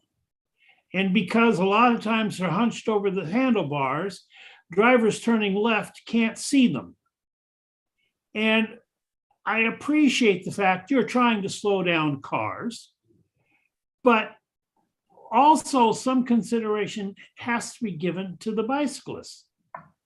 And so I would like to know, what are you doing to control the safety of the bicyclists coming downhill at that particular stretch of road? So one of the things that we add to the design is a 70-foot long green paint. You've seen that probably on Simon's. That is supposed to be a cue to the bicyclist that you're approaching an intersection and you need to proceed with caution. Again, if a bicyclist is coming down that road at 35, 40 miles per hour, there's not much we can do. They're going a little bit too fast, especially if they're going faster than the speed limit. But that's the purpose for having the green marked out area. One is for the bicyclists so they realize that they're close into an intersection, but also to alert. The whole green thing is to alert drivers that this is a bike lane and bikes are coming, bikes are crossing, pay attention. Yeah, but when they're turning left across it, they cannot see somebody hunched over on a bike, especially when there's traffic, because there's a lot of traffic on that road. And so I'm just concerned about the bicycle safety because we're putting so much emphasis on slowing cars down. Mm-hmm. But you're putting a piece of paint on the road to slow a bike down that can't stop. Certainly not half as well as a car can. So I'm concerned. Your Honor, I'd like to add to that if I could. Yeah, Yep. go ahead. Yeah, I understand that is a concern. The whole design of this project is to create what I call more friction on Juanita Drive. There's going to be landscaping and trees and narrower widths. And the speed limit itself is going to be reduced to 30 miles an hour on Juanita. So the hope is with all the design elements that John and his team have put into the project, it'll create more of a friction type of environment, for lack of a better term, that will cause both cyclists and motorists to go a little slower. Councilmember Shrubnik? Yeah, I guess I do have a little bit of a problem with designing intersections such that normal cars and vans and trucks are going into the wrong lane, because that is what's happening there. And at 185th, we had a fair amount of public outcry at 185th and nothing changed. And I just feel like we're doing exactly the same thing. Frankly, the quicker a car can get out of that intersection, particularly on Juanita Drive, the less likely they will have a conflict with a fast moving bike. And those bikes go really fast down the hill. And I don't think narrowing it for a car is really going to impact how bicyclists handle that. In fact, we're making it easier for bicyclists by having the indicated bike lane. And we did that on purpose. So this feels like a solution looking for a problem. Do we really know that at that intersection that people are doing something wrong that would cause this? If the whole lane is that narrow, that's one thing, but the bulb out is such an artificial solution that, I mean, yes, it causes you to pay attention to it, but not the pedestrians and bikes. So I guess I would really challenge us to think about solutions that are a little different than this, that actually allow people to move in and out of the intersection smoothly rather than artificially, because that just keeps the cars in the intersection longer, which is more opportunity for conflict, car to car, car to ped, car to bike. And I also think it's not appropriate to design intersections such that to have line of sight, you have to creep into the bike lane. Again, those bikes are going super fast. So, I mean, I don't want to cut down trees, but I mean, that's a lot better solution than to creep into the bike lane. So I just think these kind of solutions are, I'm not a traffic engineer, but I just feel like there's got to be a better way. So there's, how do I put this? What we are doing and proposing is an efficient way of doing it. There are other ways we can do it, but then it gets costly. An example with the sight distance, having people come out to the edge of the bike lane is more efficient than, say, buying somebody's property and mowing down the hill that's next to it so people can get the proper sight distance. Those are the things that we have to weigh. I mean, we can spend, if I had all the money in the world, we could make this a great place for everybody. Unfortunately, we have limited money and there's only so much we can do. So we have to be as efficient with those funds that we possibly can. And so we come up with designs that may not be perfect, but they are effective and they are safe. The concern that I do have with kind of what you were saying, Councilmember Shrubnik, is we want to get cars off Juanita as quickly as possible. Well, do we want vehicles making those turns at 30 miles per hour? We don't really want to, because if someone's going fast and paying attention to the maneuvering, they may not be paying attention to the person who's trying to cross the street, or someone who's jogging that thinks, I've got the crosswalk, I'm a pedestrian, I've got the right of way. They're going to jog and someone's just going to go swinging across at 30 miles per hour because they can do it. So those are the concerns that I have, is that if we start saying that we want to get the cars off the road as quickly as possible, we're doing a reverse on what our target zero policy was, which was to slow cars down and have the vehicles turn. So I am concerned with making it so that vehicles can get off that road as quickly as possible, because then we're being contrary to the policy that we created, and we consciously said we're going to follow this. we're going to be proactive. We're not going to be reactive. And when we put these recommendations together, that was to be reactive. I mean, we have not had, a fatality as a result to something we could have prevented since 2014. I don't want to have to, deal with another fatality because we're now changing our designs to make it more convenient for vehicles. I mean, it just feels like we're going back to what we had before, which was big open areas, make it convenient and easy for cars, pedestrian, bikes. You're on your own.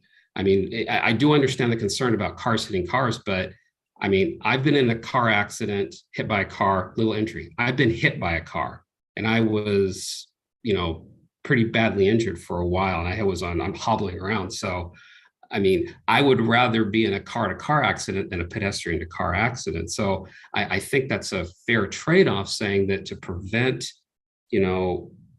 pedestrians and bicyclists from getting hit, we might have to accept a few rear end bumper to bumper because someone is slowing down to turn, but somebody behind them is not paying attention and just rams right into them. So that's just my thought and my concern about. I appreciate that. I appreciate that. I think all the other things that we're doing along Juanita that Rob was talking about make a lot of sense. Road narrowing along the, the length, having visual interruptions like that. It's the bulb outs that I think are just a very bizarre solution. And I think I've never seen them anywhere else. And I think people react to that when they see those kind of non-standard solutions. And again, I think we don't have evidence that it's a problem at that intersection. And as I stated, we can design it at 20 feet, 22 feet, 25 feet, 30 feet. We can design it all those to meet all the normal engineering practices. The sacrifice we make is in pedestrian and bike safety. So if council is willing to reduce their threshold on what they consider to be a ped bike safety threshold, I can do that.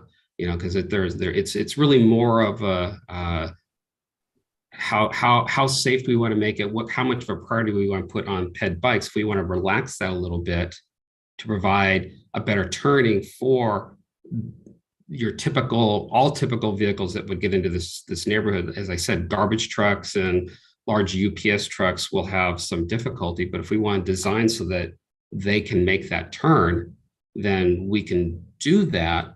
What I wouldn't do is design for the big Atlas moving van because, well, that's going to be so rare, and that would just be a horribly big intersection.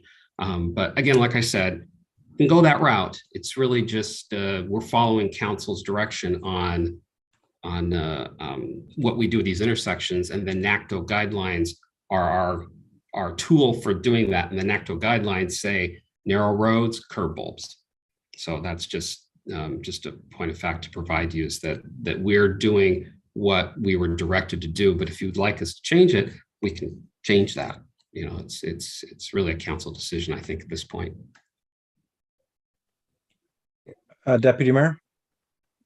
So I'm just looking at the map at 163rd and kind of just going through my mind the history of that intersection. So it's a fairly wide, comfortable intersection to get into. I mean, I'm just going to say, just thinking about how I've always remembered when I've gone to visit friends that have lived up there. And so I can see how the impact of this change probably feels pretty big to the people of that community. So it's a substantial change, kind of similar to the Simons Road 184th situation. So I'm just going to kind of mention that.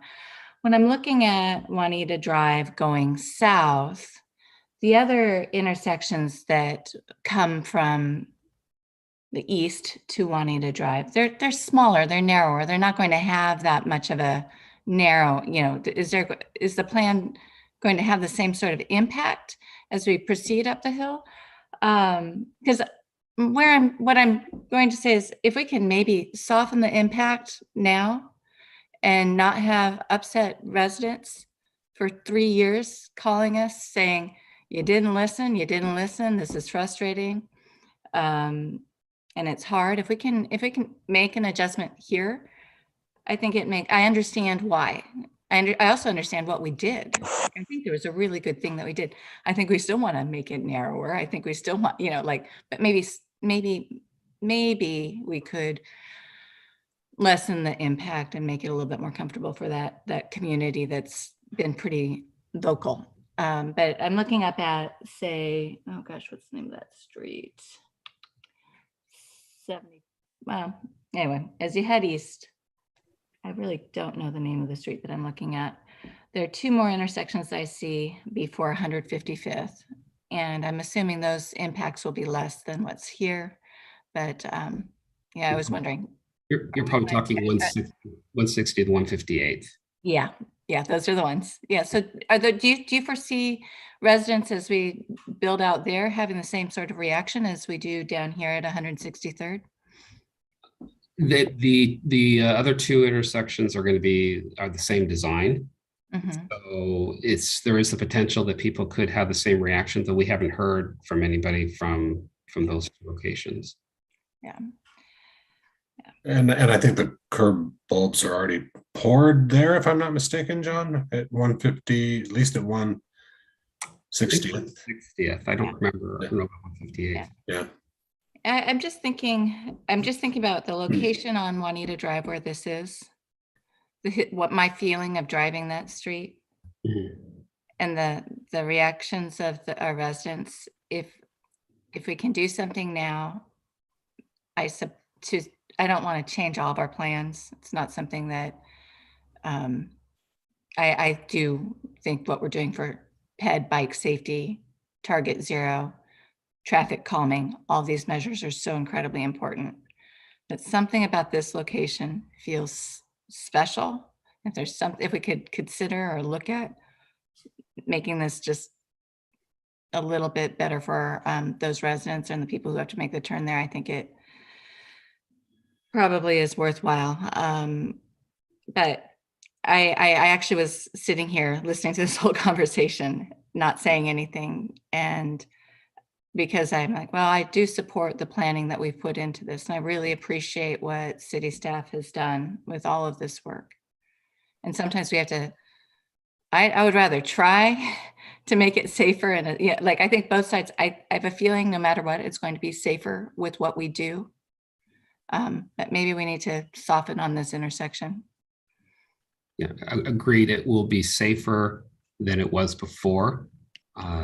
My guess is that if we were to widen this to provide unrestricted or for no conflict for our garbage trucks and our smaller buses, we'd widen it maybe another 2 feet.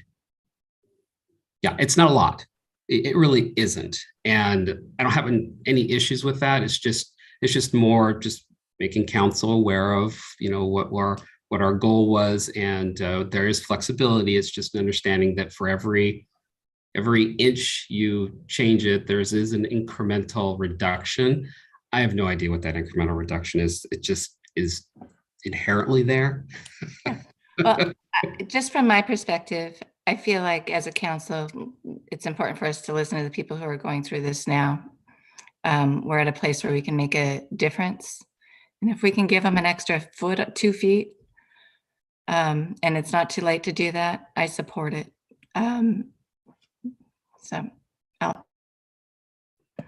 Thank you. I really, really appreciate the depth that you've gotten into this and the care that you've given our communicating to our council what's happening on this project.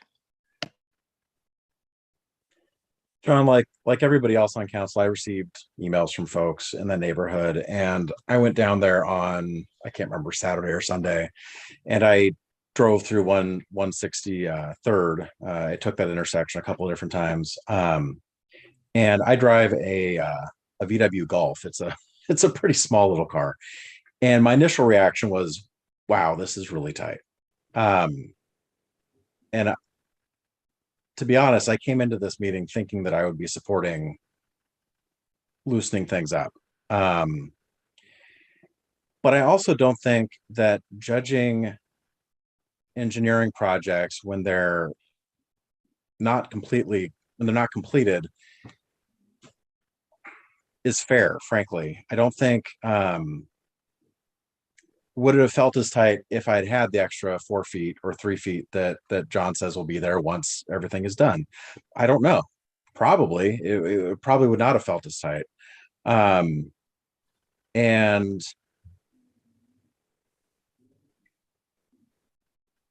you know, 4 months into first being elected to council, we had 2 young people who were killed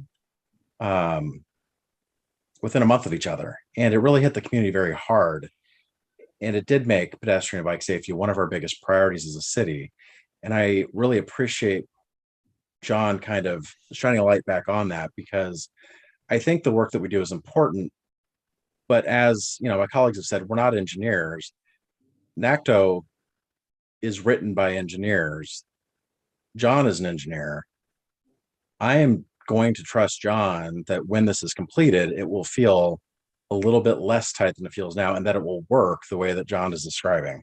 I understand that it's uncomfortable for folks right now, but that's not, we're not in the final project yet, and I don't even think we're in the final kind of place with the bulb out on 185th, but we're not, the project is not done yet. So judging it right now feels very premature. I mean, I see that we can act now. We could loosen up if we wanted to, and that is the easy solution for us to do. But I don't think it sets good precedent for us as far as pedestrian safety is going forward. I think it, and A, and B, it also turns the council into a de facto kind of check on each, you know, small part of each project that our engineering teams are putting together. And I don't think that's necessarily what we're best at, to be honest. So while I really do appreciate the community reaching out to us, letting us know how they feel with this, and I do hear them, I personally am not in favor of changing up this particular project right now, because I do think it will feel different once everything is done. There are 2 other ways out of that area. I don't think we're going to see the conflicts that people are thinking up, or if we do, they'll be very rare. John, one question I have though, on 163rd, as you're exiting to Juanita, is there any thought to, and I don't know if there's going to be like a center line, like a white center line to kind of separate the outgoing traffic and the incoming traffic, the east and west traffic, right at Juanita on 163rd? That is something that I mentioned earlier that we were looking at possibly doing, but I just wanted to double check with the chief to make sure that there isn't any putting a legal issue against a potential driver who crosses that line when they turn. I wouldn't want to force someone into an illegal maneuver. And No, of course. I was just thinking, you know, usually sometimes they have those as kind of guide, you know, yeah. They feel like they feel like kind of a suggestion, you know, of where you should be on those unmarked arterials, unmarked residential streets. Would there be a way, if we were to put one there, to, you know, scoot it as far towards, you know, if we're facing Juanita, as far to the right as is practical, to kind of encourage folks who are exiting to Juanita, who are exiting the neighborhood and going on to Juanita, to be as far over to the right as they could be, to lessen the conflicts from folks coming downhill and taking a right onto 163rd. Is that a possibility? That is a possibility, though there isn't much room to work with. We're given 2 10-foot wide lanes, and the bus that goes through there, that's about 8 feet wide. So we would probably not go any less than 9 feet, and that still would make it uncomfortable for the bus driver who has to, you know, try and stay within their designated lane. I did want to emphasize, though, that 20 feet, 22 feet, it's going to be uncomfortable for drivers. The only way you're going to make it comfortable is if you put it back the way it was at a probably 30-foot wide intersection, which just allows people to go zooming in and out. And having those, I think the thing that also makes this a little more difficult is the radiuses are they're tighter. Right now, the radiuses are really huge, which allows people to maneuver very easily. We're tightening up those radiuses, which is what's really making the folks go slow. I think the width of 68th might be probably somewhere around 30 feet, maybe even 35. So you got parking availability on both sides, and traffic being able to go each direction. So it's pretty wide. road. 163rd. Yeah, it's fairly wide. I'm not positive of the actual width, but it's fairly wide there. But regardless, you're going to be looking at an uncomfortable situation, regardless of whether or not you do 22 feet or whatnot. Yeah, it looks like it's about 28 feet currently, the road width.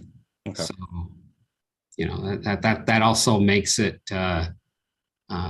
that's a change that the folks are having to deal with. They're used to driving down a 28-foot road, which widens into 30 plus feet to allow them easy in, easy out. And now they're looking at a 28 shrinking down to 20 at the intersection with a tight 20 to 25 foot radius. So all of that is brand new, something they're not used to in when was that neighborhood built? I'd say, Yeah. I had one more question. I'll Councilmember File, then Councilmember Shrubnik, and then maybe I'll remember what my question was. Thank you.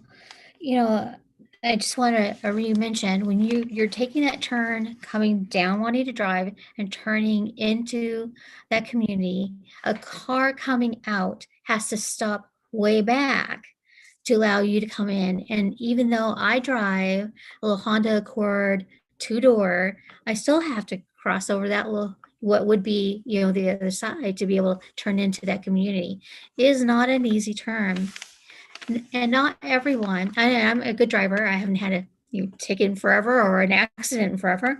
But not everyone in our community has the same driving skills. I think we should set our community up for success. And this is why we are improving ped bikes.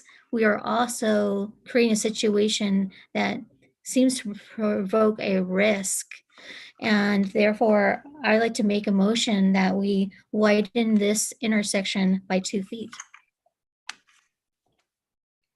I'd hope for a second. I'll second that. Thank you. We have a motion and a second. Discussion. Councilmember Shrubnik, did you want to speak to this motion? Sure, I guess. I mean, I had a question before the motion, but yeah. So I really don't like the fact that this is coming to council at all. I mean, somebody spoke to that. I don't think we should be involved in the weeds. That's why one of the, in fact, the first thing when I got elected 2 terms ago, not this term, but the first term, was to set up a process whereby when we do traffic calming, we go to the community, we introduce it, we have pilot testing, we bring them on board to what this is, why we're doing this, what the options are. I continue to feel like that is not being done. And so it's coming back to us. And I really wish there was a way we could get to that process so that the policymakers here are setting policy and the implementation is happening with the community. That would be my preference. In lieu of that, yes, I will support this motion. Any further discussion? Councilmember Marshall. My deep apologies. I unavoidably had to step away. What was the motion before us? Thanks. The motion before us is to expand the crossing by 2 feet. Thanks. Yeah, I'd support that. I can't conceive of having a small school bus, forcing that small school bus to go into the opposing lane where there are kids on it. What if there's an accident? What if the driver loses control of the bus? Councilmember Kugler.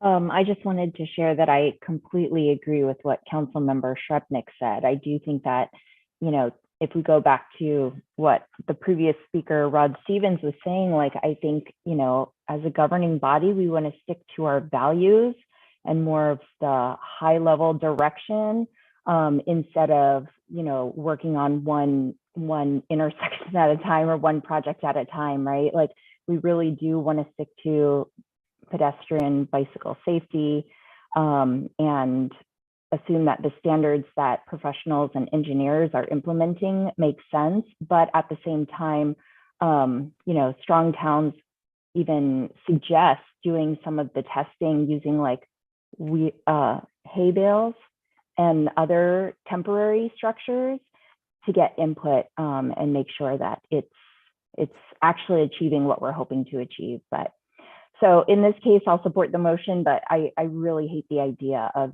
being so in the weeds in general. Councilmember File. Thank you. Just to speak to close the discussion on this, I really appreciate. We don't get to decide when discussion is closed, Councilmember. Other folks may want to talk. Your hand is up right now. Right. Floor is yours. Right. I'm not seeing any other hands, but I appreciate that. Just to close my cycle of discussion on this, for raising the issue and appreciating what my fellow colleagues have also had to offer. One of our duties is to serve our public who elected us. And when there's an occasion such as what we're experiencing today, where we're having to look out for the best welfare of our community and provide a responsive voice and action, it's worthwhile. I wish that there was prior testing, with that there was prior community participation here. I think that's necessary, and I respect and value the expertise of our engineers. Yet this is a really funky situation in this turn, and let alone the angle of the hill going up and down and trying to get into and out of that community. And we are all for target zero, but we also can't be adding risk. And I appreciate the support for the motion. And for the reasons I stated previously, I'll be voting against this. Any further discussion? Not seeing. Sorry, Mr. Vicente, we're in council discussion right now. Councilmember Baker. Yeah, I guess I don't like the width of the intersection. I understand that once the construction is over with, it's going to get a little bit wider. I can support the increase the width of 2 feet, but I'm not an engineer. And these guys are hired to do a job, and they're licensed. They got numbers they stamp on things. And that means a lot. And I have to respect them. So even though I understand and I sympathize, I can't support it. Any further discussion on the motion? Seeing none, would the clerk please take the roll?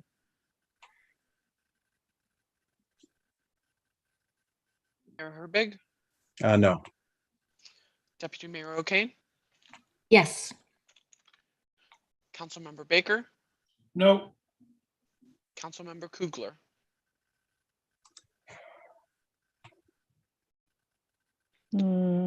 Yes. Councilmember Marshall, Yes. Councilmember File,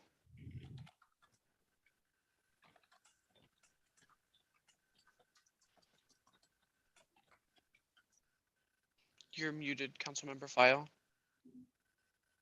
I believe your internet kept us from hearing you, Councilmember File. Could you repeat your vote? Mayor Herbig, oh, there she is. Councilmember File, what's your vote? Yes. Yes. Thank you. And then Councilmember Shrubnik? Yes. Yes. I believe the yeas have it with 5 yeas and 2 nays. Okay. Thank you very much, Mr. Vicente. Councilmember reports and comments. Last week, Councilmember Kugler brought up Mr. City Manager. Is there a further staff report? Yeah, I believe there's one more. Oh, geez. Sorry. Yeah, state planning grant opportunity. Debbie Ben, I apologize. Or Miss Anderson. Good evening. Or both. Debbie's here, but I'm going to go ahead and give the presentation. It's very short. Anyway, we are here to discuss a grant opportunity provided through the Washington Department of Commerce. We found out about this opportunity on May 12th, so it's very new and the turnaround is very fast. So although the Planning Commission has not yet even finalized their missing middle housing recommendation, and it will not be before council until the end of June, hopefully. The Planning Commission is preliminarily recommending that duplexes and triplexes, a form of missing middle housing, be allowed within a quarter mile of the city's two main transit corridors. As part of their project, they also have recommended that the city take an incremental approach to missing middle housing, and they recognize that future opportunities should be considered for this type of housing. So the grant, the first round application deadline for this grant, which could provide up to $100,000, is June 9th. And the application must be accompanied by an authorizing official letter, letter from the mayor, which allows the city to propose the scope of work and a budget for consideration. There is a second funding round that closes on July 5th, but you still have to submit a letter of intent by June 9th. So Commerce has identified missing middle, they're calling it just middle housing without the missing, as including duplexes, triplexes, fourplexes, fiveplexes, sixplexes, townhouses, cottage housing, courtyard apartments, and stacked flats. And I'm telling you that because it's going to come up again in a minute.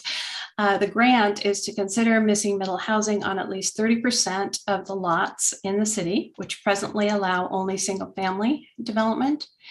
And the Planning Commission's preliminary proposal would allow duplexes and triplexes on 20% of the city's single family residential lot. So staff is recommending that the grant opportunity be pursued to consider, again, this incremental approach, future expansion of the area eligible for duplexes and triplexes, and also to develop regulations related to cottage housing, which is an implementation measure of the draft comprehensive plan housing element. However, today at the first Commerce webinar on this grant opportunity, we heard that Commerce may actually expect that grant recipients consider the entire range of the missing middle housing types that I have identified. And after questions, Commerce agreed to clarify their housing type expectations in the coming days. So adoption of an specific ordinance is not a grant requirement. So I think staff would still recommend that the city submit a grant application to gather information on other missing middle housing types for future council consideration if we get that direction from Commerce. So tonight, what we're doing is asking for your authorization, again, this tight turnaround, to have the mayor sign the authorizing official letter to accompany the grant application as it is evolving. So with that, answer any questions? Debbie is here as well. Councilor Marshall. Thank you. Where would the money go to? Would it go to specific staff? Where would the money go? I assume that the money would go to consultant work to look at sort of the implications of different missing middle housing types. If it's restricted to duplexes and triplexes, some of that work has been done, but there aren't regulations developed for cottage housing, and that's not on the docket for this year. So. Any other questions? I don't see any harm in submitting the letter. Worst case, we end up turning it back, right? There's no harm. The city.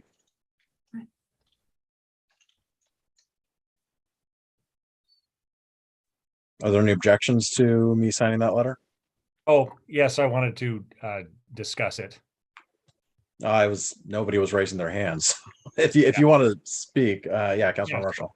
Yeah, I'm sorry. Okay, yeah, I thought we were gonna have a vote.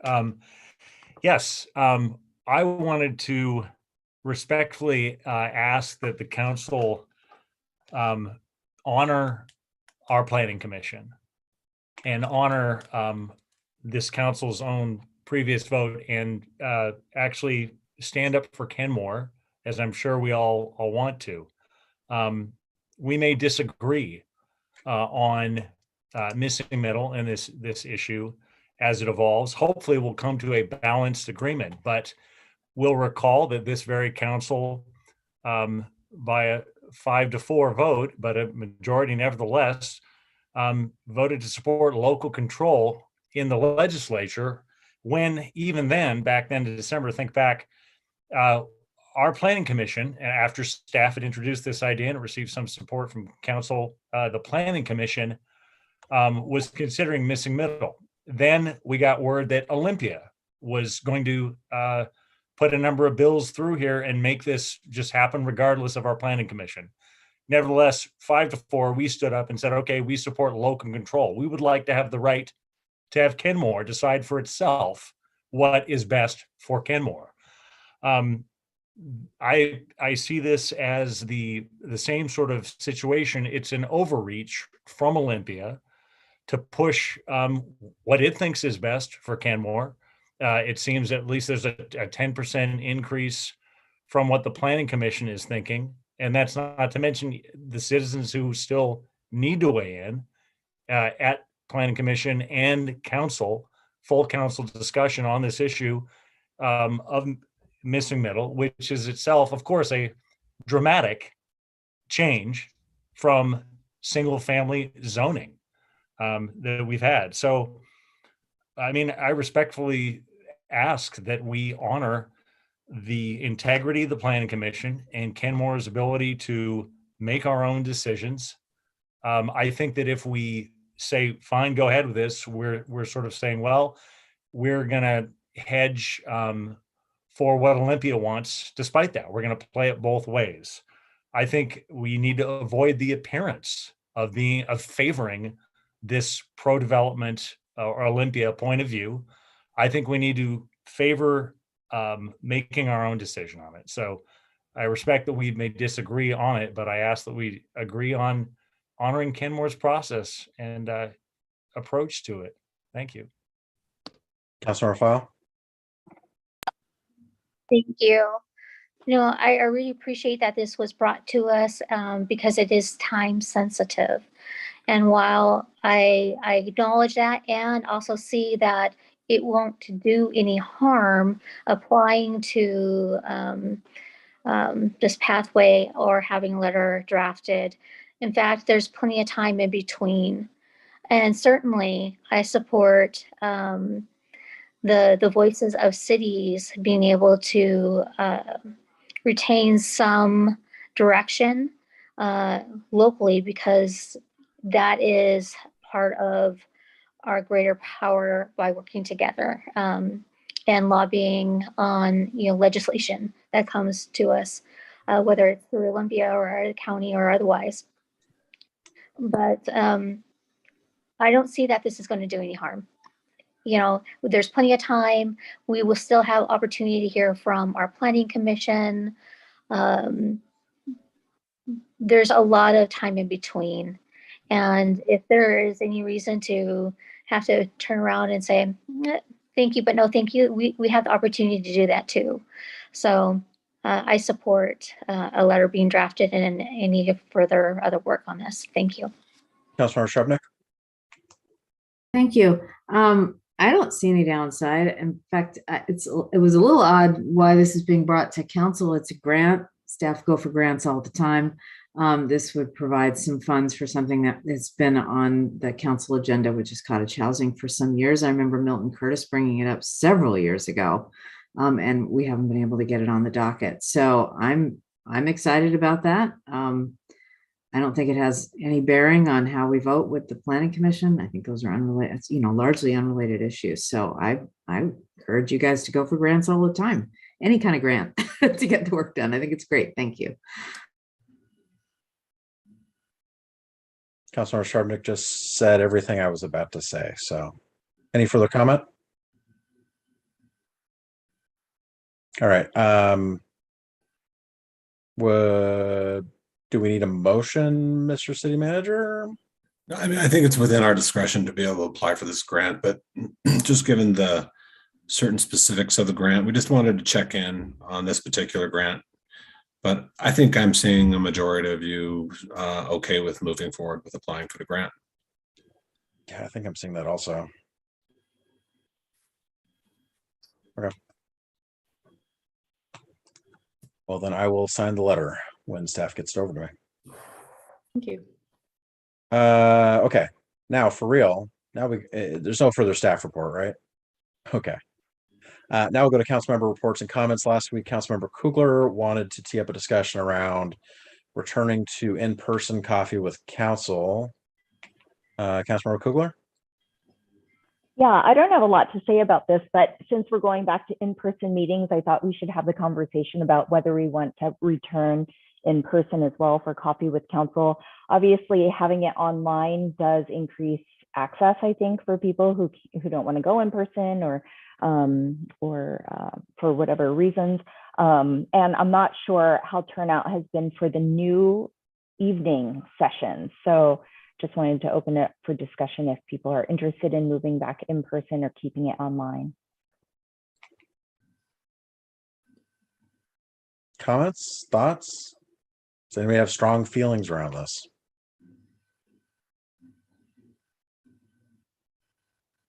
I don't know if I have strong, I'm sorry, Mr. Mayor. Yeah, Councilmember Baker. For blurting out, but okay. I don't know that I have strong feelings about it, but I believe there is an added benefit of being in person at the hangar. And I really don't know how to make a hybrid of that. It's going to have to be an either or. So, but I'm in favor of in person. Councilmember File. Thank you. I definitely would support an in-person meeting and a hybrid option. I recently conducted such a meeting for a community-led Pride event, and we had people in person as well as people, the option of attending via Zoom. So we just set up a laptop at the end of the table and we were good to go. So I definitely support this. I think, thank you for bringing this forward, Councilmember Kugler. I think it's definitely time.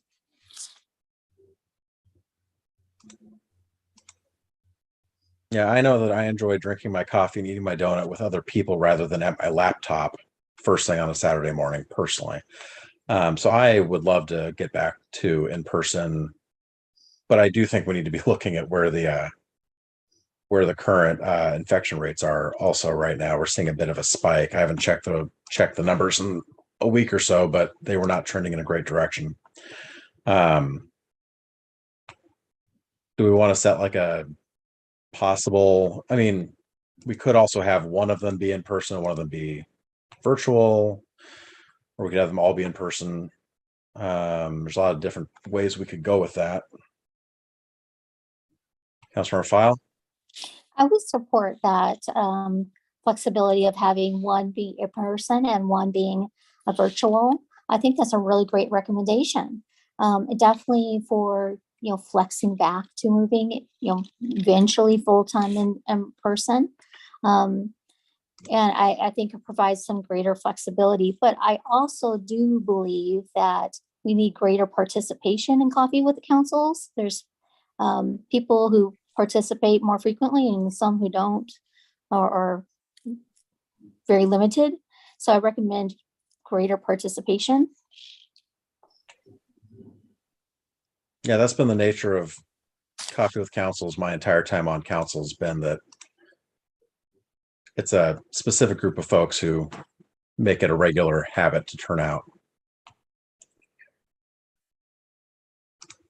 Well, I don't want this to drag out. Councilmember Kugler? Well, another suggestion I was going to make is maybe we could just take the next month to get feedback from residents also on which they prefer, and then maybe make a decision at the end of July. Yeah, we can make sure to discuss it at a future coffee with councils with folks and see what our see what the people who participate are thinking. That's not a bad idea. So why don't we pencil this in for just a follow-up conversation, at the beginning of July and go from there. Does that work for everybody? Okay, okay, fantastic. All right, let's go down the horn then. Councilmember Kugler. No updates. Councilmember Baker.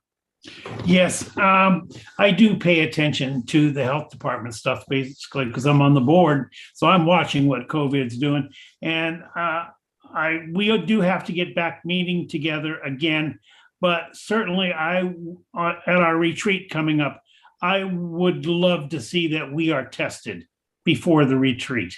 And anybody who's at the meeting needs to be tested. I know the city has access to the tests. And I feel very strongly about that. Councilmember Shrevenick? Oh.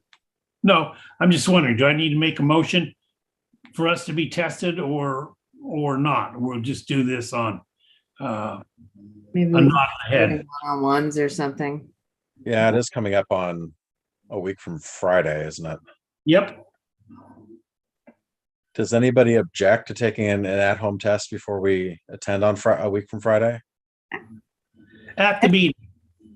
I don't object. I mean, I came down with COVID last week and Rob did too.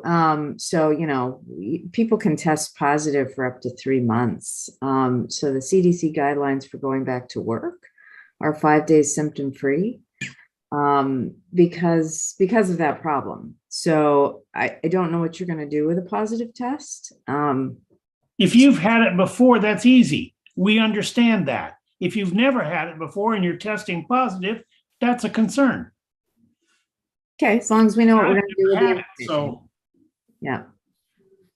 Councilmember File and then City Manager. Yeah, I really support Councilmember Baker on this one. We do need to be a little bit more diligent. And I think that's fair given the current state of risk to our current council and prior cases. So, yeah. City Manager. I don't know if Don can weigh in on or not, but I'm wondering about the requiring of a positive test in order to attend a council meeting. Negative. I mean, negative, yeah. So we have recommendations and standards by the health department. This would be above and beyond what the health department is requiring. But would you be wanting it of the public that attends as well? And can you do that? Well, there is the new OPMA legislation actually identifies that, well, first of all, it used to say that you couldn't condition attendance at a public meeting just for the public. But the new legislation actually added the ability to add certain conditions. And I asked the Assistant Attorney General who provided the training a week or two ago, it seems like a long time ago. And I asked, well, does that mean to you, or do you think that means that the legislature said, well, yeah, if a local entity wants to put mask mandates on a meeting or testing, is that where this new language is? And he agreed. He said, I think that is exactly why this new language was added to the OPMA. So if the question is regarding, restrictions, the OPMA is no longer as strict as it used to be. But if you're going to place such restrictions on the public, I think you need to have more than just kind of this discussion. You probably want to adopt a resolution that makes findings exactly like you've done before for all your other resolutions.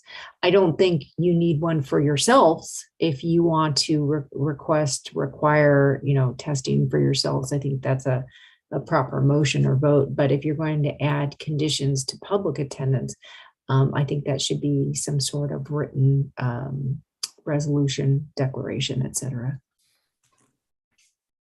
Did that answer your question? Councilmember Baker. Can we divide the council chambers?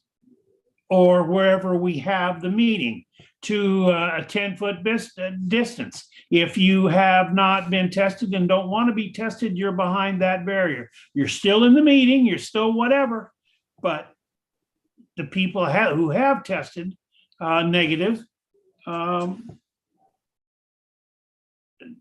in the, I don't want to use the word inner circle, but you're on the other side of the barrier. Rob? That's going to be really hard for the retreat. We're going to be in a big square. We're going to need tons of space. We're going to be going back and forth where the food is, to create a little sequestered spot for the positive testing people or people who refuse to be tested. That's going to be awkward for the retreat. It's going to be hard. Are you going to offer a hybrid meeting? In other words, if I choose to attend it hybrid because of unknown tests, is that possible? We were hoping not to offer hybrid for the retreat, just in person and live streaming, because at the retreat, the public doesn't participate. I mean, they don't give comment and things like that at the retreat. So that's why we were thinking that the retreat would just be in person and live streamed. But it will be live streamed, so they'll be able to observe just as if they would be able to observe in person.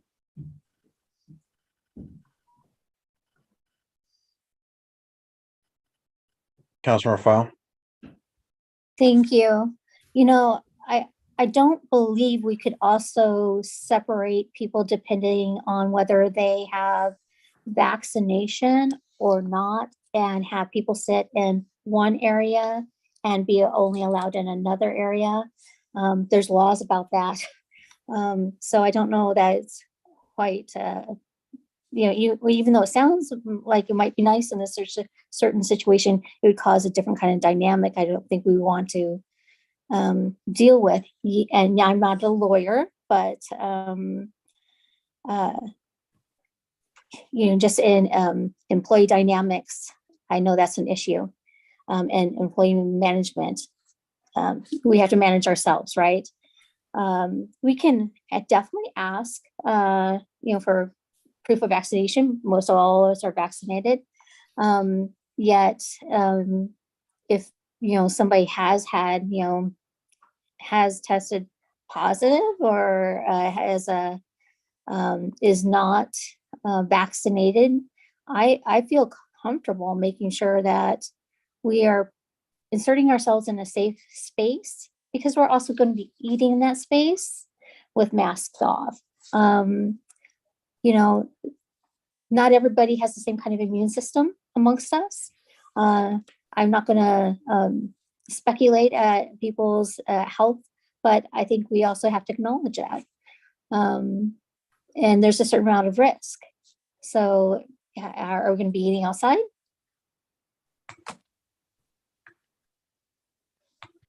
Mr. Tan? Thank you, Mr. Mayor.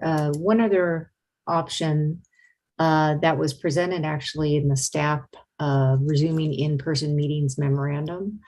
The third option at the very beginning, Rob mentioned that you have three options, which is, pre-pandemic hybrid meeting, but also entirely remote. If the council declares a local emergency or determines that a meeting would need to be limited, physical attendance would need to be limited by either some or all members of the governing body or the members of the public. But again, you'd need to have findings in a local declaration. That's an option. I understand this is the last regular meeting. So if that's the way the council wants to move forward, you'd need to hold a special meeting before declaring it to limit participation. It's an option. I don't know if you desire that. I just want to make sure you're aware of it.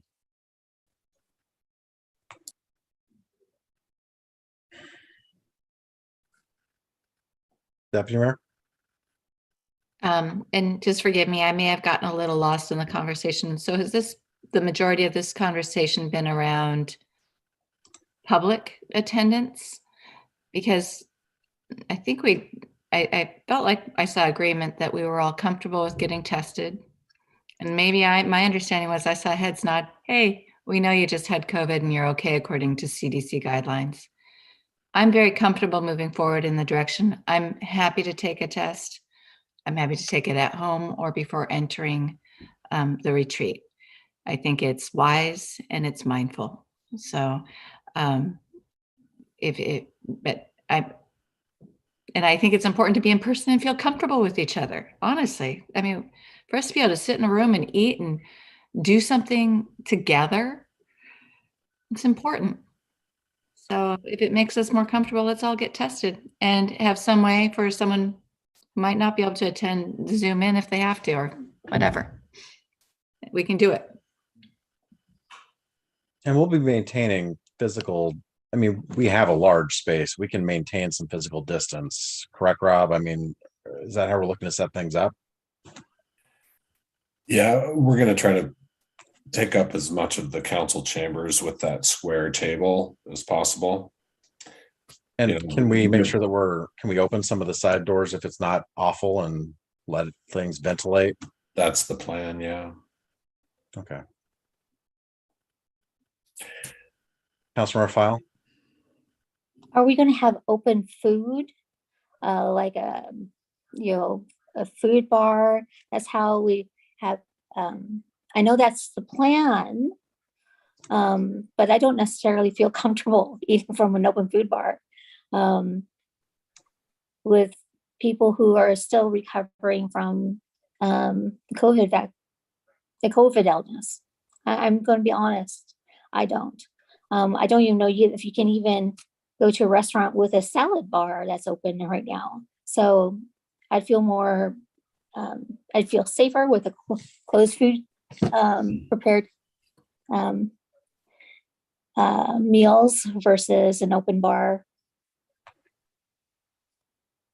Or I might even just stay home. I'm not comfortable. I am not comfortable. I was comfortable participating in the meeting on Friday and helping the staff work that out. But I also knew I was walking into a safe location and we were ventilating, but we were all healthy people. And there's being healthy and recovering from illness that's, highly contagious is a risk to the public and a risk to each other. We all have families. I want to protect my family. Some of who have, autoimmune issues. So I'm just going to be honest. Would you be more comfortable if we went with box lunches or something like that? Yeah. Yes. Rob, would it be terribly inconvenient to change the meal plan? I have to check with Nancy Meehan because I think she's already made agreements with the caterer. We do have a buffet style dinner on Friday night, and then we have a taco bar on Saturday for lunch. I'd have to check with Nancy to see if we'd lose our deposit or anything. But if that's what the council wants to do, we'll make it happen.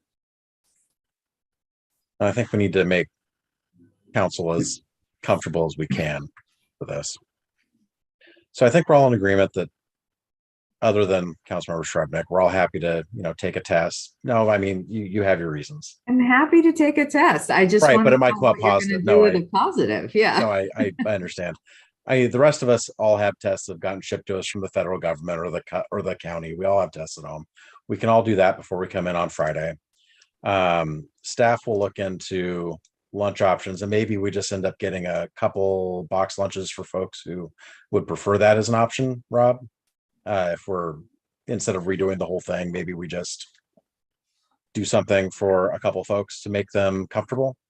I actually have to agree with Councilmember File on this. I mean, the whole buffet thing is like a kind of a bridge too far.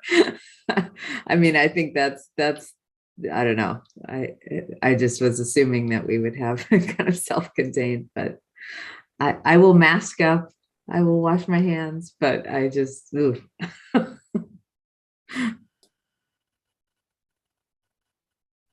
Okay. So my understanding is you won't be requiring the public to show a positive, negative test, right? No. No, I don't think so. Yeah, I can just picture myself standing at the door requiring, show me your negative test. Wait, what? I didn't know about that. I thought we were just live streaming. Isn't that what we just said? Yeah, but they still They are still able can to come in come. person if they want. The public can still show up if they want. Okay. Councilmember File? We could also have a simple attestation form stating, showing that person is vaccinated or has tested negative within 48 hours before the event. We can make an accessible online form for that. I think that's fair. It might be something we want to do moving forward.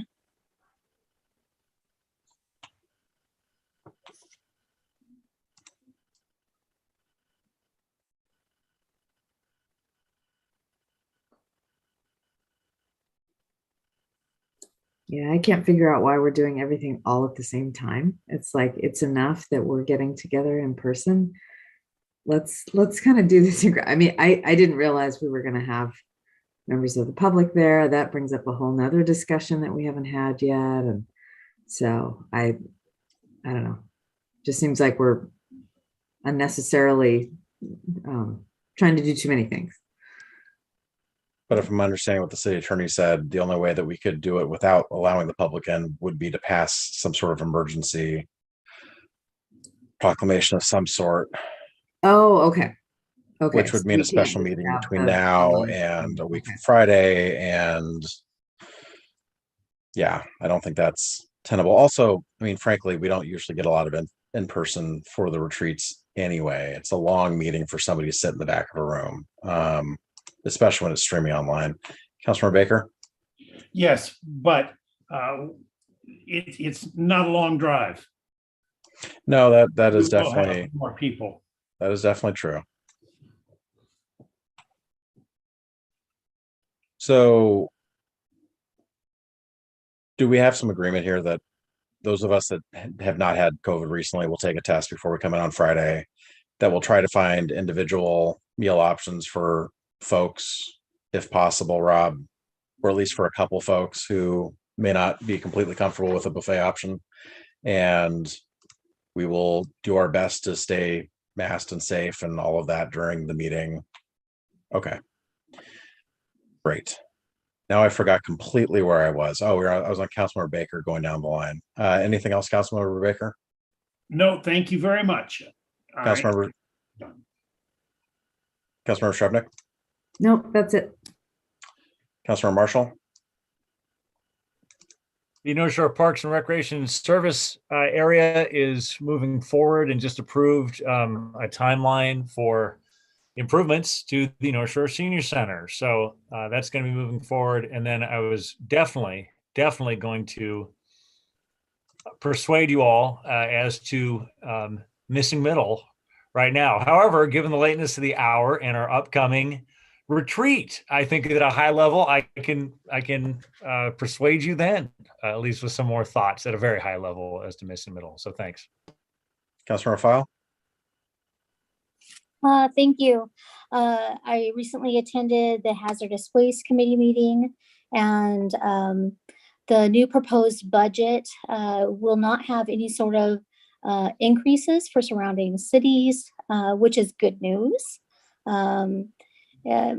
The budget throughout the pandemic has actually been at a fine state where staff has been low and has impacted the ability to provide another year without an increase, which is nice for our surrounding communities to experience for the new year moving forward.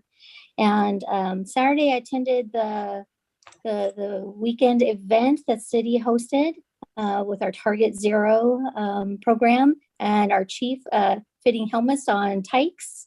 And there was a nice little bike, Tykes on Bike Parade was a lot of fun to watch. And a great movie, Motherload. It was really nice to get back together with community, even with some social distancing. So that was fun. And things are moving along with pride planning. So June 1st, 8:30 a.m., we have a flag raising ceremony. Everybody's welcome to attend or, attend online. And the new registration form is up and on the website for participation in the Seattle parade for Kenmore.